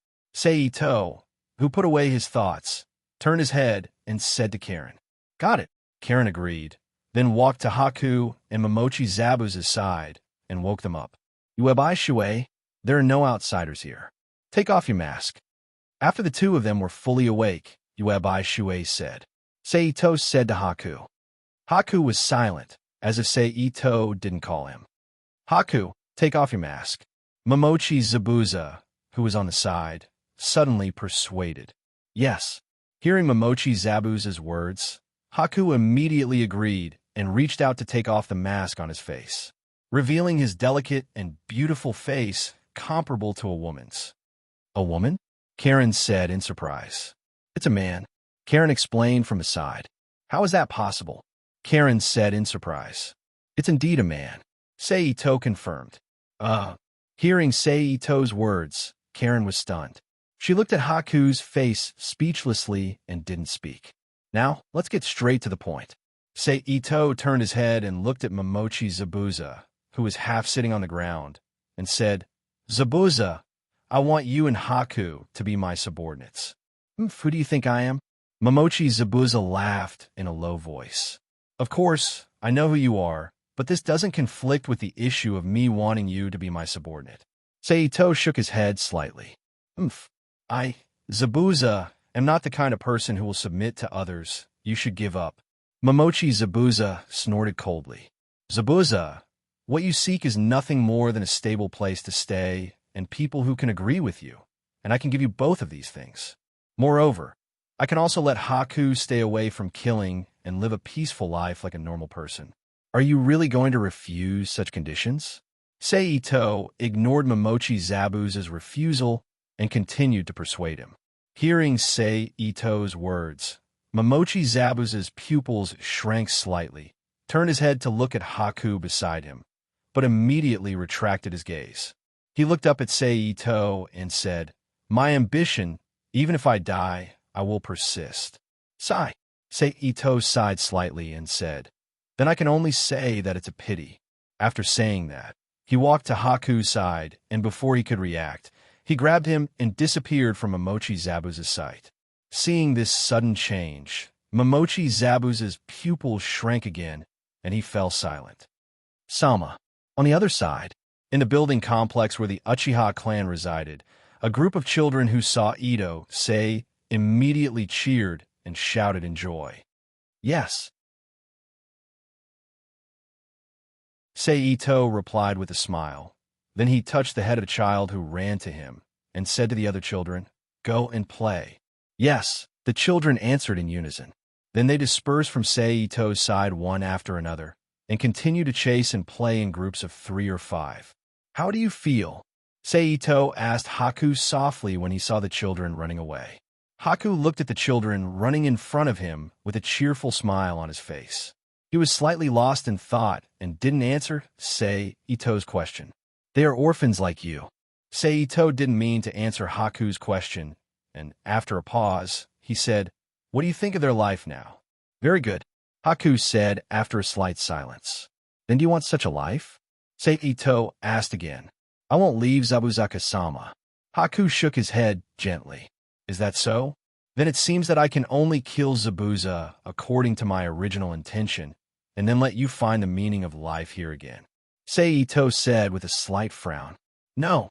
Haku was shocked when he heard this and quickly said, the choice is not up to me, but up to you and Zabuza.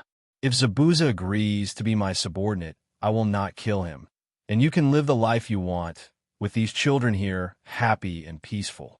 Ito-sei said. Hearing Seito's words, Haku was silent again. Haku, think about it. After a moment of silence, Seito patted Haku's shoulder and walked toward Takakura Yusuke, who was standing not far away. My lord. Seeing Seito coming, Takakura Yusuke immediately called out respectfully. Yusuke, go and prepare a place for that person, and then treat him as usual. Seito ordered. Yes. Yusuke agreed. Then, with a thought, Ito-sei summoned Momochi Zabuza to his side, and before Momochi Zabuza could react, Ito-sei used his spirit chi to materialize more than a dozen thin and long needles and pierce them into more than a dozen important parts of Momochi Zabuza's body. Momochi Zabuza was like a patient. His whole body became weak and couldn't perform any physical skills. Zabuzaka-sama. At this time, Haku finally came to the side of Momochi Zabuza and stepped forward to support Momochi Zabuza, who was about to kneel on the ground, and called out with concern. This is Momochi Zabuza, one of the original 7 blades of the Mist Shinobi. Now, I will arrange him with you. Pay more attention to him. Ito-sei stretched out his hand and took the beheading broadsword from the back of Momochi Zabuza. Then he threw it away, and the beheading broadsword suddenly disappeared in front of everyone's eyes. Ito-sei then said to Takakura Yusuke, yes. Takakura Yusuke, who saw that Momochi Zabuza's condition, was no longer worried about the detention and immediately responded. The rest of the matter is up to you. I will go first. Ito nodded slightly and then directly disappeared in front of Takakura Yusuke, Haku, and Momochi Zabuza, who was weak and weak. Well, the matter is temporarily dealt with. You all go back and rest. Seito, who reappeared in front of Karen, and said, okay. The oldest of the 4 and the only woman of the 4 who had a relationship with Seito said, I will call you when we arrive. Then Seito turned his head and said to Uchiha Yoshiko, who has been staring at him. Hearing this, the latter nodded silently and agreed. Then with a thought, Itanshin sent the 4 of them back to the house in the central area, while he directly went out of the Rubik's Cube world and continued to follow Kakashi and the others to the depths of the Wave Country. A few hours later, Kakashi and the others finally arrived at the final destination of this trip, Tezuna's house, when the sky was completely dark.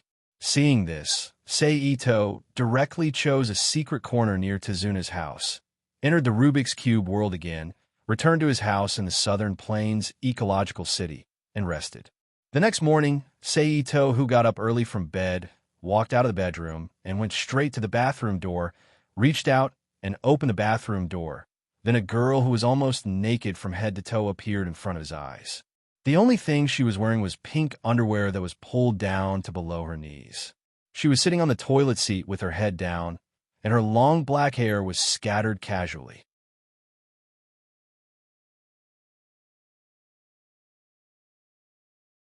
Chapter 456. Phew. At this time, the girl sitting on the toilet let out a long breath, turned around, and pulled a large piece of toilet paper from the paper roll bucket on the side.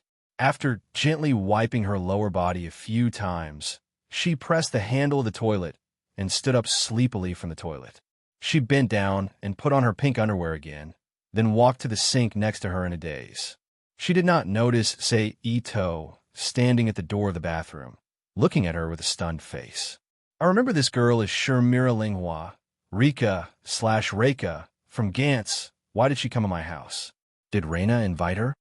Looking at Shurmira Linghua, who was washing her hands, Seito secretly said in his heart, then looked up and down at Shurmira Linghua's body and secretly said, she's indeed a popular idol star. Her body is really good. At this time, Shurmira Linghua, who had washed her hands and was a little more awake, turned around and was about to reach out and open the door of the bathroom. But her expression immediately froze, and then her mouth was slightly opened, and she stared at Seito, who was standing at the door stunned. Morning. Seito raised his hand and greeted. Hearing the greeting, Shimira Linghua finally reacted. Her hands instinctively hugged her chest and squatted down, at the same time screaming loudly. What's wrong? The moment after the scream sounded, Ito Reina, who was also wearing only a pair of white underwear, immediately rushed out of the bedroom and asked loudly, "A little brother." Through the acceleration of spiritual power, Ito Reina, who almost instantly came to the door of the bathroom, immediately saw Ito standing at the door and called out with a stunned face. "Morning, second sister." Ito looked at Ito Reina and raised his hand to greet her. "When did you come back?" Ito Reina asked. "Last night, but because it was too late, I didn't call you," Ito said, then pointed to the two bright red spots on Ito Reina's chest and said, "Second sister, although I don't mind looking at you a few more times, I still have to remind you, you are exposed." Ito Reina looked down at his chest. She instantly recalled her current situation. However, this was not the first time her little brother had seen her naked, so she did not overreact.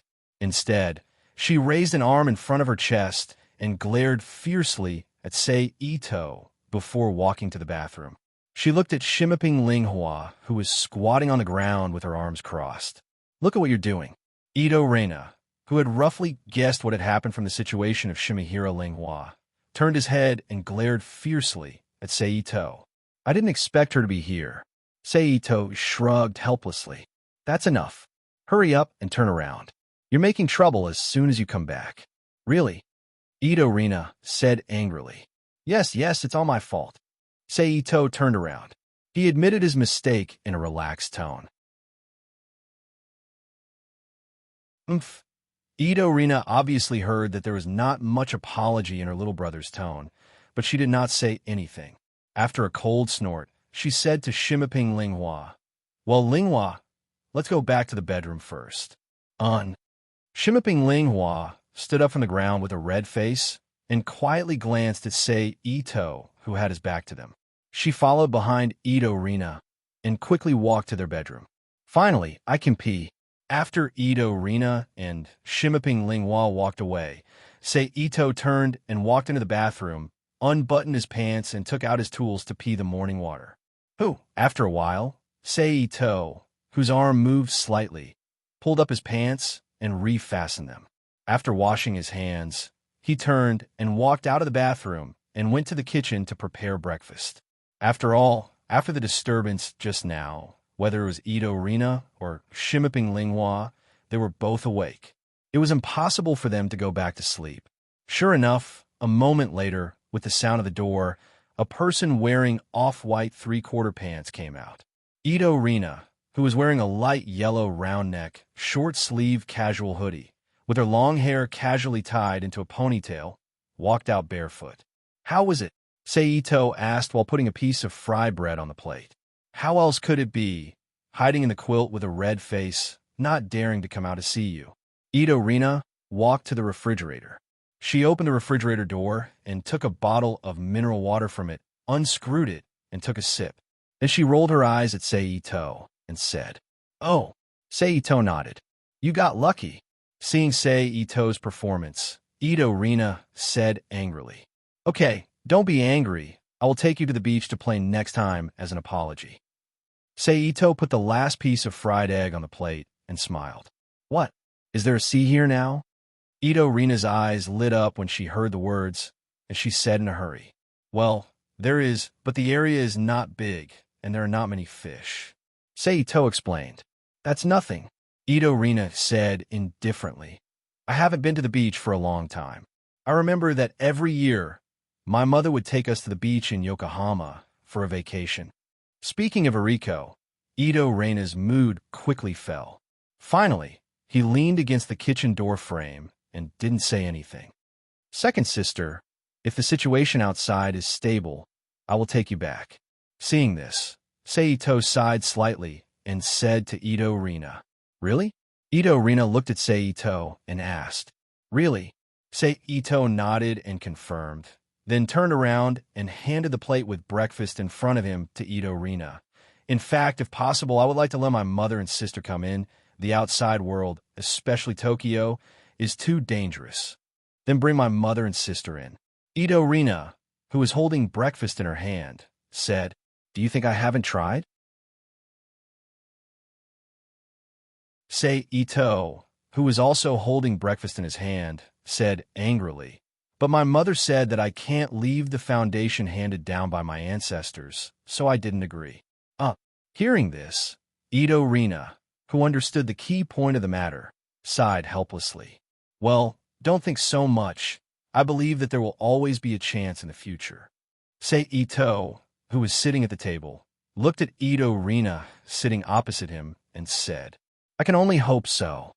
Ito Rina picked up the chopsticks and nodded. "I'll start eating." Sei Ito and Ito Rina said at the same time with their hands folded in front of them, and then enjoyed the breakfast together. "I'll go first." After finishing breakfast, Sei Ito said to Ito Rina, and then after the latter nodded, he instantly disappeared from the room and appeared in Naruto World, continuing to monitor the situation of Kakashi and the others.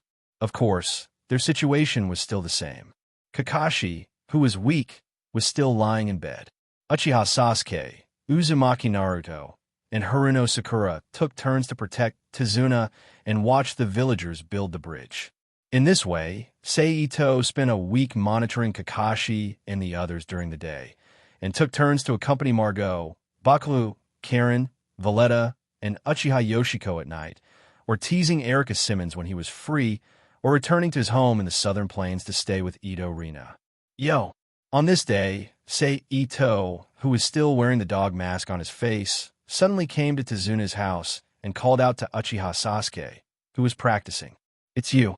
Hearing the call, Uchiha Sasuke immediately stopped practicing, and at the same time, put on a defensive posture and stared at Sei Ito and shouted. Good reaction. Sei Ito, who heard Uchiha Sasuke shout, praised softly. Just as his voice fell, after a week of rest, Kakashi, who had completely recovered from his weakened state, instantly appeared beside Uchiha Sasuke, looked at Sei Ito, and said in a deep voice, "What is the purpose of your visit here?" "It's very simple. Someone wants to fight with you alone, so I came to inform you at her request." Sei Ito under the dog mask laughed. "Okay." Hearing Sei Ito's words, Kakashi agreed almost immediately. "Huh?" Sei Ito, who was slightly surprised by Kakashi's simple decision, said after recovering, "Well, tomorrow at noon, we will meet in the forest 30 meters away from the northeast. As for the specific location, you will know when you get there." After that, Sei Ito was ready to leave, but he was immediately stopped by Kakashi, and then he heard him say, "I can fight with the person you mentioned, but correspondingly, you have to ensure that during the fight, you will not hurt my students and protect my mission target." "You're a good sensei." Sei Ito smiled, then nodded and agreed. "On the day of the fight, you can take your students with you. As for this old man's family, I will ask someone to help you guard them." "Okay," Kakashi agreed. Then Sei Ito didn't talk nonsense, directly used the body flicker technique, left the vicinity of Tazuna's house, and found a secret place to enter the magic cube world. "Yoshiko, I have helped you make an appointment with Kakashi. The time will be tomorrow at noon." Sei Ito appeared in the house in the central area and said to Uchiha Yoshiko, who was wearing a white apron and cooking in front of him, "I know." Uchiha Yoshiko's hand holding the knife slightly paused, and she responded faintly. Nothing happened for the next day, and in a blink of an eye, it was the second day. This morning, Sei Ito appeared in the Naruto world again, and then with a thought, the two genin who had followed Uchiha Orochimaru appeared beside him.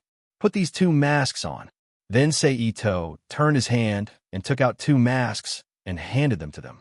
"Yes." The two reached out and took the masks, and then directly put them on their faces without hesitation. After seeing the two put on the masks, Sei Ito also put on the dog mask and said, "Let's go." Then together with the two ninjas, he used the body flicker technique and rushed to Tazuna's house not far away. At the moment when Sei Ito and the other two arrived, Kakashi's figure also appeared at the door of Tazuna's house. "These two people will protect the safety of your family, while you and my people are fighting." Say Ito pointed to the masked ninja beside him and said,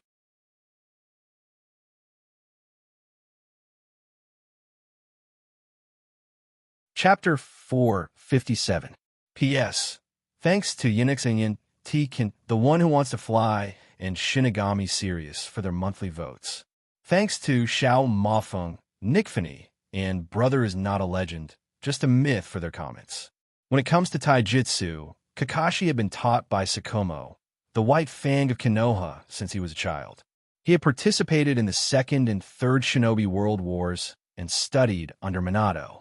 He usually competed with Mike the Beast of Konoha. In terms of combat experience and taijutsu ability, he wasn't comparable to a peaceful ninja like Yoshiko, who had never experienced the baptism of war. Even if Yoshiko had killed a lot of people and had been trained by a martial arts master like Ito Sei for 3 years, she was still the same.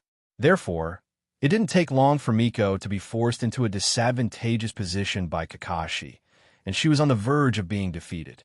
Seeing this, Ito Sei immediately used the body flicker jutsu and suddenly appeared between Kakashi and Uchiha Miko. He used the Tai Chi technique to divert the attacks of Kakashi and Uchiha Miko to one side. He then turned around and hugged Uchiha Miko's waist and instantly left Kakashi's side and landed on a branch on the side. That's enough.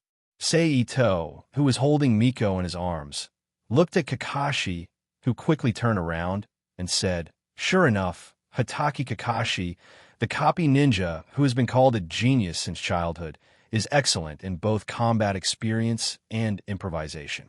Kakashi didn't say anything and just looked up at Sei Ito and Miko in his arms, waiting for him to continue.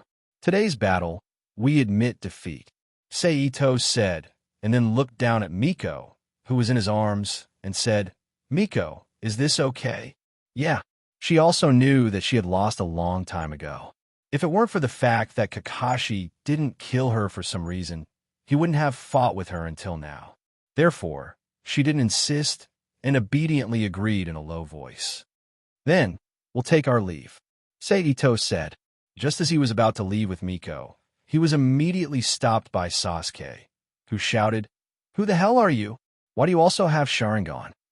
Kakashi was also very concerned about this issue, so after Uchiha Sasuke's voice fell, he nodded.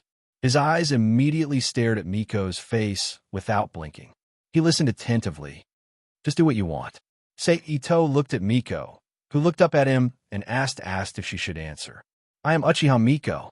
Hearing this, Uchiha Miko took a deep breath, then looked at Sasuke and said, Uchiha. Haruno Sakura shouted in surprise. Hearing Miko's answer, Miko's and Sasuke's pupils shrank. After a moment of silence, Uchiha Sasuke suddenly shouted at Uchiha Miko emotionally. Why are you still alive?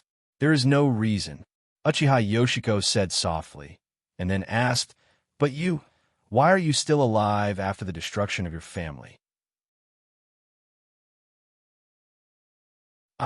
Hearing Miko's question, Sasuke's body suddenly trembled slightly.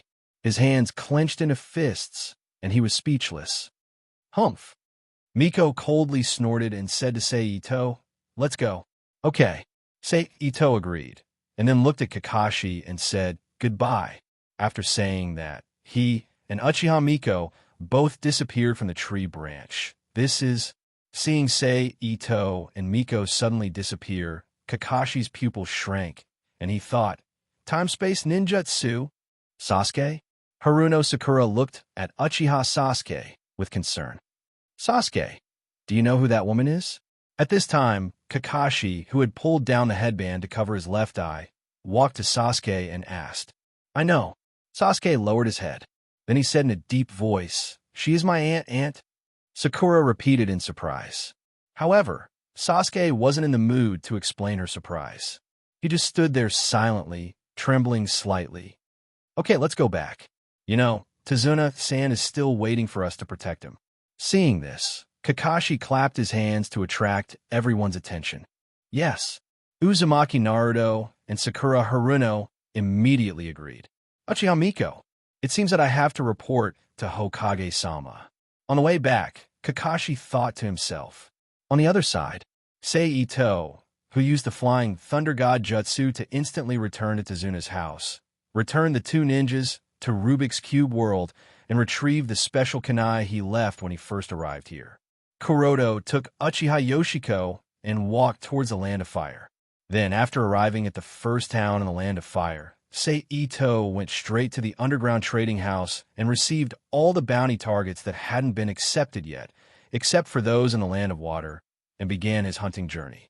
Of course, rather than saying that Sei Ito was hunting, it was more appropriate to say that it was Karen, Valletta, and Uchiha Miko who were hunting, because the reason why Sei Ito took these bounty missions was to let the four of them adapt to the rhythm of fighting against ninjas and increase their combat experience. Moreover, this arrangement also achieved results not long after. Except at the very beginning, because of the lack of combat experience, the four of them still needed to cooperate with each other and join forces to fight the enemy. Later on, the mission targets, whether it was an ordinary chunin or a difficult jonin, rarely required the four of them to fight together. Generally, the four of them would have already dealt with the enemy when it was 1 against 1 or 2 against 1. In addition, in the process of completing the bounty mission, as long as he encountered a village or town with living people on the way, no matter how big or small it was, Sei Ito would quietly plunder more than 20 people from that village or town and send them to the Uchiha clan's residence in Rubik's Cube world to fill up the population there. Naturally, the rules of accepting people were the same as the situation in the construction of the ecological city in the south.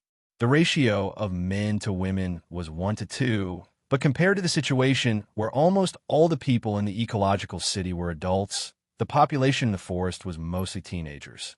However, in order to prevent the sudden population from destroying the environment of the forest, Sei Ito also entered the Rubik's Cube world when he was free, mobilized the power of the world in the Rubik's Cube to expand the open space where the buildings were located, and then imitated the combination of Konoha's forest, lake, farmland, and village to build a place similar to Konoha's ninja village. Among them, on the half-high cliff that Sei Ito deliberately pulled up with the power of the world, a huge full-body statue in the image of Sei Ito stood there, overlooking the village and its residents below like a king. In this way, more than 5 months later, before the Chunin exam was about to begin, Sei Ito and the other four finally ended their training and plundering trip. After that, Ito Sei collected Karen, Valletta, and Uchiha Yoshiko, and rushed to the nearest town alone to hand over all the bounty missions he has completed in the past 5 months in the underground trading house there. Then, Sei Ito, who received a large amount of bounty, left the underground trading house, activated the flying thunder god jutsu in a secret place, and returned to his room in Konoha. Shortly after Sei Ito returned to Konoha, Sei Ito's shadow clone also returned to the room. After nodding to the real body, the clone suddenly burst into a cloud of smoke and disappeared. Then, a large number of memories suddenly emerged from Sei Ito's mind and began to describe the situation of Konoha in the past 5 months. Fortunately, nothing major happened. After a while, Sei Ito, who received the memories, stood up from a bed, walked into the bathroom, washed and changed into the clothes that his shadow clone wore when he returned, pushed the door open, walked out of the room, and strolled around Konoha. "Yo, Kurenai." On the way, Ito Sei greeted Kuroda and then looked at Hyuga Hinata, Kiba Inuzuka, and Shino Aburame behind her and said, "Did you just come back from a mission?" "Yes." Kurenai nodded. "Is that so? Then you go to Hokage-sama and report to him first. I will go to your house in the evening to find you." Sei Ito said, "Okay."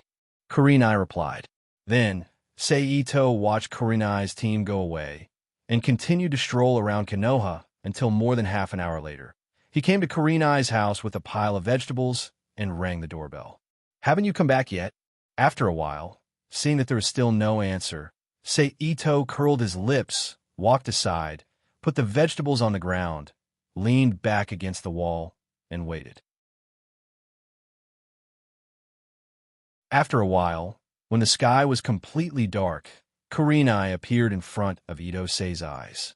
She was wearing a shirt made of bandages. She had returned to the house. "How long have you been waiting?" Kurenai, who walked in front of Sei Ito, glanced at the vegetables on the ground and asked in surprise. "I've been waiting here since the sky was dark. What do you think?" Sei Ito straightened his back slightly and then leaned over to pick up the vegetables on the ground and said to Kurenai, "Sorry, I didn't expect you to come so early." Kurenai, who was opening the door with the key, said apologetically, "Forget it, it's my problem." Ito-sei shook his head slightly and said. Then he followed Kurenai into the house. After taking off his shoes at the entrance, he went straight to the kitchen with the vegetables in his hands. "Have you eaten?" Seito asked while walking to the kitchen. "Yes, I have eaten with the students." Kurenai followed him to the kitchen and looked at Seito, who was putting the vegetables one by one in the refrigerator, and said, "You haven't eaten yet. What do you want to eat? I will cook it for you now." "Okay, you go and rest. I can do this kind of thing by myself." Seito straightened up and looked at Kurenai with a smile. Then he turned around and walked to the stove, took out the things he needed from the cabinets, and began to prepare dinner for himself. "All right, then." Kurenai nodded after hesitating for a while, then turned around and walked out of the kitchen to do her own things.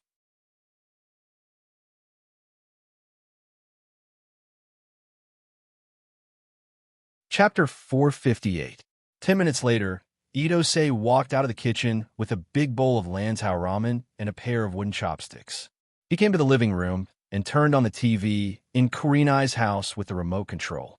While watching the program on the TV, he ate the ramen with a hulu-hulu sound.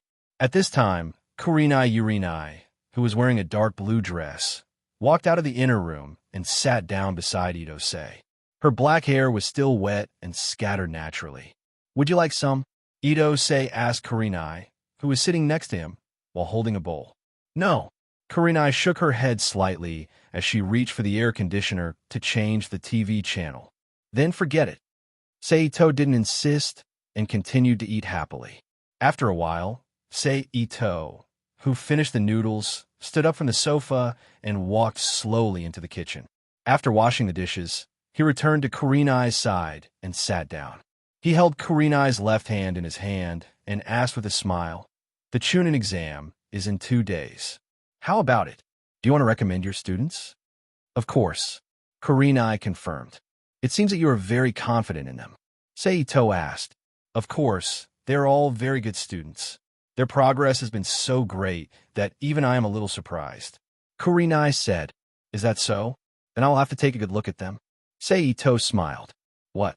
Was your 18th medical class assigned as the on-site treatment class for the Chunin exam?" Kurenai asked in surprise. "Well, in order to show the strength of Konoha's medical ability and attract the attention of more powerful people to stimulate the economy, the 18th medical class with excellent medical ability was assigned." Seito explained. "In that case, I am relieved." Kurenai sighed lightly. "What's wrong?" Seito asked. "Although I have confidence in my students, you know how dangerous the Chunin exam is. If you're not careful, you may lose your life on the spot. It would be best to have a medical expert like you." Kurenai replied. Then she paused for a moment. He continued, "And among the members participating in the Chunin exam, there is also Mike's team. If Hinata and Niji meet, don't worry. Maybe they won't run into each other. And even if they do run into each other, something unexpected happened. We are still here." Seito held Shiri's hand and comforted her. "I know, it's just that although Hinata looks weak on the surface, there's a tough part in her character. I'm afraid she'll do something stupid when the time comes," Kurenai Hong said with furrowed brows. "Even if she does something stupid, it's her own choice. The only thing we can do is try our best to make up for the consequences," Seito said. "Well, I know," Kurenai Hong said. After that, the two of them chatted casually and watched TV programs together until about 10 o'clock in the morning. "Well, I should go. I have a lot of things to do tomorrow." Seito stood up from the sofa and turned to look at Kurenai Hong. "Okay." Kurenai also stood up from the sofa. "But before you leave, I have something to give you." Itose smiled mysteriously at Kurenai. Then, he moved his left hand, and a ring with strange engravings and a scarlet gem the size of a grain of sand appeared in Itose's hand. He put it on Kurenai's left ring finger. What is this? A proposal? Kurenai looked down at the ring on her left ring finger and said with a smile. Of course, Seito said shamelessly. That's too simple. I don't feel much sincerity from you. Kurenai Hong looked up at Seito and said, if you want to be romantic. Itose chuckled, and before Kurenai could react, he pulled her into his arms. He lowered his head and kissed her lips fiercely. After Kurenai Hong recovered from her initial shock, she naturally hugged Seito in front of her and closed her eyes to respond. After a while, their lips separated. They hugged each other and looked at each other. At this time, Seito said with a smile, let's do it again. After that, Seito kissed Kurenai Hong again, and the latter did not refuse. She closed her eyes and entangled her lips with Seito's tongue. I suddenly don't want to leave. What should I do? Seito said with a smile after he separated from Kurenai Hong's lips again. Why are you asking me? Kurenai Hong rolled her eyes at Seito and said, forget it. You still have to work tomorrow. Let's wait a few days. When the day comes, we will have a lot of time together. Seito smiled. Kurenai Hong's cheeks blushed slightly. She neither agreed nor disagreed.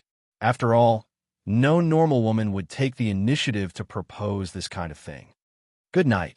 Seito kissed Kurenai Hong's lips again, let go of her waist, and walked out of the door. Kurenai Hong slowly followed behind Seito and walked him out of the house. She watched him disappear at the corner of the street before returning to the house. In the next few days, Seito took advantage of the time to chat, eat, and cultivate with Kurenai Hong whenever he had time. You guys stay here, I'll go to the 44 practice field. On this day, July 4th, when the second Chunin exam was about to begin, Seito turned his head and said to Ishikaki Kami, Yamada Suru, and Iwata Yuta behind him. Yes. Ishikaki Kami and the other two immediately responded. Immediately, Seito, who got the answer, used the body flicker technique and went to the 44th practice field, also known as the Forest of Death. As soon as Seito arrived at the 44th practice field, he heard Mitarashi Anko, who was the examiner of the second Chunin exam, said to the students in front of her, Forest of Death. Hearing Mitarashi Anko's words, Uzumaki Naruto subconsciously swallowed his saliva and said intermittently,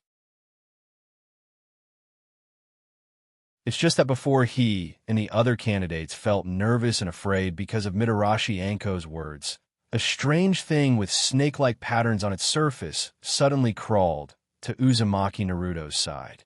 Then, no matter how Uzumaki Naruto ran, it followed behind him like a shadow. He couldn't get rid of it even if he wanted to. Hey, what are you doing here, Konohamaru?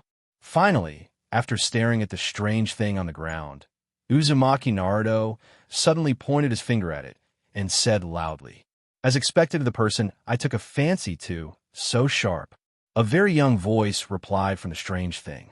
Immediately afterward, the moment the voice fell, a dazzling light suddenly flashed from the surface of the strange thing, and then 3 explosions sounded one after another. 3 clouds of colorful smoke immediately rose from the strange thing, and then 3 children who looked only 7 or 8 years old appeared from the smoke, kneeling on the ground and coughing violently. Cough, cough, cough, too much gunpowder. One of the children, wearing a yellow hoodie, coughed. After that, the 3 children who recovered from the smoke immediately stood up from the ground and began to introduce themselves, just like when the 5-color squad appeared.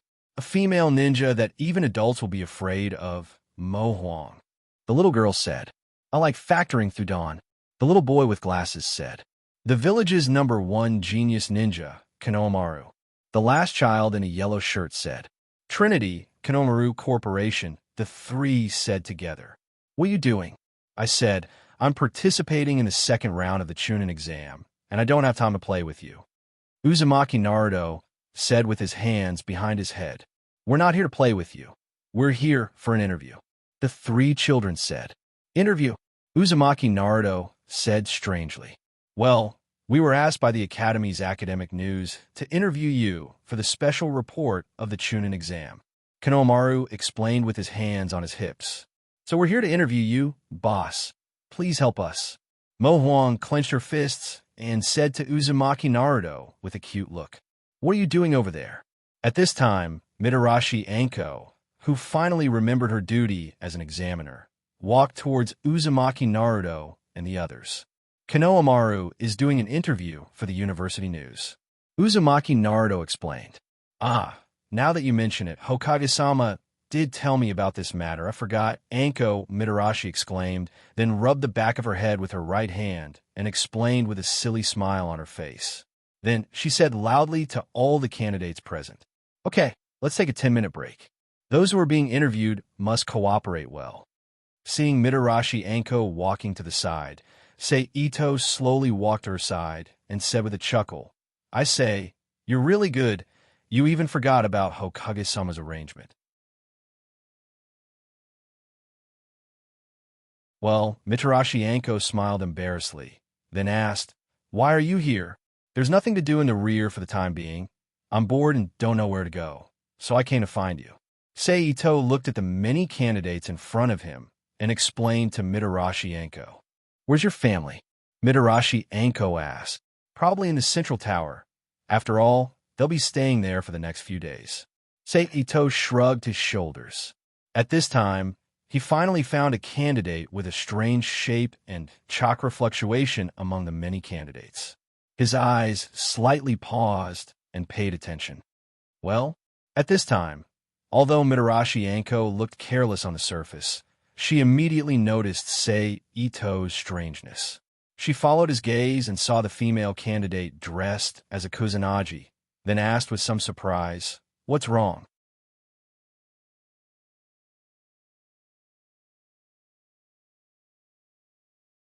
Chapter 460. P.S. I just found out that the number of the chapter 1 sent last night was wrong. The content is correct. The previous chapter was 459, and now I just changed the name of the chapter back. If it caused a misunderstanding, I apologize first. No, it's nothing. Sei Ito shook his head slightly and said. However, although Sei Ito didn't say anything, Mitarashi Anko still paid a little attention to that candidate. After a while, the 10-minute interview time ended, and Mitarashi Anko, who walked away from Sei Ito, came to the front of the many candidates and began to explain the rules of the second exam. During this period, because of Uzumaki Naruto's strange behavior, Mitarashi Anko scratched his cheek with kunai, and then the strange Kusanagi sneaked behind him and returned the kunai to him. That guy. Anko Mitarashi returned to Ito Sei's side and spoke in a low voice after she finished explaining the rules of the exam and signing the no-responsibility death agreement so that the examinees could think about it. But that Kusanagi is very strong. Sei Ito knew who Mitarashi Anko was talking about, so he said, "Indeed." Mitarashi Anko admitted with a serious expression, and then said with some emotion, "It seems that a lot of people will be eliminated this time. Isn't this what you want?" Sei Ito smiled. "Not bad." Anko Mitarashi grinned as she bared her teeth.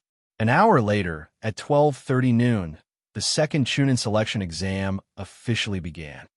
"Hey, Sei Ito, I want to eat meatballs." Mitarashi Anko, who put the candidates in the 44th practice field, walked to the table that was originally used to distribute the sky and earth scrolls. She jumped on the roof of the straw shed above the table and sat down, then turned her head to look at Sei Ito standing on the side and said, "Hey, I know." Sei Ito sighed helplessly and said slowly, "By the way, remember to bring the red bean soup. Eating meatballs with red bean soup is the right way to go." Mitarashi Anko said to Sei Ito, who was walking towards Konoha village. "Got it." Sei Ito waved his hand and said with his back facing Mitarashi Anko. Soon after, Sei Ito completely disappeared from Mitarashi Anko's sight. It wasn't until 15 minutes later that he reappeared outside the 44th practice field in the form of body flicker jutsu. "Your meatballs and red bean soup." Sei Ito walked to the table. She also jumped onto the roof of the straw hut and placed a large bag of meatballs in the space between the two of them. She then reached out and picked up a thick paper cup filled with red bean soup and handed it to Mitarashi Anko. "Thanks." Anko Maitarwashi giggled as she took the red bean soup. She opened the lid of the red bean soup and thanked him. "Thanks. There's no need to be so polite between us." Ito-sei also picked up a paper cup of red bean soup. Said. Ito-sei Ito-sensei.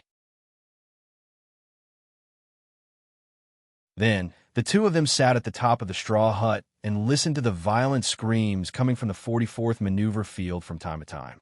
Chatting and eating meatballs. After eating this meatball, let's go to the central tower and wait for the people who passed. I think the people who are fast have already passed. Mitarashi Anko took the last meatball in the bag, opened her mouth, and bit off a meatball. While chewing, she said to Sei Ito Anko. "Okay." Sei Ito Anko finished the red bean soup in the paper cup in his hand.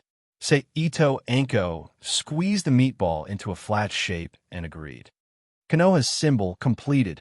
Mitarashi Anko, who had bitten off the last meatball from the wooden stick, threw the wooden stick to the side of a tree trunk, and then said with a smile, while looking at the Konoha's symbol that was completed by her, and Sei Ito Anko.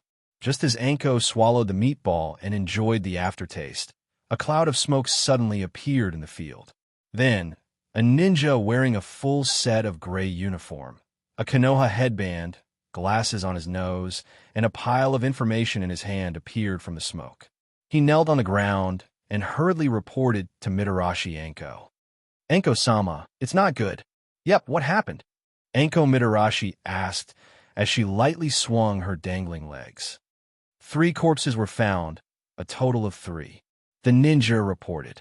Hearing this, Mitarashi Anko's expression changed slightly. She looked at the ninja and continued to listen to his report. "And it's very strange. In short, please go and take a look." The ninja continued. "Strange?" Mitarashi Anko touched her chin with her right index finger and whispered to herself. Then, she jumped off the top of the straw shed with Sei Ito Anko and followed the ninja to the site of the incident. After a while, Sei Ito, Mitarashi Anko, and the ninja rushed to the site of the incident, and then one of the 2 ninjas who were guarding the site explained. From the items and identity certificate, they are Kusanagi who participated in the Chunin exam, but as you can see, their faces are gone. Mitarashi Anko said while biting her cheek. All 3 of them were killed with a single blow, and there were no signs of resistance. Their faces were treated with ninjutsu. As for the rest, we can only know after returning to the medical department. Sei Ito squatted in front of the 3 corpses and said after examining them for a while, "Well, it's as if they were dissolved, Bear."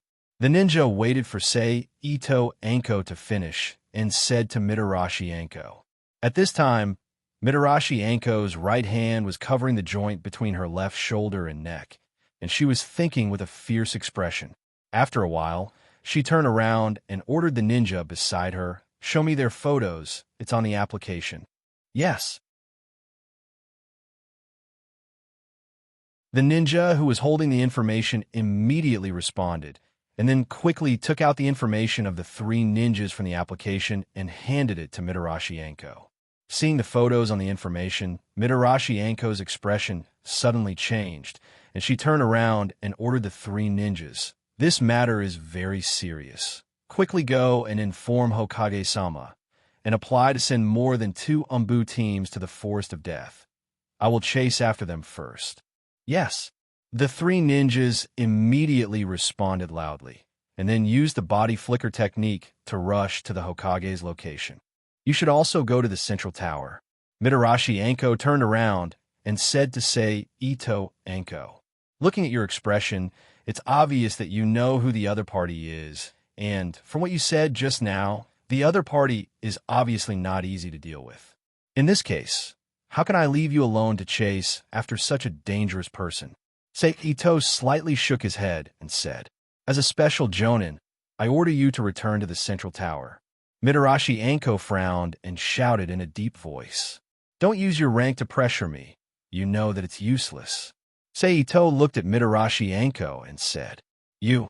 Ugh. Mitarashi Anko looked at Sei Ito angrily and then turned to look at the 44th practice ground and said, "If you're not afraid of death, then follow me." After saying that, she jumped on a big tree and quickly rushed to the 44th practice ground. Behind her, Sei Ito also quickly followed. "Don't worry, your current appearance doesn't conform to the ninja essence at all," Sei Ito, who landed beside Mitarashi Anko, said to the somewhat anxious Mitarashi Anko. "I know." Mitarashi Anko was slightly surprised, and then she took a deep breath and slowly exhaled. Then Mitarashi Anko and Sei Ito, who had temporarily calmed down, began to jump forward again, looking for the guy disguised as a grass ninja in the Forest of Death. Unknowingly, the sky was completely dark, and under the cover of the dense branches and leaves of the Forest of Death, not even a trace of moonlight could shine through. Now, Sei Ito and Mitarashi Anko were completely relying on their night vision and senses obtained from special training to hurry up. At this time, they saw Mitarashi Anko's expression suddenly change, and then she immediately turned around and ran in another direction at high speed. Then, after walking along an unknown route for 2 minutes, Mitarashi Anko suddenly jumped down from the tree branch and quickly fell down. "Pada! Pada!" After a short free fall, Mitarashi Anko and Sei Ito landed on a wide branch one after another. Then, Sei Ito and Mitarashi Anko saw a guy whose face seemed to have been boiled, and another face was exposed under his left eye. He was hanging upside down into the tree trunk, and only a small part of his upper body and head was exposed. "Long time no see, Anko." The man who was hanging upside down in the tree trunk said with a gentle expression and a hoarse magnetic voice. As for Sei Ito, who was beside Mitarashi Anko, he was directly ignored by the other party. "You are already recorded as a super dangerous person in the S-Rank Wanted list, so I will do my best to defeat you here." Speaking until here, Mitarashi Anko's drooping right sleeve suddenly popped out 4 thin and long sharp needles, which were clamped between the fingers of her right hand, and then continued to speak to the man. "Because this is all the knowledge that you have imparted to me, and I was once your subordinate, Orochimaru." "Impossible," the inverted Orochimaru said. These words directly provoked Mitarashi Anko, who was currently filled with the desire to fight Orochimaru to the death, so she didn't even think of any offensive strategy and was about to attack. However, Orochimaru, who was a super S-rank dangerous person, was even faster. He directly puffed up his cheeks and shot out his tongue like a frog hunting for food, striking towards Mitarashi Anko. That powerful tongue immediately created a deep hole where Mitarashi Anko was just standing, and a large amount of dust and tree fragments flew out from the deep hole and splashed around. Moreover, that tongue attack seemed to have targeted Mitarashi Anko, completely ignoring Sei Ito, who had also jumped to avoid it. It followed closely behind Mitarashi Anko and quickly wrapped around her right wrist, pulling her from the air to the branch where she landed. Seeing this, Mitarashi Anko directly raised her left hand and whispered to Orochimaru, "Shadow, snake hand." In an instant, 5 dark green snakes suddenly shot out from Mitarai Washiro's sleeves and struck the tree trunk that Orochimaru had melted with at an extremely fast speed. The same dust and debris flew out from the tree trunk that Orochimaru had melted into. "I won't let you escape." Then Mitarashi Anko shouted loudly and fiercely pulled her left arm. Immediately, Orochimaru's upside-down body was immediately pulled out from the tree trunk by the 5 long snakes that Mitarashi Anko shot out. She pulled Orochimaru closer to her, and when he was about to touch her, she suddenly dodged to the side, causing him to crash into the tree trunk behind her.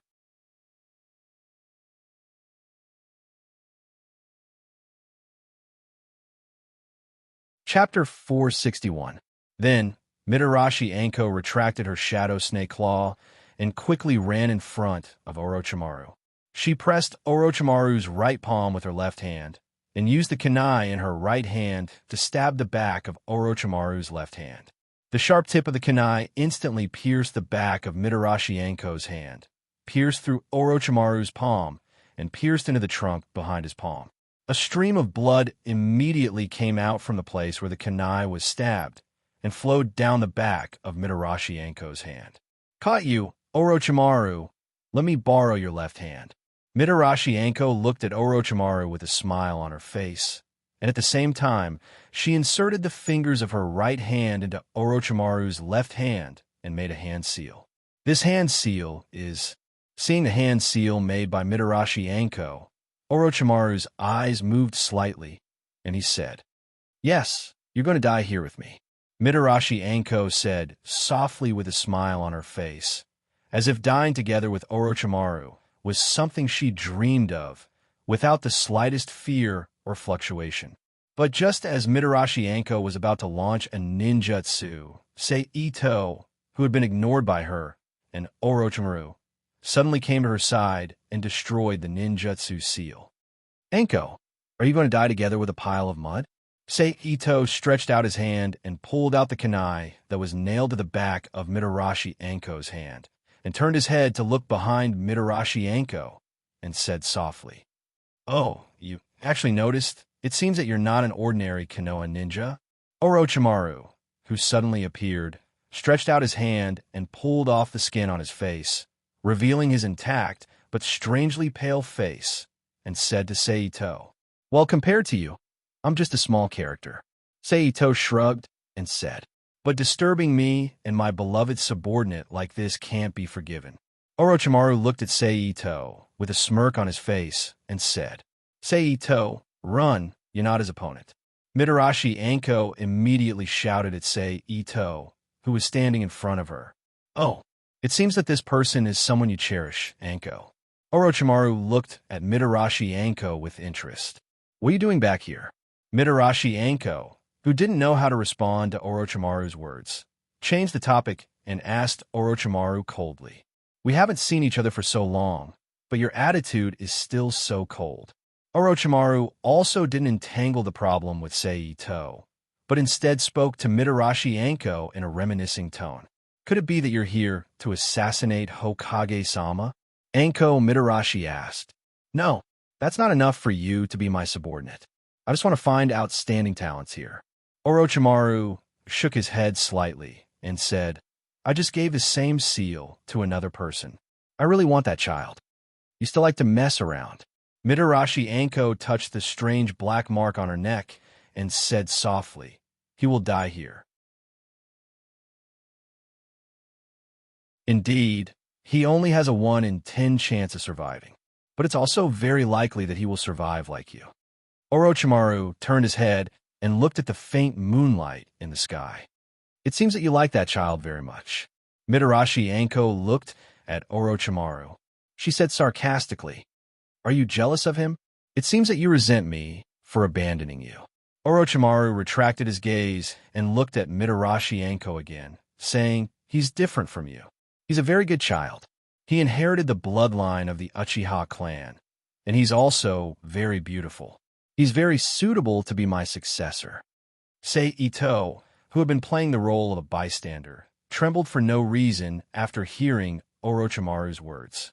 He looked at Orochimaru with a strange expression, combining the image of Orochimaru with that old guy Wuyazi. Then, the images of some doujinshi books he had seen online instantly appeared in his mind, a bunch of mosaics. If he survives, then it'll be interesting. He must not stop the exam. Although Orochimaru didn't know why Seito was looking at him so strangely, he wasn't prepared to pay attention to the thoughts of a bystander, so he continued talking to Mitarashi Anko. Then, he turned around and walked back to the tree trunk, saying, "I also have 3 subordinates who participated in the exam. Let's enjoy ourselves." Then, halfway through, Orochimaru's figure suddenly disappeared, leaving only one sentence echoing in the night sky. "If you dare to mess with my mood, then Konoha is finished." After a while, Mitarashi Anko turned to Seito and asked, "Seito, later when Hokage asks, can you hide part of the conversation between me and Orochimaru about Uchiha Sasuke?" Seito turned around. He reached out and grabbed Mitarashi Anko's injured left hand and said while healing it with senjutsu, Mitarashi Anko responded, and then said, "That guy always keeps his word. If we mess with his mood, then Konoha." "I know," Seito agreed. Thank you, Seito." Mitarashi Anko thanked him seriously. "Remember what I said at the practice field's gate? There's no need to be so polite between us." Seito raised his head and looked at Mitarashi Anko with a smile. Mitarashi Anko responded softly. After a while, the wound on Mitarashi Anko's hand was healed, but Seito didn't stop there. Instead, he took a step forward and leaned in front of Mitarashi Anko, tilting his head to look at the pattern of 3 black commas on her neck. "Is this the thing that Orochimaru was talking about?" Seito asked. Yes." Mitarashi Anko raised her hand and touched the curse symbol lightly, and said softly, "It's very strange." Seito slowly released his spiritual power, surrounding the curse symbol to sense it, and said after a while, "What an evil power fluctuation, and it also contains a strange spiritual power, which seems to be able to affect a person's mind. You can sense it?" Mitarashi Anko asked in surprise. "Yes, why?" Seito asked curiously. "Because no one has ever been able to sense the curse symbol like you." Mitarashi Anko explained. "Then how did you deal with it in the first place?" Seito asked curiously. "Hokage-sama used the evil sealing seal on me." Mitarashi Anko said. "That's also a method that doesn't affect your own spiritual will and the use of power. It can also seal the strange spiritual power contained in this thing." Seito nodded and said, "Well, let's go back." Mitarashi Anko said to Seito as she lightly pulled the lapel of her trench coat. "Okay." Seito agreed. Then the two jumped up and walked in the direction of the central tower. Because of Seito's participation, Orochimaru didn't activate the curse symbol to consume Mitarashi Anko's chakra and physical strength as in the original plot. Naturally, Mitarashi Anko wouldn't be exhausted and be bullied by the 3 tigers, so it didn't take long for the two to reach the central tower. At this time, Sandaime was still in the Hokage's office building in Konoha. As the supervisor of the second exam, Mitarashi Anko had the right to decide whether the exam should continue or not. However, with the threat of Orochimaru's departure, even if Mitarashi Anko already knew that Orochimaru had come to Konoha, she could only endure and let the exam continue as normal, and then wait for Sandaime to arrive and report to him. 4 days later, on the last day of the second exam, Sandaime finally came to the central tower and summoned Mitarashi Anko as the person in charge of the exam. During this time, Mitarashi Anko briefly reported her encounter with Orochimaru to Sarutobi, but Sandaime, who had already learned about Uchiha Sasuke's abnormal situation from other sources, immediately guessed one of the purposes of Orochimaru's trip from Mitarashi Anko's report and decided to continue the exam. "Let's go." On the other side, Seito, who was with Kurenai, Kakashi, Sarutobi Asuma, Mike Kai, Marina Ibi, and other ninjas, said to Kurenai after receiving the notice from the exam staff. Then everyone lined up one by one and walked out of the lounge one by one, following the work ninja who led the way to the hall below. Then the jonin like Kurenai and Kakashi went straight to the stone seal and stood directly under it, looking at the 3 rows of genin opposite them. The others, including Seito, spontaneously lined up in 2 diagonal lines, standing between the horizontal line formed by the jonins and the line formed by the genin, leaving the center empty. After that, Sandaime, who was wearing an imperial robe and a hat, accompanied by Mitarashi Anko and 2 staff members, came to the hall and stood in the most central area.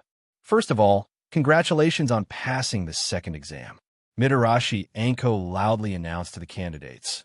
"Next, Hokage-sama will explain the third exam. Everyone should pay attention to it. Then, Hokage-sama, please." After shouting to the students, Anko whispered to Sandaime.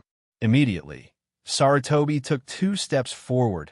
After a slight cough, he began to explain the specific rules and forms of the third exam to the candidates in front of him. "Next is the third exam. Before explaining it, I want to tell you one thing clearly about the real purpose of this exam. Sandame stated with a serious expression, "Why do the allies have to hold an exam together?" I hope you don't misunderstand the real meaning of this exam. This exam is, speaking of this, Sandame raised his hand and took off the pipe at his mouth, gently exhaling the smoke. It's a miniature version of the war between the allies.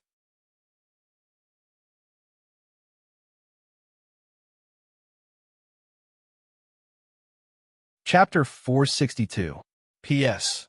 Thanks to Silver Moon Blue Lotus, Postmodern Brother, Boring Saint, and I'm Richito for their monthly votes, and Xiao Mo Phone and Nickfany for their rewards. After that, the third Hokage, Sir Toby, explained the origin of the Chunin exam to the candidates who knew the true meaning of the exam, the impact of the candidates' performance on the village, and the reason why all the candidates were fighting so hard, and so on. After explaining these things clearly and letting the examinees understand the seriousness of the matter, the task of presiding over the third round was handed over to the sickly Stormy Moonlight, who looked as if he could die at any moment. Afterward, Hate Gecko explained the specific rules of the competition to the candidates, and then he asked them to withdraw from the exam. However, those who were able to reach the central tower were all strong and proud. Thus, other than Medicine Master Pocket, who had an ulterior motive, who chose to withdraw from the examination, none of the other examinees withdrew. As a result, the number of candidates who were originally odd immediately became even, which was enough for them to fight one-on-one. The first round will be between Uchiha Sasuke and Akatsuki. No objections? After a while, Hate Gecko stood in front of him and said to the candidates who were randomly selected for the first round, "No." Uchiha Sasuke and Akatsuki both replied at the same time. Then the first round will begin, except for the two who are participating in the competition. Everyone please go to the stands on both sides. Hate Gecko said with a light cough. Hearing Hate Gecko's words, all the unrelated people went to the high platform from both sides of the stairs and watched from above. As for the medical staff of the 18th team, like Seito, they went out from the special passage on the side of the hall and then waited for the results of the competition and treated the wounded. The atmosphere was so depressing. As soon as she came out of the special passage, Ishikaki Kami immediately took a long breath and patted her chest with her right hand. The key is the words of the Hokage. If he didn't say those words, it would definitely be a lot easier. Yamada Aoshi walked to the side of the row chair and sat down, and also took a long breath. But the quality of this year's candidates is really good.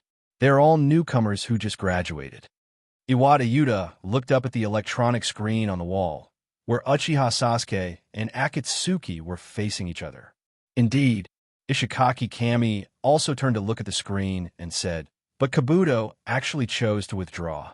This is already his 7th time participating in the Chunin exam. Yes, Yamada Sora confirmed. All right, class rep. Who do you think will win? Ishikaki Kami's thoughts were very jumpy. She was still discussing Yakushi's pocket a second ago. In the next second, he asked Seito, Uchiha Sasuke. Seito, who knew the plot very well, stood aside with his arms crossed. He looked at the two people fighting on the screen and said with certainty, Uchiha Sasuke. Kami looked at Uchiha Sasuke and repeated. About 3 minutes later, the battle between Uchiha Sasuke and Akatsuki was over. Sure enough, it's Uchiha Sasuke. Ishigaki Kami said with admiration. All right, time to work, Seito said as he lowered his arms and walked into the hall. Yes, Ishikaki Kami, Yamada Sora, and Iwata Yuta quickly agreed. Then Iwata Yuta carried the stretcher and followed Seito into the hall. After reaching the unconscious Red Copper Kai, Iwata Yuta quickly unfolded the stretcher and placed Red Copper Kai on it with Yamada Aoshi. Then, the two of them worked together to lift the stretcher. While Ishikaki Kami checked the condition of Akatsuki, they carried the stretcher out of the special passage. Uchiha Sasuke, please accept our proper treatment, Seito said as he walked to Uchiha Sasuke, who was half sitting on the ground and breathing heavily. No, leave him to me. Kakashi, who was standing behind Uchiha Sasuke, suddenly said, "All right." Ito looked at Kakashi and Uchiha Sasuke and nodded in agreement, then turned and walked out. "I'll leave this to you, I'll go out." After returning to the special passage, Ito said to Ishikaki Kami, who was using the palm technique to treat Akatsuki. "Okay." Ishikaki Kami turned to look at Ito and nodded. After getting the answer, Ito nodded to Ishikaki Kami, Yamada Sora, and Iwata Yuta, then turned and walked away. Then, after a few twists and turns, he arrived outside a spacious room and used absolute and stealth to hide. Shortly after he hid, Orochimaru, wearing a black Odogekyure, appeared outside the room and walked inside. At this time, Uchiha Sasuke, who was half-naked, screamed loudly. "I didn't expect you to know Fuinjutsu. You've grown a lot, Kakashi." Orochimaru, who walked into the room, said with his special hoarse voice, "It's you." Kakashi turned his head and looked at Orochimaru from the corner of his eyes. "Long time no see, Kakashi," Orochimaru said. Orochimaru. At this time, Kakashi, who had completely turned around, called out, "But sorry, I'm not here for you." Orochimaru, who put his hands in his trouser pockets, said to Kakashi, "I'm here for the child behind you." "Why are you looking for Sasuke?" Kakashi asked with a serious face. "You're very good, you've got that thing." Orochimaru raised his head slightly. He looked at Kakashi's left eye and said. Then, he lowered his head again and looked at Uchiha Sasuke, who fainted on the ground, and said, "You didn't have that before, the Sharingan in your left eye. I also want to get it, including Uchiha's power." "What's your purpose?" Hearing this, Kakashi asked. "The recently established Odogekyure, which is my village." Orochimaru said, "You can understand what I'm saying." For your senseless ambition." Kakashi snorted sarcastically. "Isn't it good?" Orochimaru chuckled. "But for that, I need a lot of chess pieces." "Is Sasuke also one of your chess pieces?" Kakashi asked with a gloomy look. "No, Sasuke will be an excellent chess piece, and the children who are taking the exam now are just some abandoned pieces," Orochimaru said with an evil look. After that, Orochimaru walked towards Kakashi step by step. But at the moment when Orochimaru's fifth step fell, Kakashi moved fiercely. While pressing his body in front of Orochimaru, his left hand held his right arm, and his right hand gathered the chakra in his body towards the ground. Immediately, a ball of light composed entirely of lightning chakra appeared in Kakashi's palm, buzzing loudly. "Don't get close to Sasuke again," Kakashi said fiercely. "Even if you are one of the legendary Sannin, I can still kill you with my current strength." Orochimaru heard this and slightly raised the corner of his mouth, and he laughed deeply. "What's so funny?" Kakashi asked in a deep voice. "What you said is completely different from what you did." Orochimaru stopped laughing and stared at Kakashi with evil eyes and said, "Although you cast that seal, it's useless, but it's completely meaningless. You also understand. In order to achieve the goal, no matter how evil the power is, it will pursue the psychology of the pursuit. He is a person with this qualification because he is an avenger. Even if you like this, Sasuke..." Regarding Sasuke's situation, Kakashi didn't have much confidence, so he couldn't say the rest of the words with certainty. "One day, he will come to me in pursuit of power." Compared with Kakashi's uncertainty, Orochimaru said confidently. After that, Orochimaru turned and walked out of the room. But halfway, he suddenly stopped and said to Kakashi with his back facing him, "You just said you want to kill me? You can give it a try if you can." The moment his voice fell, Orochimaru unreservedly released his murderous aura and momentum toward Kakashi, who had just put away Raikiri. The latter was immediately shocked by the overwhelming pressure, and it wasn't until Orochimaru completely left the room that he regained his senses. "Come out." Orochimaru, who walked out of the room, suddenly stopped and shouted, as expected of Orochimaru. Although it's not clear whether Orochimaru really found him or not, Ito didn't continue to hide. He directly walked out of his hiding place and said to Orochimaru with admiration, "It's you interesting." Orochimaru, who had his back facing Sei Ito, turned his head slightly and looked at Sei Ito from the corner of his eyes, and said with a surprised tone. Then he turned around. He looked at Sei Ito with interest and said, "So, what do you want to do? I want to talk to you about a deal." Sei Ito chuckled. "Oh," Orochimaru asked with interest. "Orochimaru, Sama wants to get Uchiha Sasuke, right?" Sei Ito said calmly, "And I can provide you with a Sasuke." Huh? Orochimaru obviously heard Sei Ito's words and looked at him with some doubts. "Literally, a Sasuke," Sei Ito said with a mysterious smile. "Is that so?" Orochimaru smiled and said, "So, what do you want from me?" "A lot." Sei Ito looked at Orochimaru and said, "For example, copies of all the ninjutsu and technical materials in your hands. People who are too greedy will bring disaster to themselves." Orochimaru heard this and said in a low tone, "Indeed, but since I dare to talk to you about a deal, I naturally have the ability to protect myself." Sei Ito shrugged his shoulders. He said confidently, "You really dare to say that?" As his voice fell, another Orochimaru appeared behind Sei Ito and said while flicking his long tongue, "Of course." When Sei Ito's words fell, the Sei Ito in front of Orochimaru suddenly turned into a pile of mud and slowly flowed to the ground.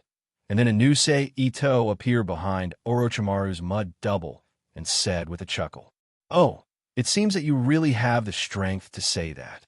Orochimaru's strange mouth opened slightly, and he looked at Sei Ito with an evil expression. "What do you think, Orochimaru-sama?" Sei Ito asked again. "You want too much." Orochimaru, who has been confused about Sei Ito's Sasuke, retorted. Then, "Orochimaru-sama, what price do you think is worthy of Uchiha Sasuke?" Sei Ito asked with a smile. "Let's talk about this after you take out the Sasuke in your mouth," Orochimaru said. "Okay," Sei Ito agreed. "Interesting guy." Orochimaru praised Sei Ito in a low voice, and then his body suddenly burst into a cloud of smoke and disappeared from the corridor. "A Sasuke, well, it seems that it will take some time with the Black Balls technique. It seems that it's time to prepare."